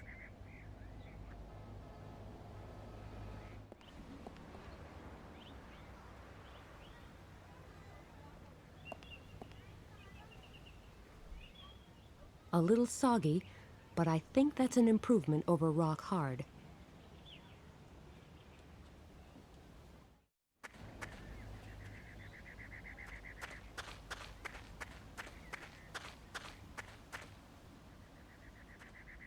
I've got the perfect meal for you. It may not be a 5-course dinner, but it's reasonably healthy, and it will fill your stomach. Yes, that actually looks quite appetizing. And it's easy on the few teeth I have left. Thank you so much. Your heart's in the right place. It was nothing. Glad I could help. Now that you've got something to eat, will you stay away from alcohol? It won't hurt to try it. I'll just take that bottle with me. Just talk to the zookeeper tomorrow. He's bound to have something left over for you. Usually the welfare of animals is more important. People aren't that much of a priority. But I'll give it a try.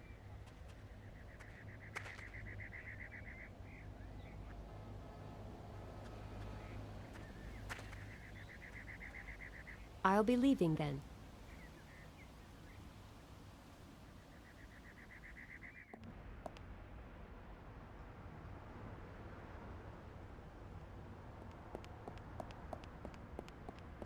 Maybe this will help to render the scratch invisible.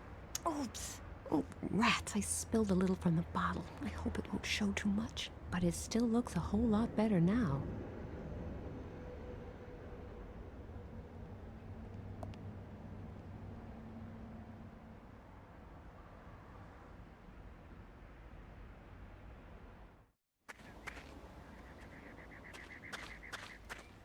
Hello. You still look pretty depressed. Don't I have every reason? Look at the bright side. Here you are, sitting in this lovely park. Okay, lovely, maybe stretching it a bit, but, well, just look at the bright side. You sure know how to cheer a guy up. Yes, so I've been told. I've heard that fountain over there is a magic wishing well.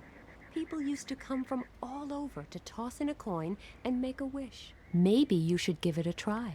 If you only knew the things I have tried already. It's still worth a try, though, don't you think? Just for a brief glimmer of hope that is going to be drowned by a whole deluge of disappointment the very next second?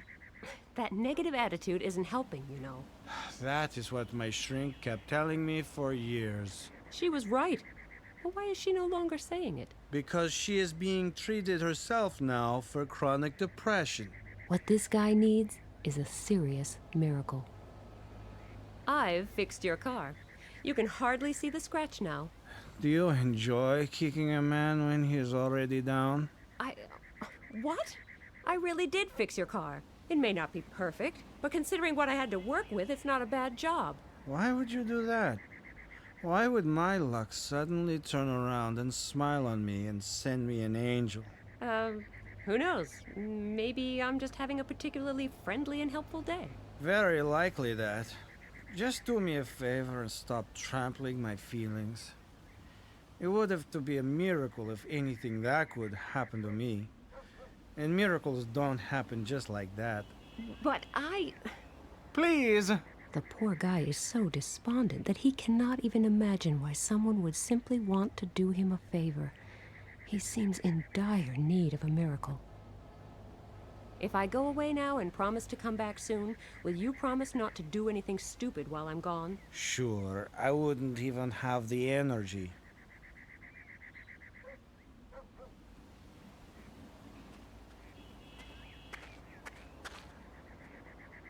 Mr. Rossi? Yes. You don't seem to have much luck. Maybe you should give the wishing well a try. Wishing well? Yeah, right. Nobody believes in that kind of thing these days. You know what they say? Faith moves mountains. Oh, sure. And the early bird catches the worm.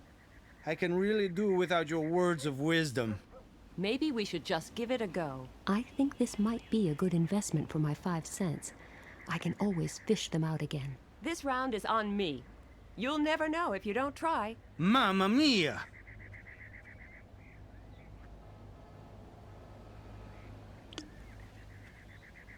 Right, this should be interesting. I just made a wish for that scratch to disappear from your car. If that works, then... baloney. Won't you take a look at least? This is a total nonsense. But I was just about to check on the car anyway, so... The scratch is almost gone. You see? The wishing well is working after all. But the scratch still shows a little. And there are some weird stains now. What did you expect? I only threw in 5 cents. Naturally, that only buys you a very small miracle. A larger sum might bring on a bigger miracle. You are right. It's worth a try anyway. Wait a moment. I will be right back.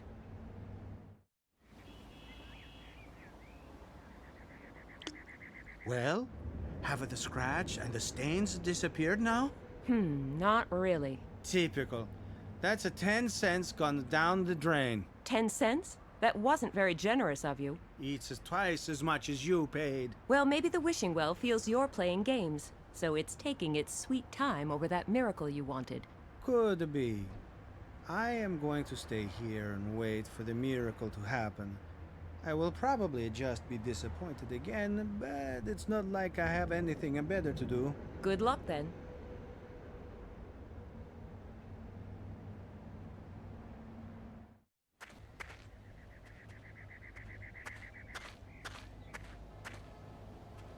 What an investment. 200% return in a matter of minutes. Once I'm done saving the world, I'm going to write a book about investment strategies.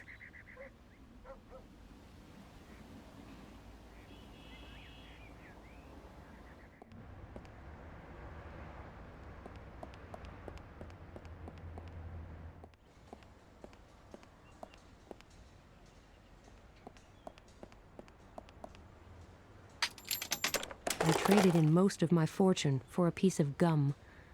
Let's hope that was a worthwhile investment.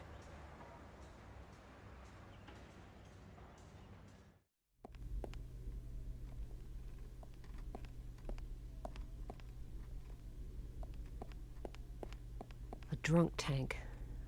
And back there, in the wall, is one of the stones I am looking for, if I'm not mistaken.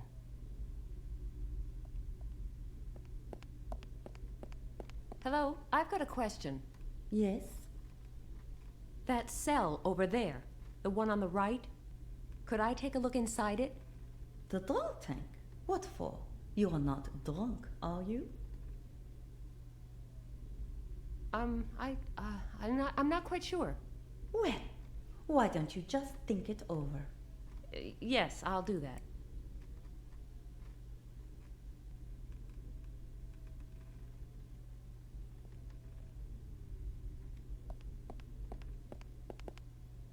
There. Getting in there shouldn't be easy now.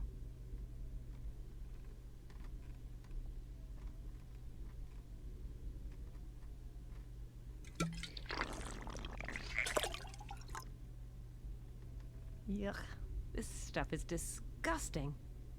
I spat it back into the bottle. It's safer that way. After all, I need a clear head.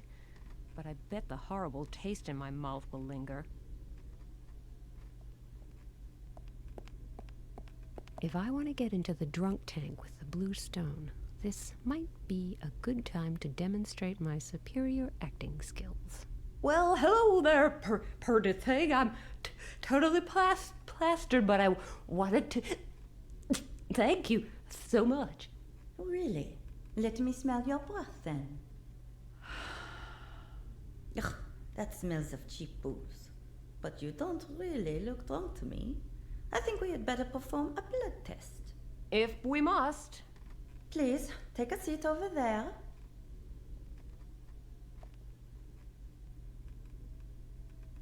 I'm going to take a blood sample now. You will only feel a short sting. There, that was all. Not again. That will be my husband. He calls me every 20 minutes just to make sure I'm really working and not cheating on him. As if I had a chance of finding someone else the way I look. Please wait here. I'll be right back.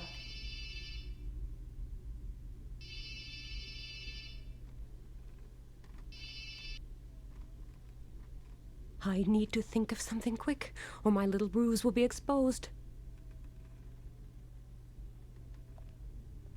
I'm going to dilute my blood with a little alcohol. Then she will certainly have to put me in the drunk tank.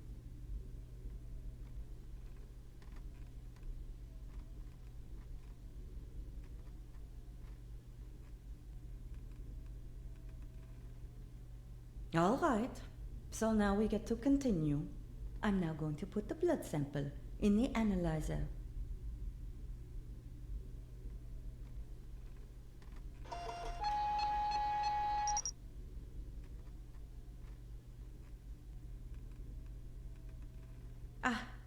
Your alcohol level is 0.37%. How do you manage to talk or sit up straight? And how come you're even still alive? But if anyone deserves to sober up in one of our cells, it's you. No doubt about that. Come along then.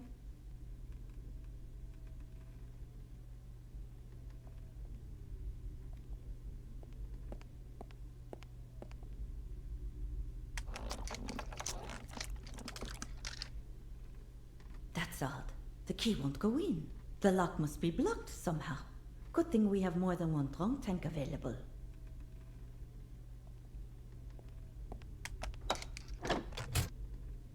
Please hand me your possessions. I will keep them safe while you're in here.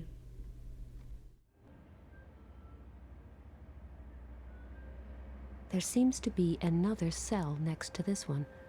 A very musical one. Hello. You play really well. Thank you. I got a lot of time to practice.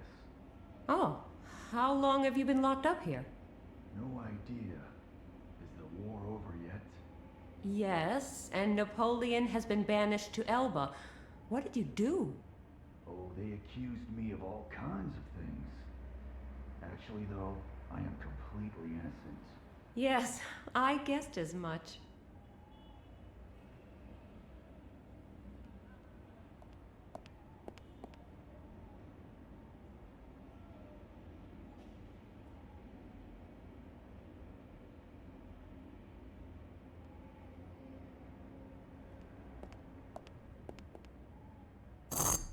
Hey, you're not going to try and break out of that cell, are you? Who, me? No, no. Wouldn't dream of it. Good. In that case, don't let me hear any more scratching and scraping. Hello? Are you there? Yes, you're lucky to catch me in. I was just about to go shopping. Could you do me a favor and play your harmonica some more? You mean you want me to use my musical star performance as a cover-up? So you can scrape away at that wall? To be absolutely honest, yes. Just my luck. I finally get a bit of company, and already you're talking about leaving again. Sorry, but I've got some really important things to see to. Never mind. But before you leave, at least do me a favor and solve a little riddle for me. I just love riddles, you know. Is that really necessary?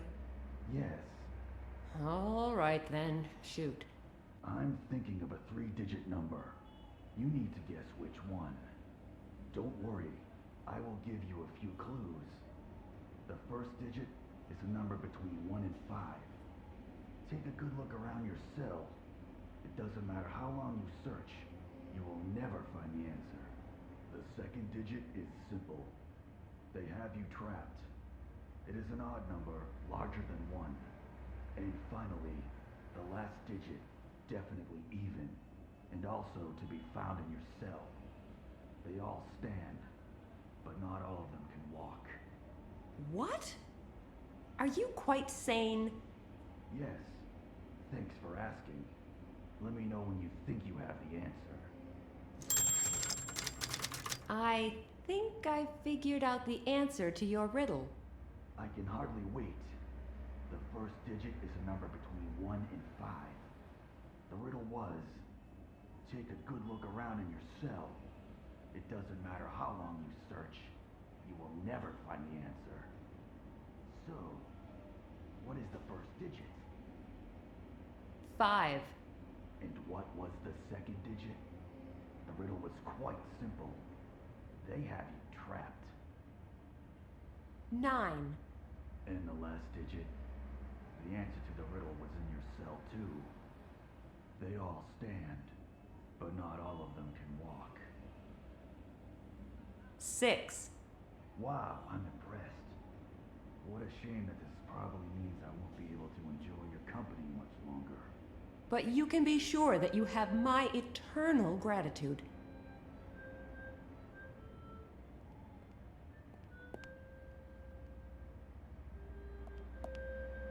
Cut it out back there! How is anyone supposed to stand that rocket? You know zilch about art. You're a warden at heart. I've got the stone. Now I need to get out of here.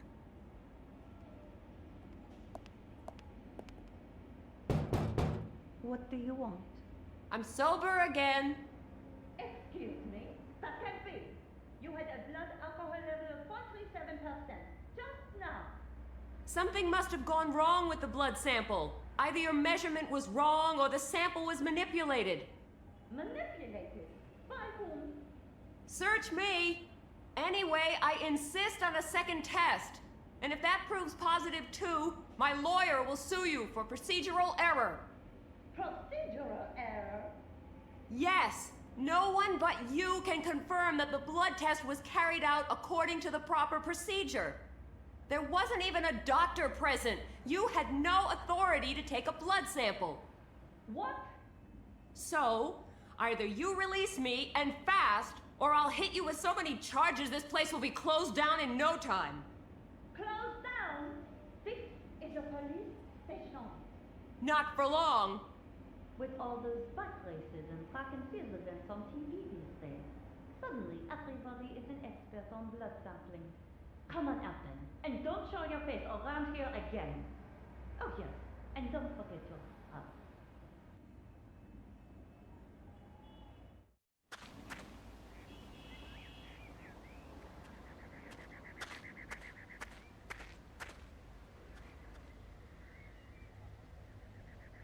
This battered soccer ball makes a perfect container for water.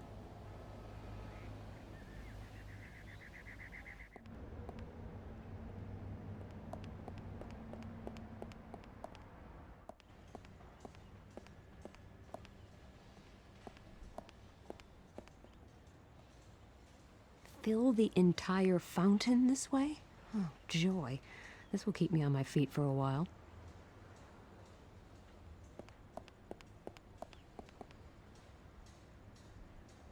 All right, that should be enough.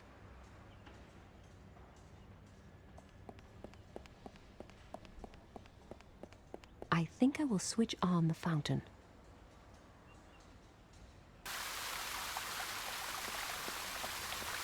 The water jet doesn't reach the ceiling. I suppose that would have been too easy. I had better switch that fountain off.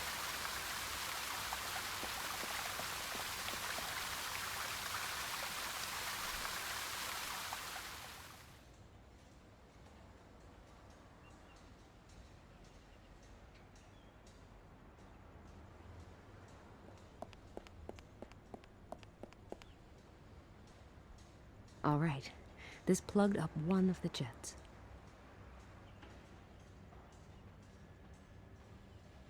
I'm going to try and plug up one of the water jets with this candle.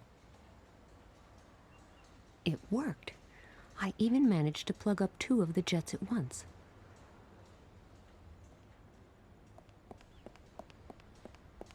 I think I will switch on the fountain.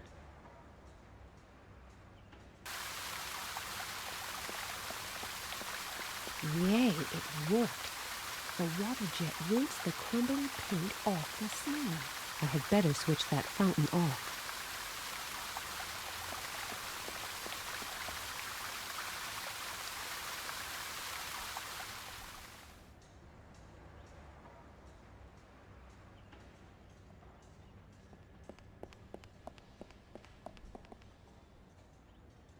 Yes, I should be able to reach it that way. But I need to watch out so the stone doesn't fall on my head.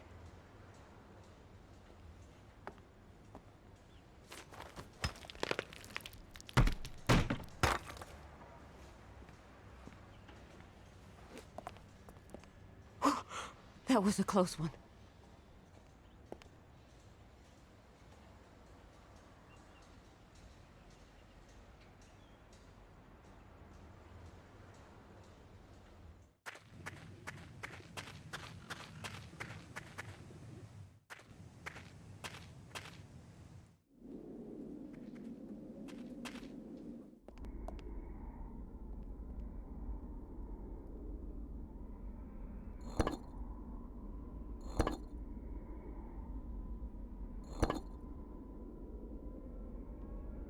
I inserted all the stones, but I suppose their exact placement makes a difference as well.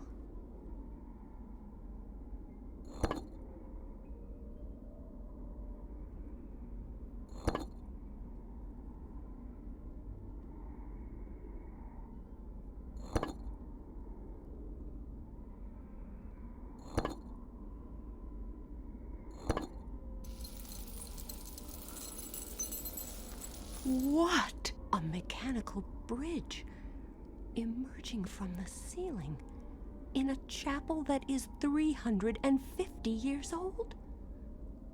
Whatever lies behind this door, it must be invaluable. I can only hope and pray that this is Cardinal Coubertin's secret archive. Wow, what a sight!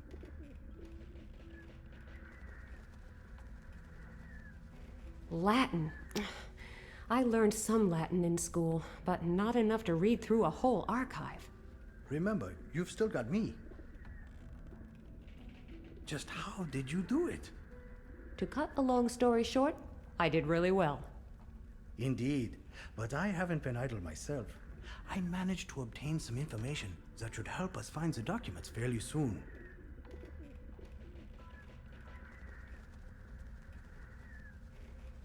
I cannot believe how well preserved these records are. We've got something right here, along with the Puritas Cordis documents that Brother Bernard sent to the Cardinal back in the 17th century. Let me recap what I have found out so far. It seems that Zendona returned from one of his pilgrimages to the Holy Land a changed man. Apparently, he had a vision during this journey. From then on, he was completely obsessed with founding a theocratic state. Very modest. Yes, but extremely convincing, as we know. He visited small villages as a preacher of repentance, warning the sinners that the day of judgment was nigh, and uttering dark prophecies. Which he personally made come true. A reign of terror based on everyone's fear of the apocalypse. Yes, and remarkably successful. His following grew almost by the hour, especially in rural areas. People flocked to him in droves. The harbingers of the apocalypse are listed here again. First pestilence and disease, then the punishment of the greedy, followed by war, earthquakes, fire, and a great flood. We all know that, but what comes next? The harbingers are supposed to make the rulers of the world gather in the New Babel and hold council. That's where Puritas Cordis is planning to destroy them one and all in order to create a new world order. The sect thinks itself the elite of humanity. The New Babel? What can that... New York! It could mean New York! Puritas Cordis wants to annihilate the UN General Assembly. We have to call my father. He will go down, along with the rest of the unworthy ones. We represent the will of God. No one can stop us. Least of all you two. Come along. Quick, run! So we meet again, Ms. Kalenkow. You remember me, don't you? The charming barkeeper aboard the Calypso? But enough with the pleasantries. Regrettably, your continued attempts to stop us are about to come to an abrupt end. No! There goes another nuisance. Can we get going now, or would you rather follow your pal? No? All right, let's go then. We are taking a little trip to the countryside. I've been stuck in this cell for hours, waiting for that Pat Shelton character to come back. Wish I knew what he wants with me, and how Nina is involved in all this. There's got to be some kind of connection to what happened in Indonesia. Okay, let me think. They deliberately caused a volcanic eruption, and I'm a witness. If I follow that thought through, I can't help but suspect they're probably none too eager to let a witness to their evil doings run around free. Which tells me this is not going to be a picnic. I'd better get out of here. And fast. The question is, how? I have got to find something to help me escape.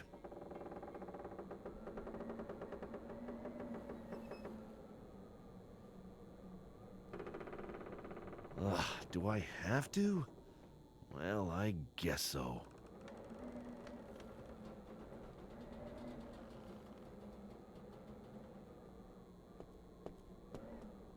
If I manage to hit the trash picker and it falls in the right direction...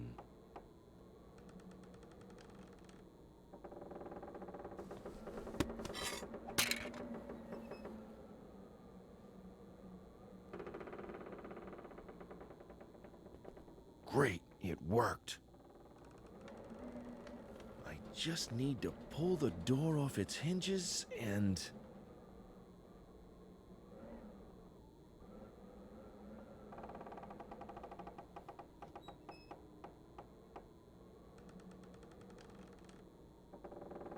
Done. Right. All it takes now is opportunity, a firm whack, and fast legs. Follow me. Pat Shelton wants to see you. Uh-oh. Tackling two people with my stove door is out of the question. I should wait for a better opportunity.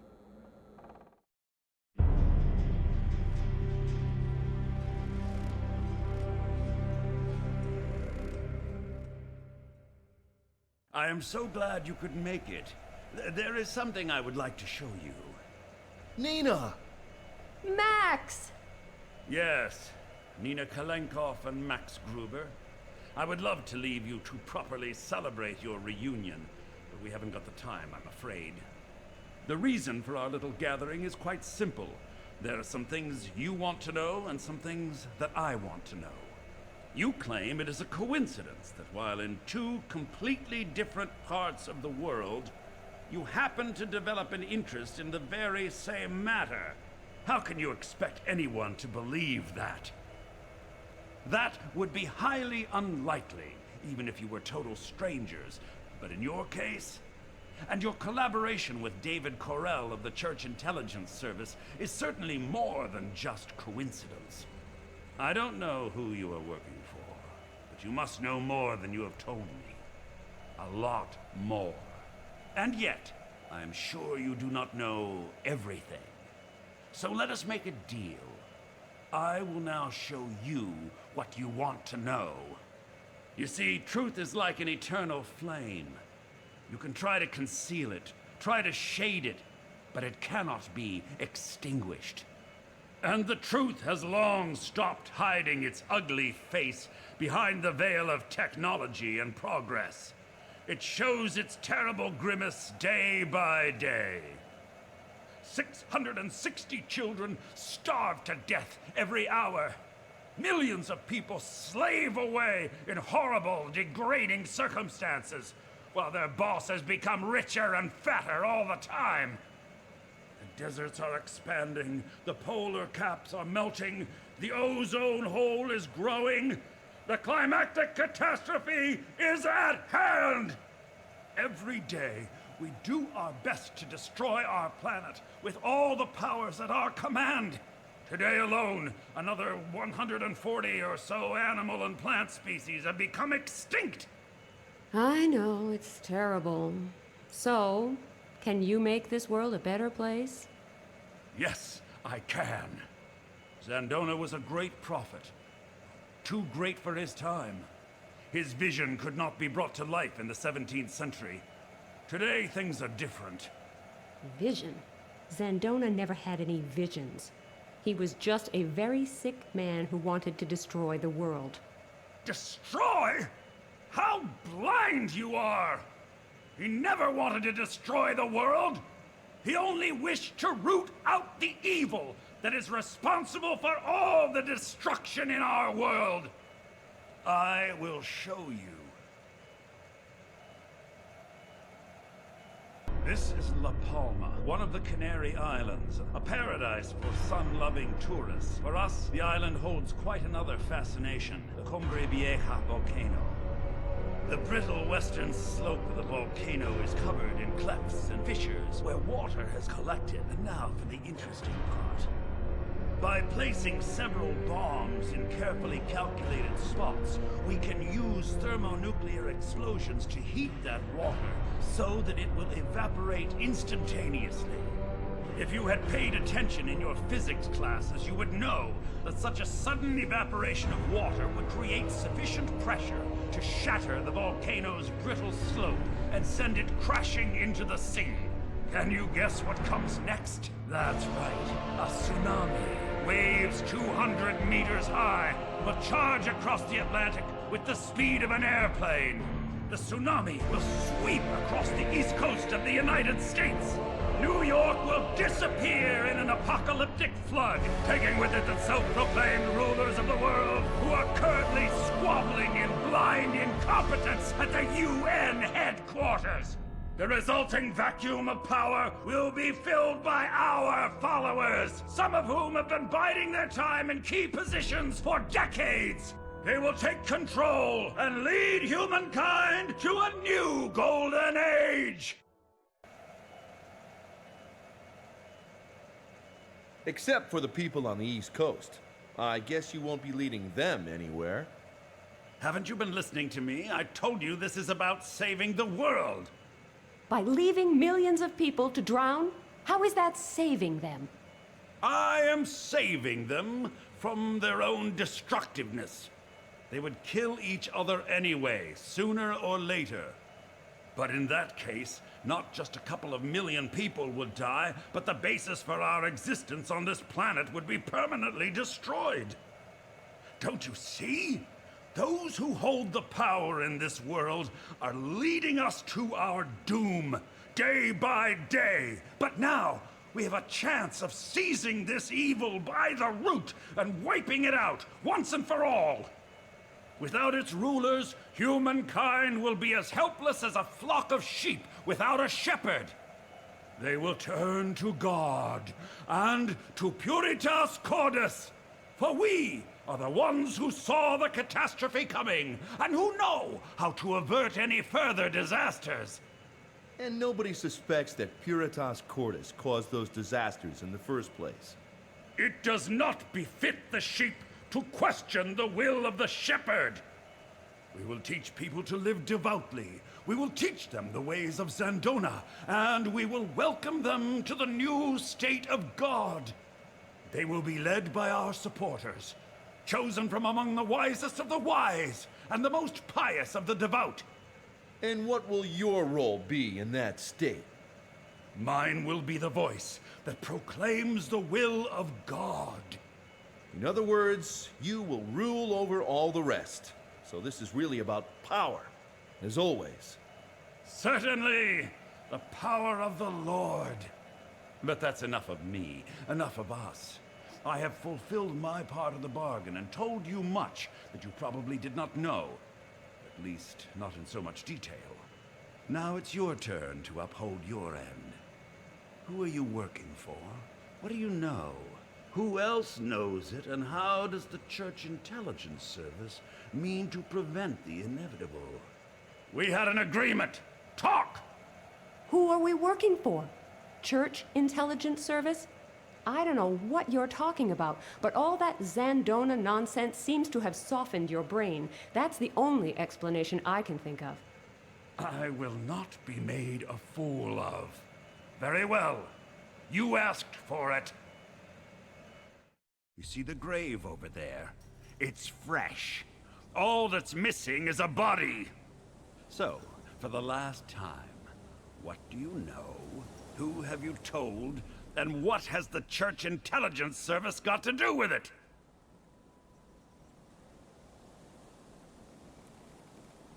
I'm not telling you anything. If you think this is some kind of game, you are badly mistaken. A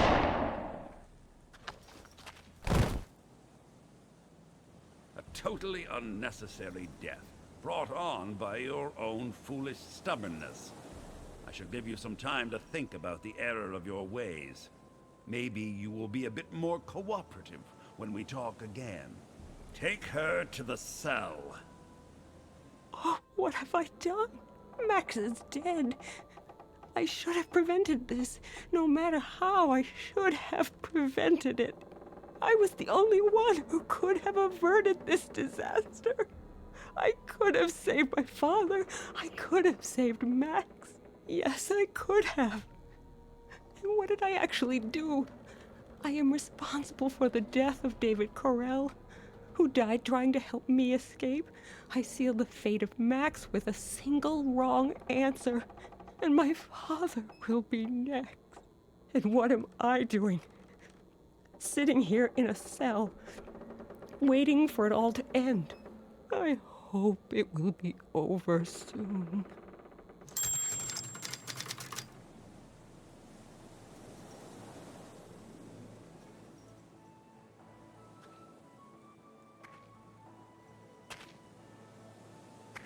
Everyone should have their own stove door. It's a good thing I carry all kinds of stuff around with me.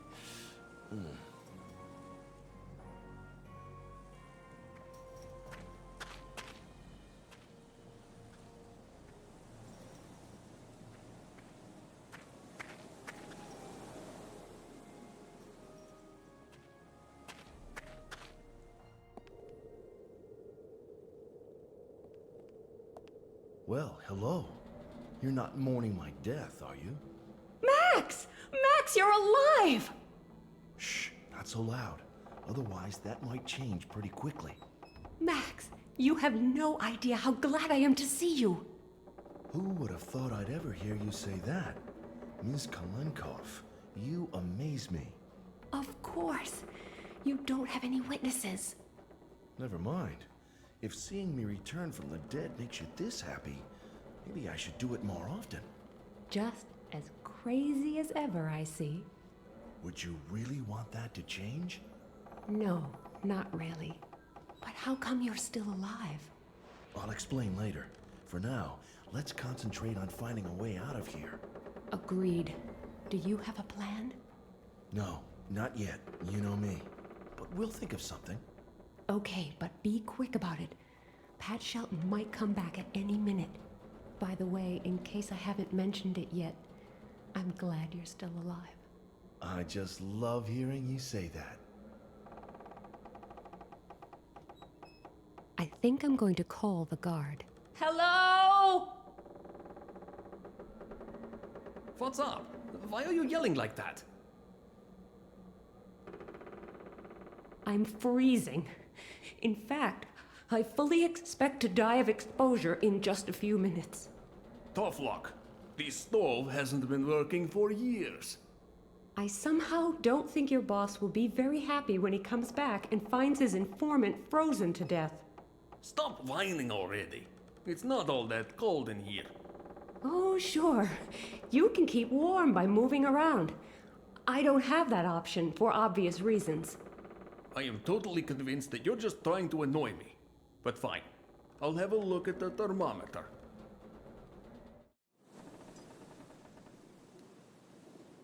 I thought so.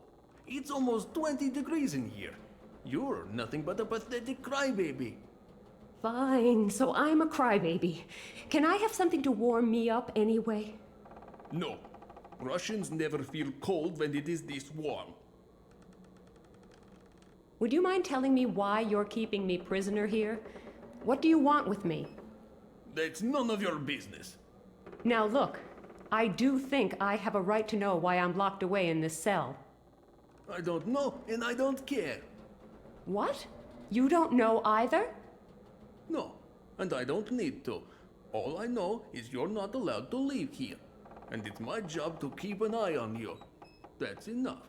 Anything else? Don't you even care why innocent people are being imprisoned here? No. I care about how Tom Tomsk played. That's all. Tom-toms? Are you learning to play the drums then? Huh? Tom Tomsk is my local club. Perhaps not Russia's most successful soccer team, but undoubtedly the best. People are being held here against their will, and all you care about is soccer? Yes. Anything else? These restraints hurt a lot. Could you please untie me? Are you yanking my chain? No. Why? If I untie you, you're going to run away. How would I do that? I'm still locked up in this cell. And I wouldn't stand a chance against a strong guy like you. That's true. Well? No, I can't. The boss would kill me on the spot. I'm hungry. And I'm thirsty. Yes, but unlike me, you can go and get yourself a drink. When I get hungry, I have to rely on you to bring me some food. That's just too bad. Starving prisoners constitutes torture, and that's against the Geneva Convention. Geneva what? The Geneva Convention. You know, human rights and all that. Never heard of it, and not interested either. You don't have to be. All you have to be interested in is the fact that I'm hungry. You're getting on my nerves. I know. Do I get to eat now? No! That will do for now. Go ahead. Leave me to my misery. As you say.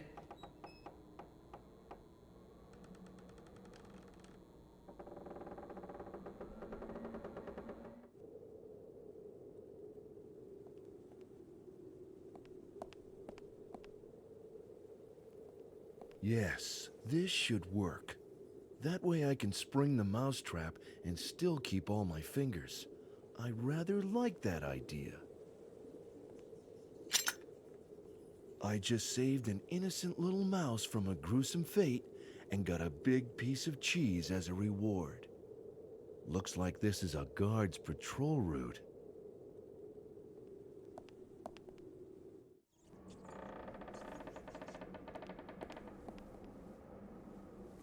Little Red Riding Hood, Hansel and Gretel, Snow White and the Seven Dwarfs, 666, the devil's number and its significance in mathematics, the 7 deadly sins, and 150 delicious microwave dishes. Soccer tips aren't going to help me now. I might as well leave them here.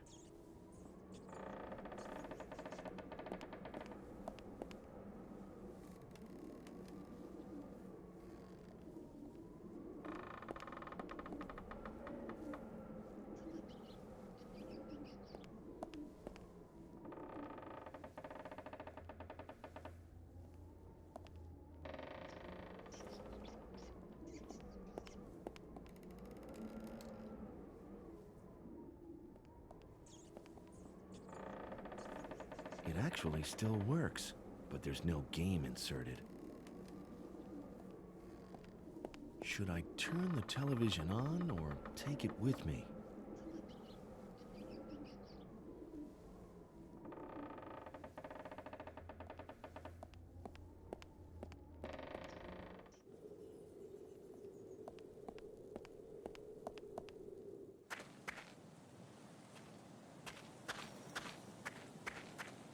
From that position, the guard can not only watch the prison, but also has a perfect view of the inner courtyard too. Not the best conditions for getting out of here alive. The guard will spot me if I enter the inner courtyard, and I'd rather not imagine what that would lead to.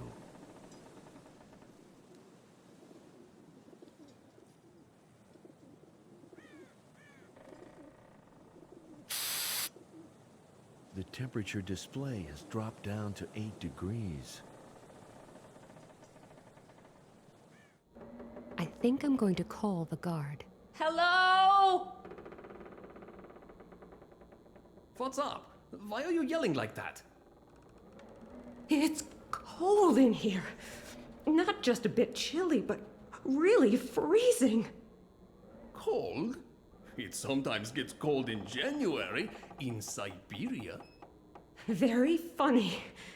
But you'll soon stop laughing when your boss finds out I can't help him anymore, because I've frozen to death. I'll give you 3 guesses who's going to be blamed for that. I sure wouldn't like to be in your shoes. All right, have it your way. I'll go and check. But you had better not be pulling my leg. Yes, sure. What do you know? You're right. Looks like the temperature has dropped quite a bit.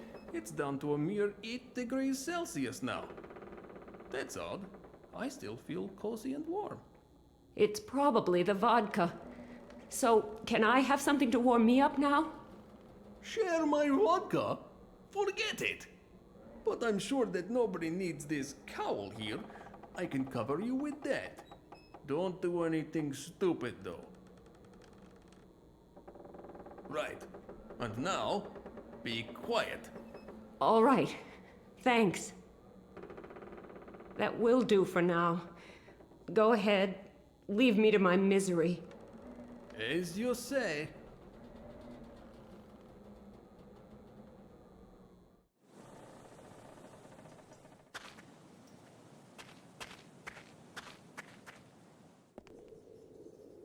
The bars look pretty solid. There's no way to make them budge without very heavy equipment or dynamite. I would love to oblige, but I don't have extendable arms. Nina. Yes? You look a little warm. Wouldn't you like to take something off? Is that all you can think about, even in this situation? Not really, but for now, the cowl is most important. I'll see to the rest later. Don't you dare. I love it when you're helpless. I've got the cowl, and Nina is cold again. Life is all about giving and taking.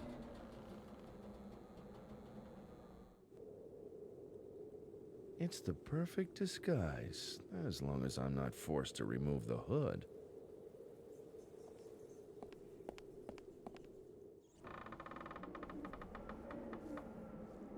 Use this as an aerial? Why not? It worked for my grandparents.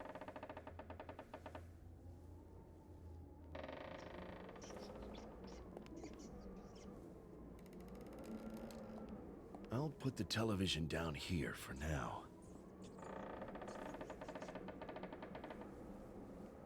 A pile of soccer magazines, aptly titled 11 Friends. Should I turn the television on or take it with me?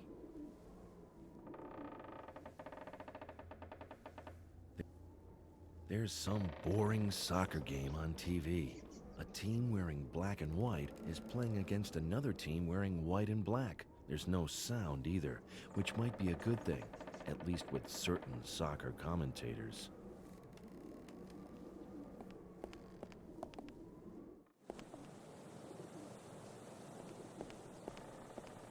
How do I talk to him? Maybe I should pretend I'm a member of Puritas Cordis. But how do those people talk? He doesn't look very bright to me. I'll try the redneck approach then. Hi there. Who are you? Don't think I know you. You new? Hi. Well, not really new. But I don't know you either. Are you one of them? Them? You know, those sect people. Sect people? You mean Puritas Cordis, so you're not with them? No, I was just hired as a guard. Weren't you? Then maybe you can tell me something about Puritas... Puritas whatever? Can I? Not really. No, I'm just a simple guard, too. I don't know what exactly they're up to. Okay, that's a relief. Why? You got a problem with them? No, they always pay my wages right on time. Still, I find them a little creepy. Shouldn't you go check if all is quiet behind the jail as well? Who do you think you are? My boss? No, but if anything happens because you weren't paying attention, I sure wouldn't want to be in your shoes. You've got a point there. I'd better do my rounds.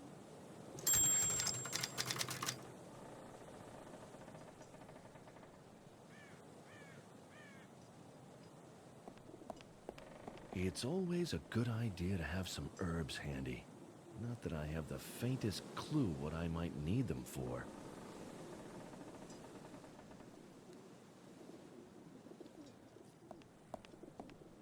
Someone carved symbols into the wood.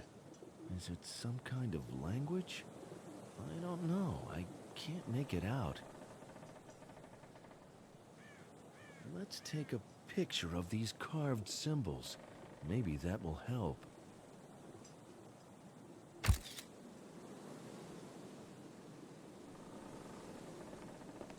Hopefully, the soccer match will keep the guard busy for a while. I'd better make the most of it. Nina, take a look at this photo, will you? Do these symbols mean anything to you? What symbols? I can't see a thing. It's too dark. Too bad. Good idea. This will illuminate the photo so it can be seen in the dark. Nina, can you make out the symbols carved into the bench? Symbols? That's Russian. Sure. That's what I meant. So what does it say? Snow White, soccer, and devil. Snow White, soccer, and devil? That's what it says. But what does it mean? Beats me. I suppose it could be some kind of mnemonic trick for remembering something important. Yes, could be. There's a number pad here. I guess if you enter the right code, it will open the cell door. 7 1 1 6 6 6. Let's see if this is the right code. Fair princess, I have come to rescue you from the clutches of that evil dragon. Max! My hero! Quick, untie me. Have you got any idea how we can get out of here? Out? Yes, out.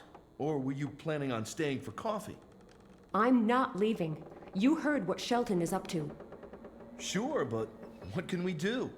Shelton is sitting high and dry in his tower, and the place is swarming with guards. I don't think the two of us can frighten them off by just shouting, boo. Then we'll just have to think of something. Nina, it's suicide. My dad is at the UN General Assembly. Okay, that does change things. It's still suicide, but of course, we've got to try. First, we need to get out of here before the guard comes back.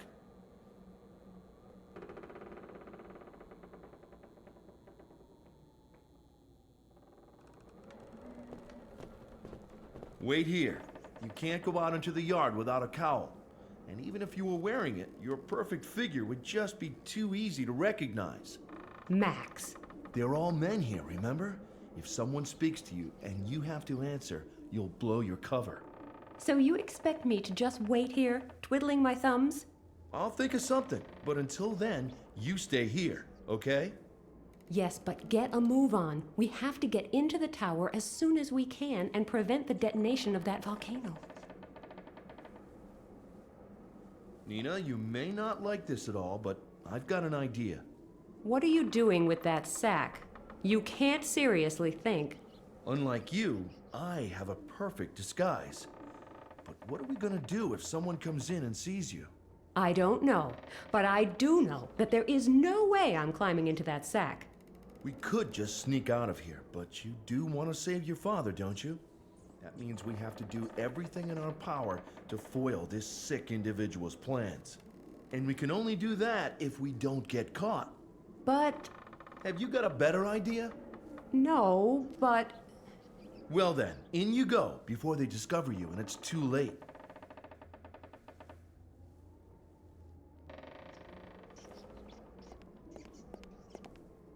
Oh, great. The guard is back in front of the prison. And now there's a guard at the tower's entrance, too. That doesn't make getting into the command center any easier. I guess there's nothing like a good challenge. What's wrong with you? You're crying like a baby that's lost its teddy bear. Why do these things always happen to me? What is wrong? Okay, I'll tell you, but keep it to yourself. Don't worry. Tell me. The prisoner got away! Bummer. Yes, again. Again? Yes, it's happened to me before. Back home. That is really unfortunate. Unfortunate? This is the end. Who is going to employ a prison guard whose prisoners keep escaping? See? My first job was just perfect. The building was secure, and I had nothing else to do all day but watch soccer and eat cheese soup. It was paradise. Until Eve came along. Eve? No, I think her name was Nina. Something like that anyway. I have no idea how she got away. And then I got a second chance here. And look what happened. When that chick was locked up here, I said to myself, Spivak, that kid looks a lot like the prisoner from back then. Better make sure this one doesn't give you the slip as well. You know what they say. History repeats itself. Could you let me into the prison for a minute? What for? Maybe you overlooked something. I didn't. Come on, just let me take a look. No, I'm just going to sit here and lament for a while. Oh, great. Still no idea where your prisoner went? No, I've been trying to give up watching soccer during working hours since I took this job. But then, this TV set suddenly appeared, and there was a cup match going on between... Oh, never mind. It's all over now anyway. Calm down. We'll find a way out of this. How about watching some soccer? I've already tried that, but the batteries in the TV are dead. And I'm out of cheese soup, too. Life can be so tough. I'll go and look for your escapee. I doubt you'll find her, but maybe you'll have more luck.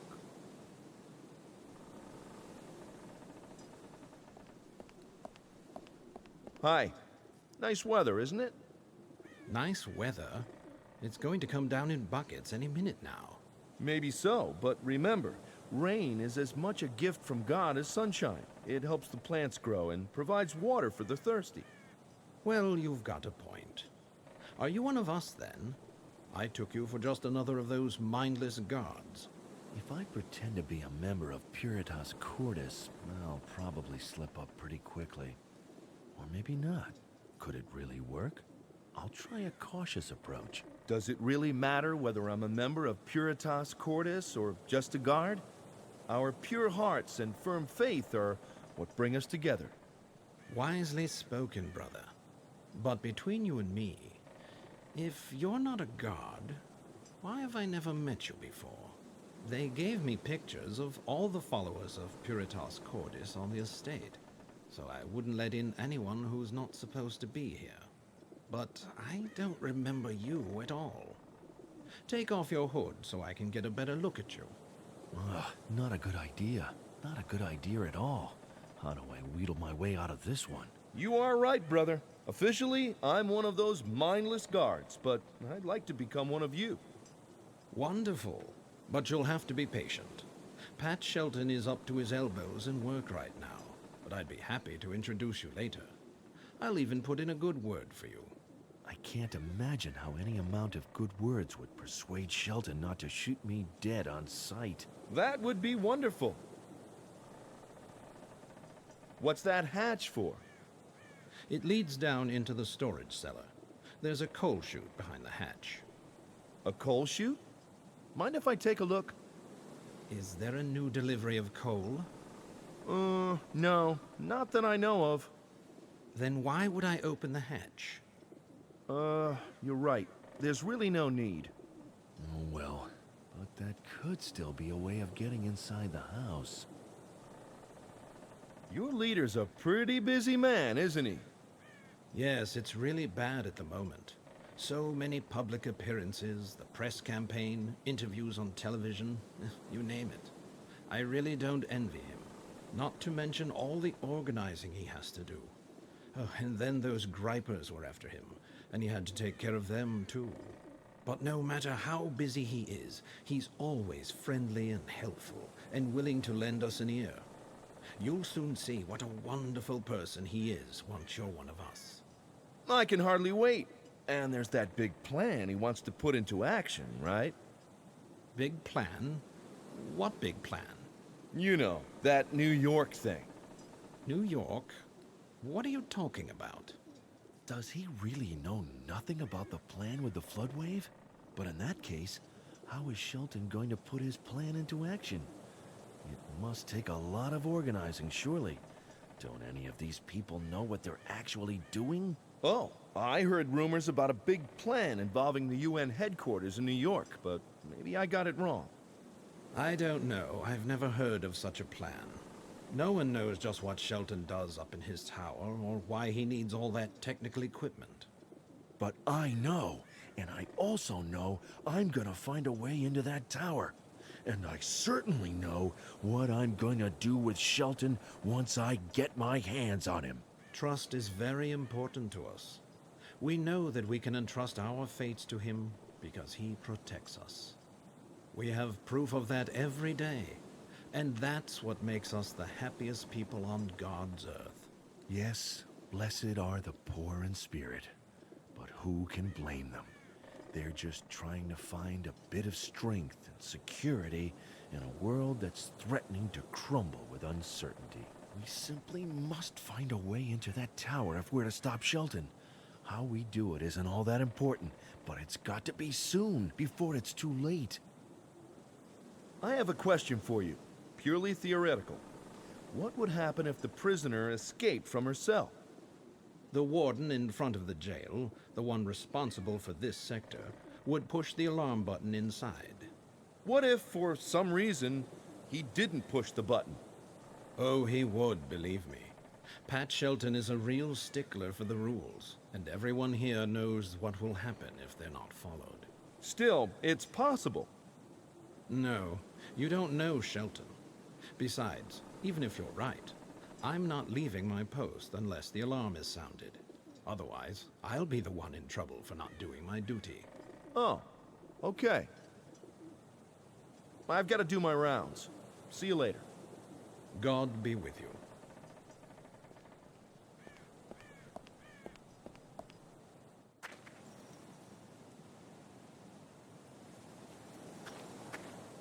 I feel vaguely discontented and therefore increasingly frustrated and aggressive.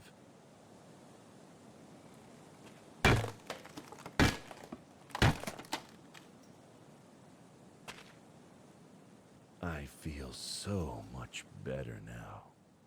The burnt wood is much more portable now, but if I carry all that around with me, I'll soon look like a chimney sweep.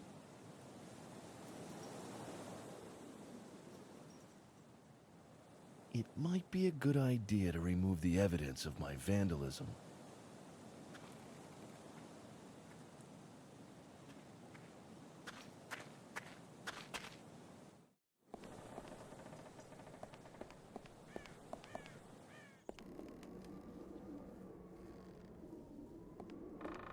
Nina, I'm gonna hide you in a second sack, filled with charred rubble. It's perfect camouflage. I'm sure no one will spot you. You could have been a bit more careful. I was as careful as I could be. Sorry. All right, all right.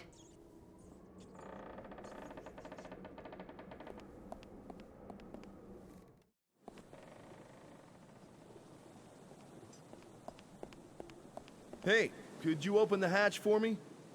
Why? Has the coal delivery arrived? Sure. Why else would I be asking you to open the hatch? Okay, hang on.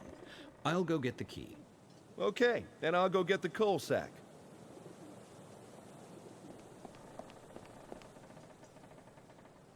Just let me take a quick look inside that coal sack. Huh? What for? Because the boss has ordered everything to be checked before it comes into the house or leaves it. Including the coal sacks? What does he expect to find there? Undercover agents? I know it seems a bit overcautious, but... Here, look.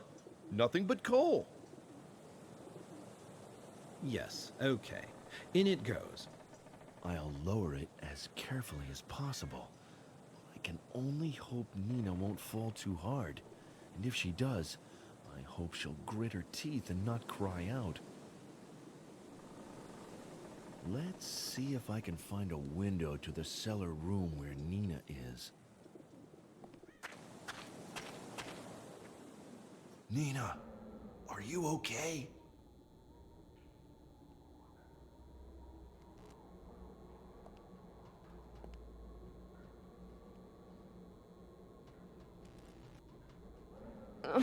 Could it be that you have always wanted to toss me down a coal chute? You guessed it. You make my most secret dreams come true. Next time you plan to make one of your dreams come true, give me some warning. Just so I can put on some padded clothes. I'll keep that in mind. Can you see anything? I'm going to take a look. Don't go too far away. I might need you. Okay.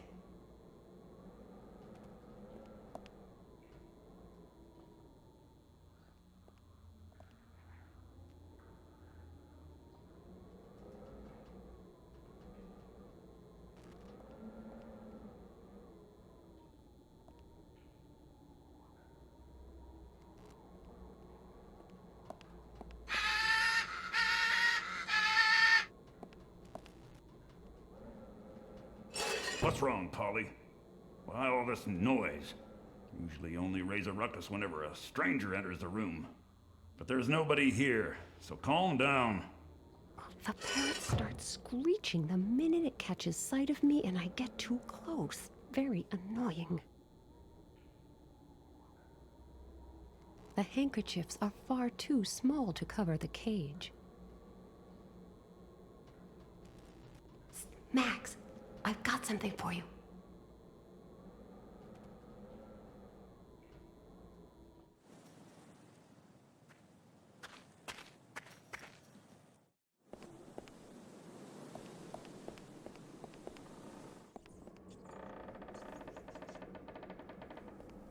I always wondered what good that needlework course I took at school would do me. Now I know.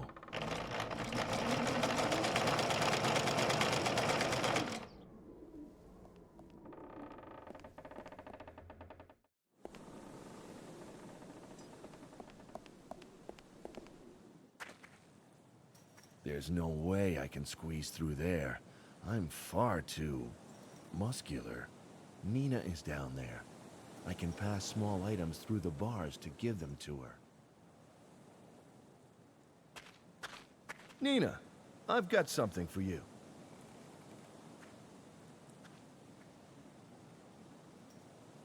Nina, I've got something for you.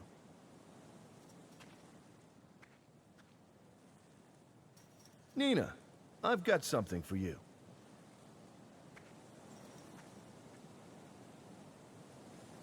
Nina, I've got something for you.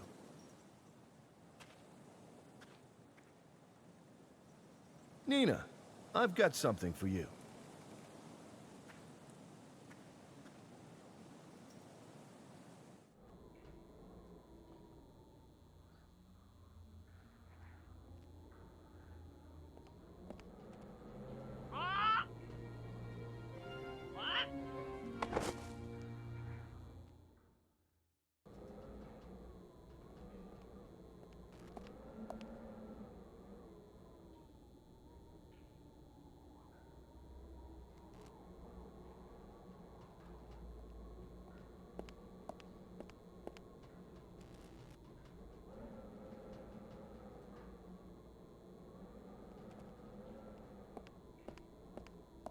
What?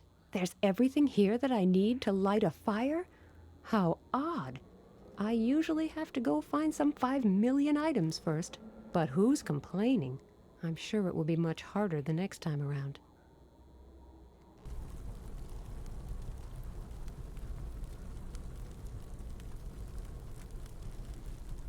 In it goes. In it goes. There, that doesn't look half bad. One of two things might happen. Either this will actually turn into cheese soup, or the whole caboodle will blow up in one big bang.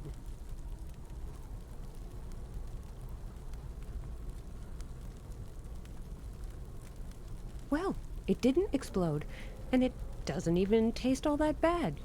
I'm delighted. Far too bulky to fit through those bars.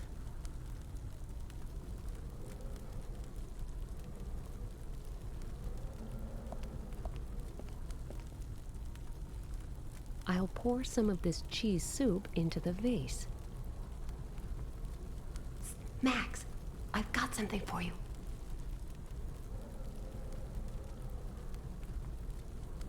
Max, I've got something for you.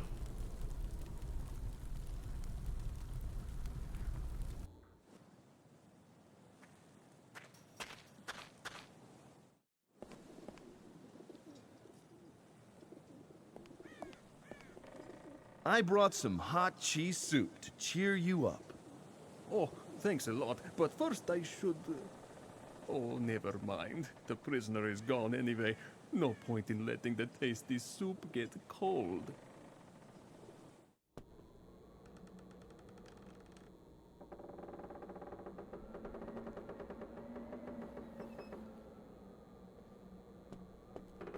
I'll just hide these medals in the straw.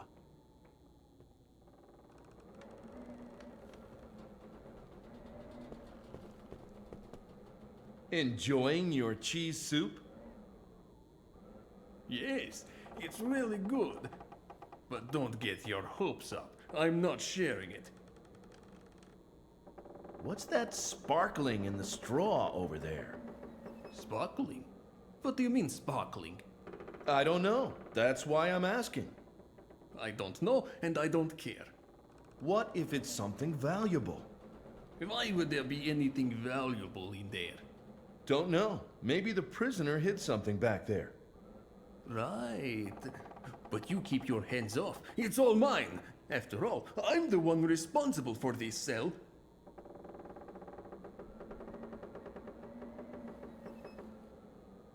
Gold! It's gold! Maybe I'll find some more. Yes, there must be more here. Well then, have fun rummaging through all that moldy straw. I'm going to trigger the alarm. If I'm lucky, that will lure the guards out of the main building, and then Nina and I can make it to the tower without getting caught. Did you just do that? Yes. My father always said if you mess up, you have to face the consequences. Just look at it as a unique opportunity to face up to your problems. What's going on here?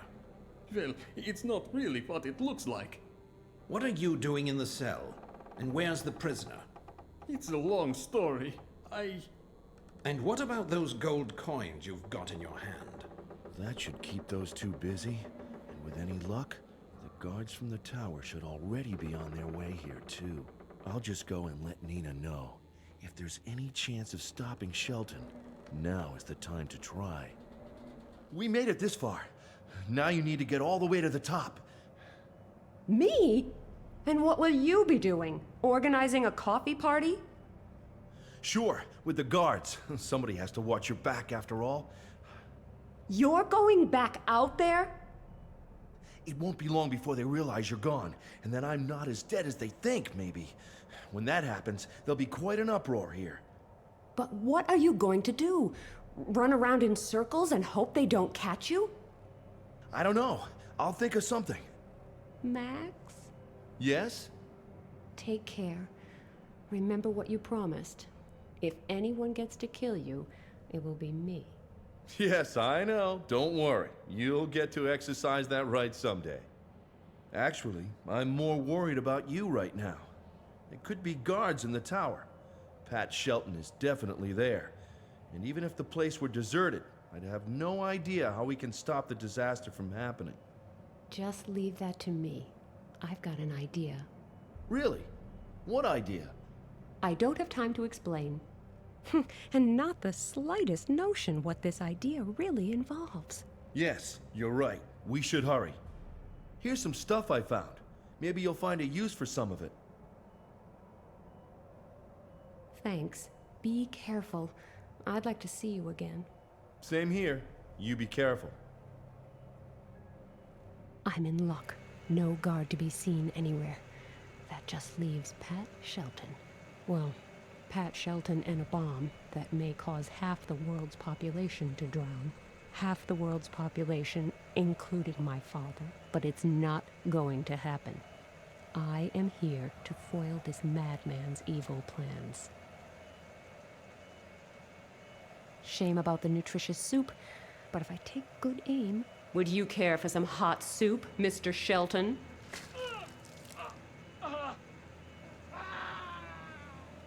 This should buy me some time. This panel controls nearly everything. If there's any way of preventing a disaster, it has to be through here. The Prophecies of Zandona. Looks like that weirdo Pat Shelton likes to keep the concepts of his equally weird role model close at hand.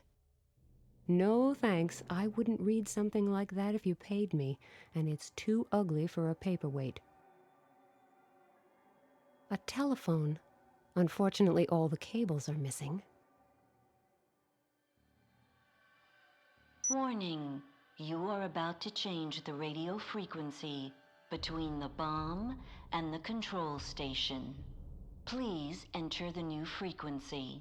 Press Enter to confirm, or abort by pressing Exit. Input process aborted. No changes were made. Warning, you are about to change the settings for the alarm system at the main gate. Please press 1 to activate the alarm system. Any other number will deactivate the alarm system. Press Enter to confirm, or abort by pressing Exit. The alarm system has been deactivated. Warning, you are about to activate the self-destruct mechanism. Please enter the 7-digit code. Press Enter to confirm, or abort by pressing Exit.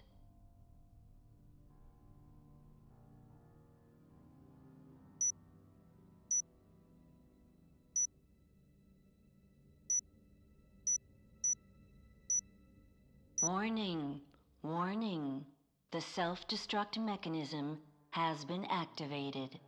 You can abort the process by re-entering the code. Here's a way to avert disaster. If I remove the card, this whole place will explode, and the radio contact with the bomb will be interrupted. Yes, everything here would be blown to smithereens, including me and Max. But what choice do I have? Maybe I can make it if I run fast enough. That sometimes works, at least in movies. Okay, that was a rotten joke, but if I don't laugh right now, I might cry. I knew it! The prodigal daughter is still there! You will never get out of here, my dear. I have locked the door on the first floor, and the guards have been alerted. So don't make things difficult for the two of us. Just hand me the chip card, and I may consider welcoming the prodigal daughter back with open arms. Up yours! Your impertinence is quite uncalled for. Be a good girl and give me that card. Otherwise, we are all going to die. And you wouldn't want that now, would you? No, but I like the alternative even less. At least this way, you get to die along with me. I must make sure that Shelton never gets the chip card. But I cannot keep hopping from floor to floor until the self-destruct mechanism reduces the whole place to rubble. The guy is armed, and if I can't think of a way to keep him at bay, he will get me sooner or later. Right, Nina? Think hard and fast.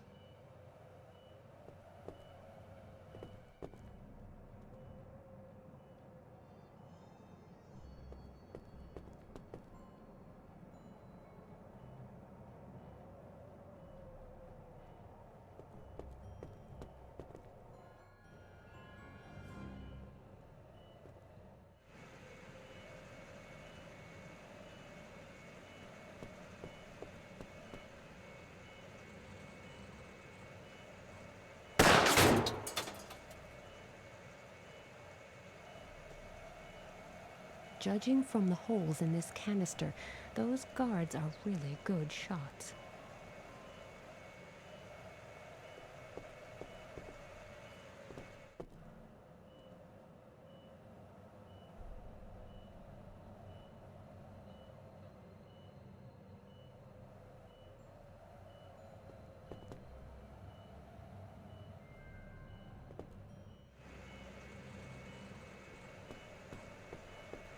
Great idea.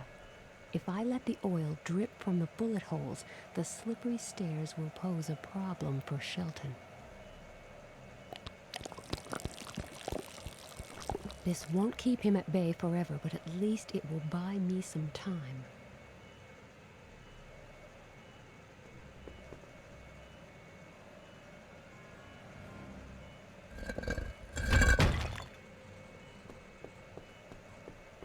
Right. Now I will cut off the rope so that Shelton cannot get up here.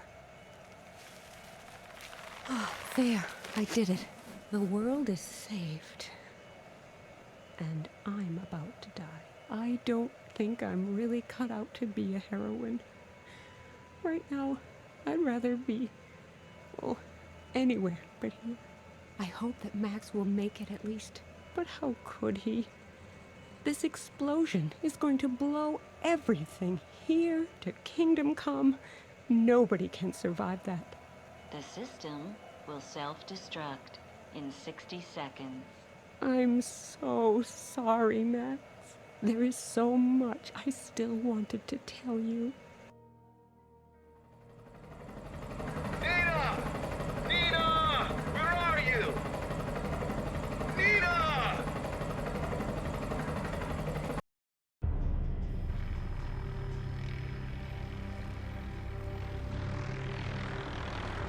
Nina! Jump!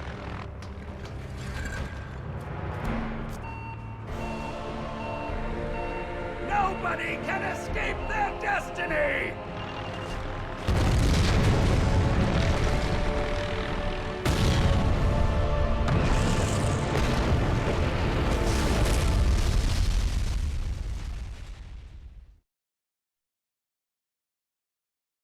Ah, this is the life.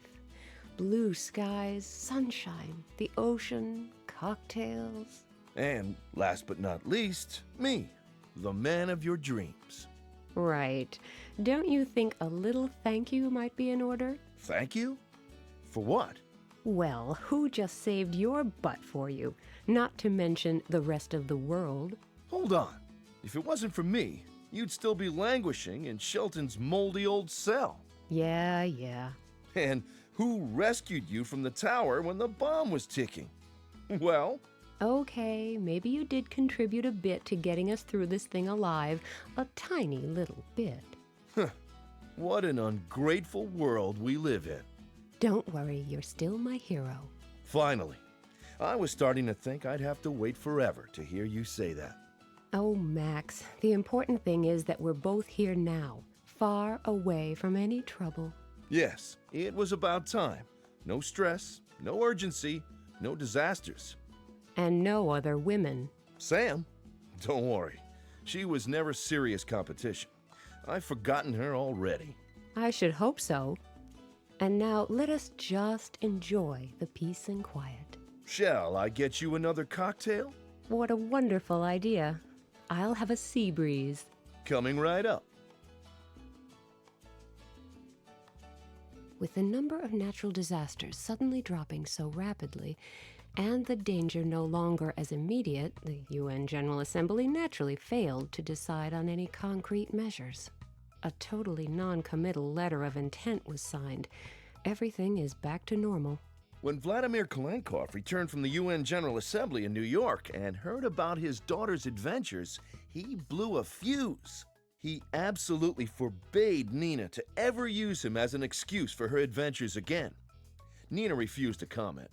2 pilots known as Red 2 and Red 3 supposedly contributed greatly to the destruction of an enormous battle station.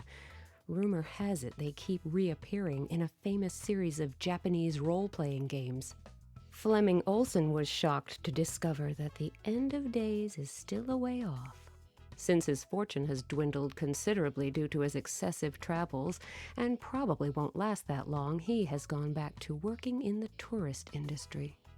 His adventure cruises on replicas of the Titanic, the Poseidon, and the Andrea Doria are all the rage among high society vacationers. Paparazzo Feng Li is rolling in money after making a deal with certain VIPs not to publish any more scandalous photographs. Smarty Pants Oscar was adopted by Sydney, the porter. They're traveling the 7 seas together, appearing as a Roomba duo on cruise ships. Sam Peters never reached the authorities where she had meant to get help. Her compass got smashed on the way, and she was out of signal rockets, so she wandered aimlessly and helplessly through the Indonesian jungle for a while. Weeks later, she came across a red-handed monkey that led her to a cove where she was picked up by a fishing boat. Any attempts at persuading Max to join her on an adventure entitled 2 Lovers, 1 Secret Mission failed, due to massive protest on Nina's part. Charismatic and eloquent, the frog in the mask from the Indonesian temple knew how to fascinate its peers at an early age. It soon had the temple guard on its side. The pair have been traveling the world by rail ever since and are often heard to say that they love dining on the fly. The snack stand owner has recently started raking in the money with his new e-business, selling fortune cookies with customized messages inside. He offers motivational messages for developers. Sleep is the enemy of success. Gimmicks for the press. Rate this game highly or you will sink low. Or package inserts for consumers. Those without expectations will always be content. The areas of application are practically infinite. The homeless man quit drinking and finally remembered his past existence as Detective Kansky. He tripped up trying to fish a 10-cent coin from the wishing well, hit his head, lost his memory again, and became a famous eccentric actor. The surveyor was busted when he took the cup wrapped in aluminum foil to his fence, who tried to sell it to a famous art collector. Now he's cooling his heels in jail with a cellmate who plays the harmonica all day. To his great regret, they took away the heavy equipment from his SUV before they locked him up. The police officer got tired of the constant wailing of the harmonica and the surveyor's endless protestations of innocence. She quit her job and now works in doping control at important cycling events. Mr. Rossi is still seeking his fortune. and the car rental firm is still seeking Mr. Rossi, having discovered the sloppily fixed scratch on the expensive sports car. Encouraged by his success with the monkey, the zookeeper tried to teach the crocodile to play fetch. He got a new job as a hook-handed pirate in a well-known theme park near Paris. Prison guard Spivak miraculously survived the huge explosion and decided to take a break from standing guard over heroes. He worked hard to perfect the world's best cheese soup. He appeared in a few cookery shows, but then chose to return to his original profession. He has a few job interviews coming up.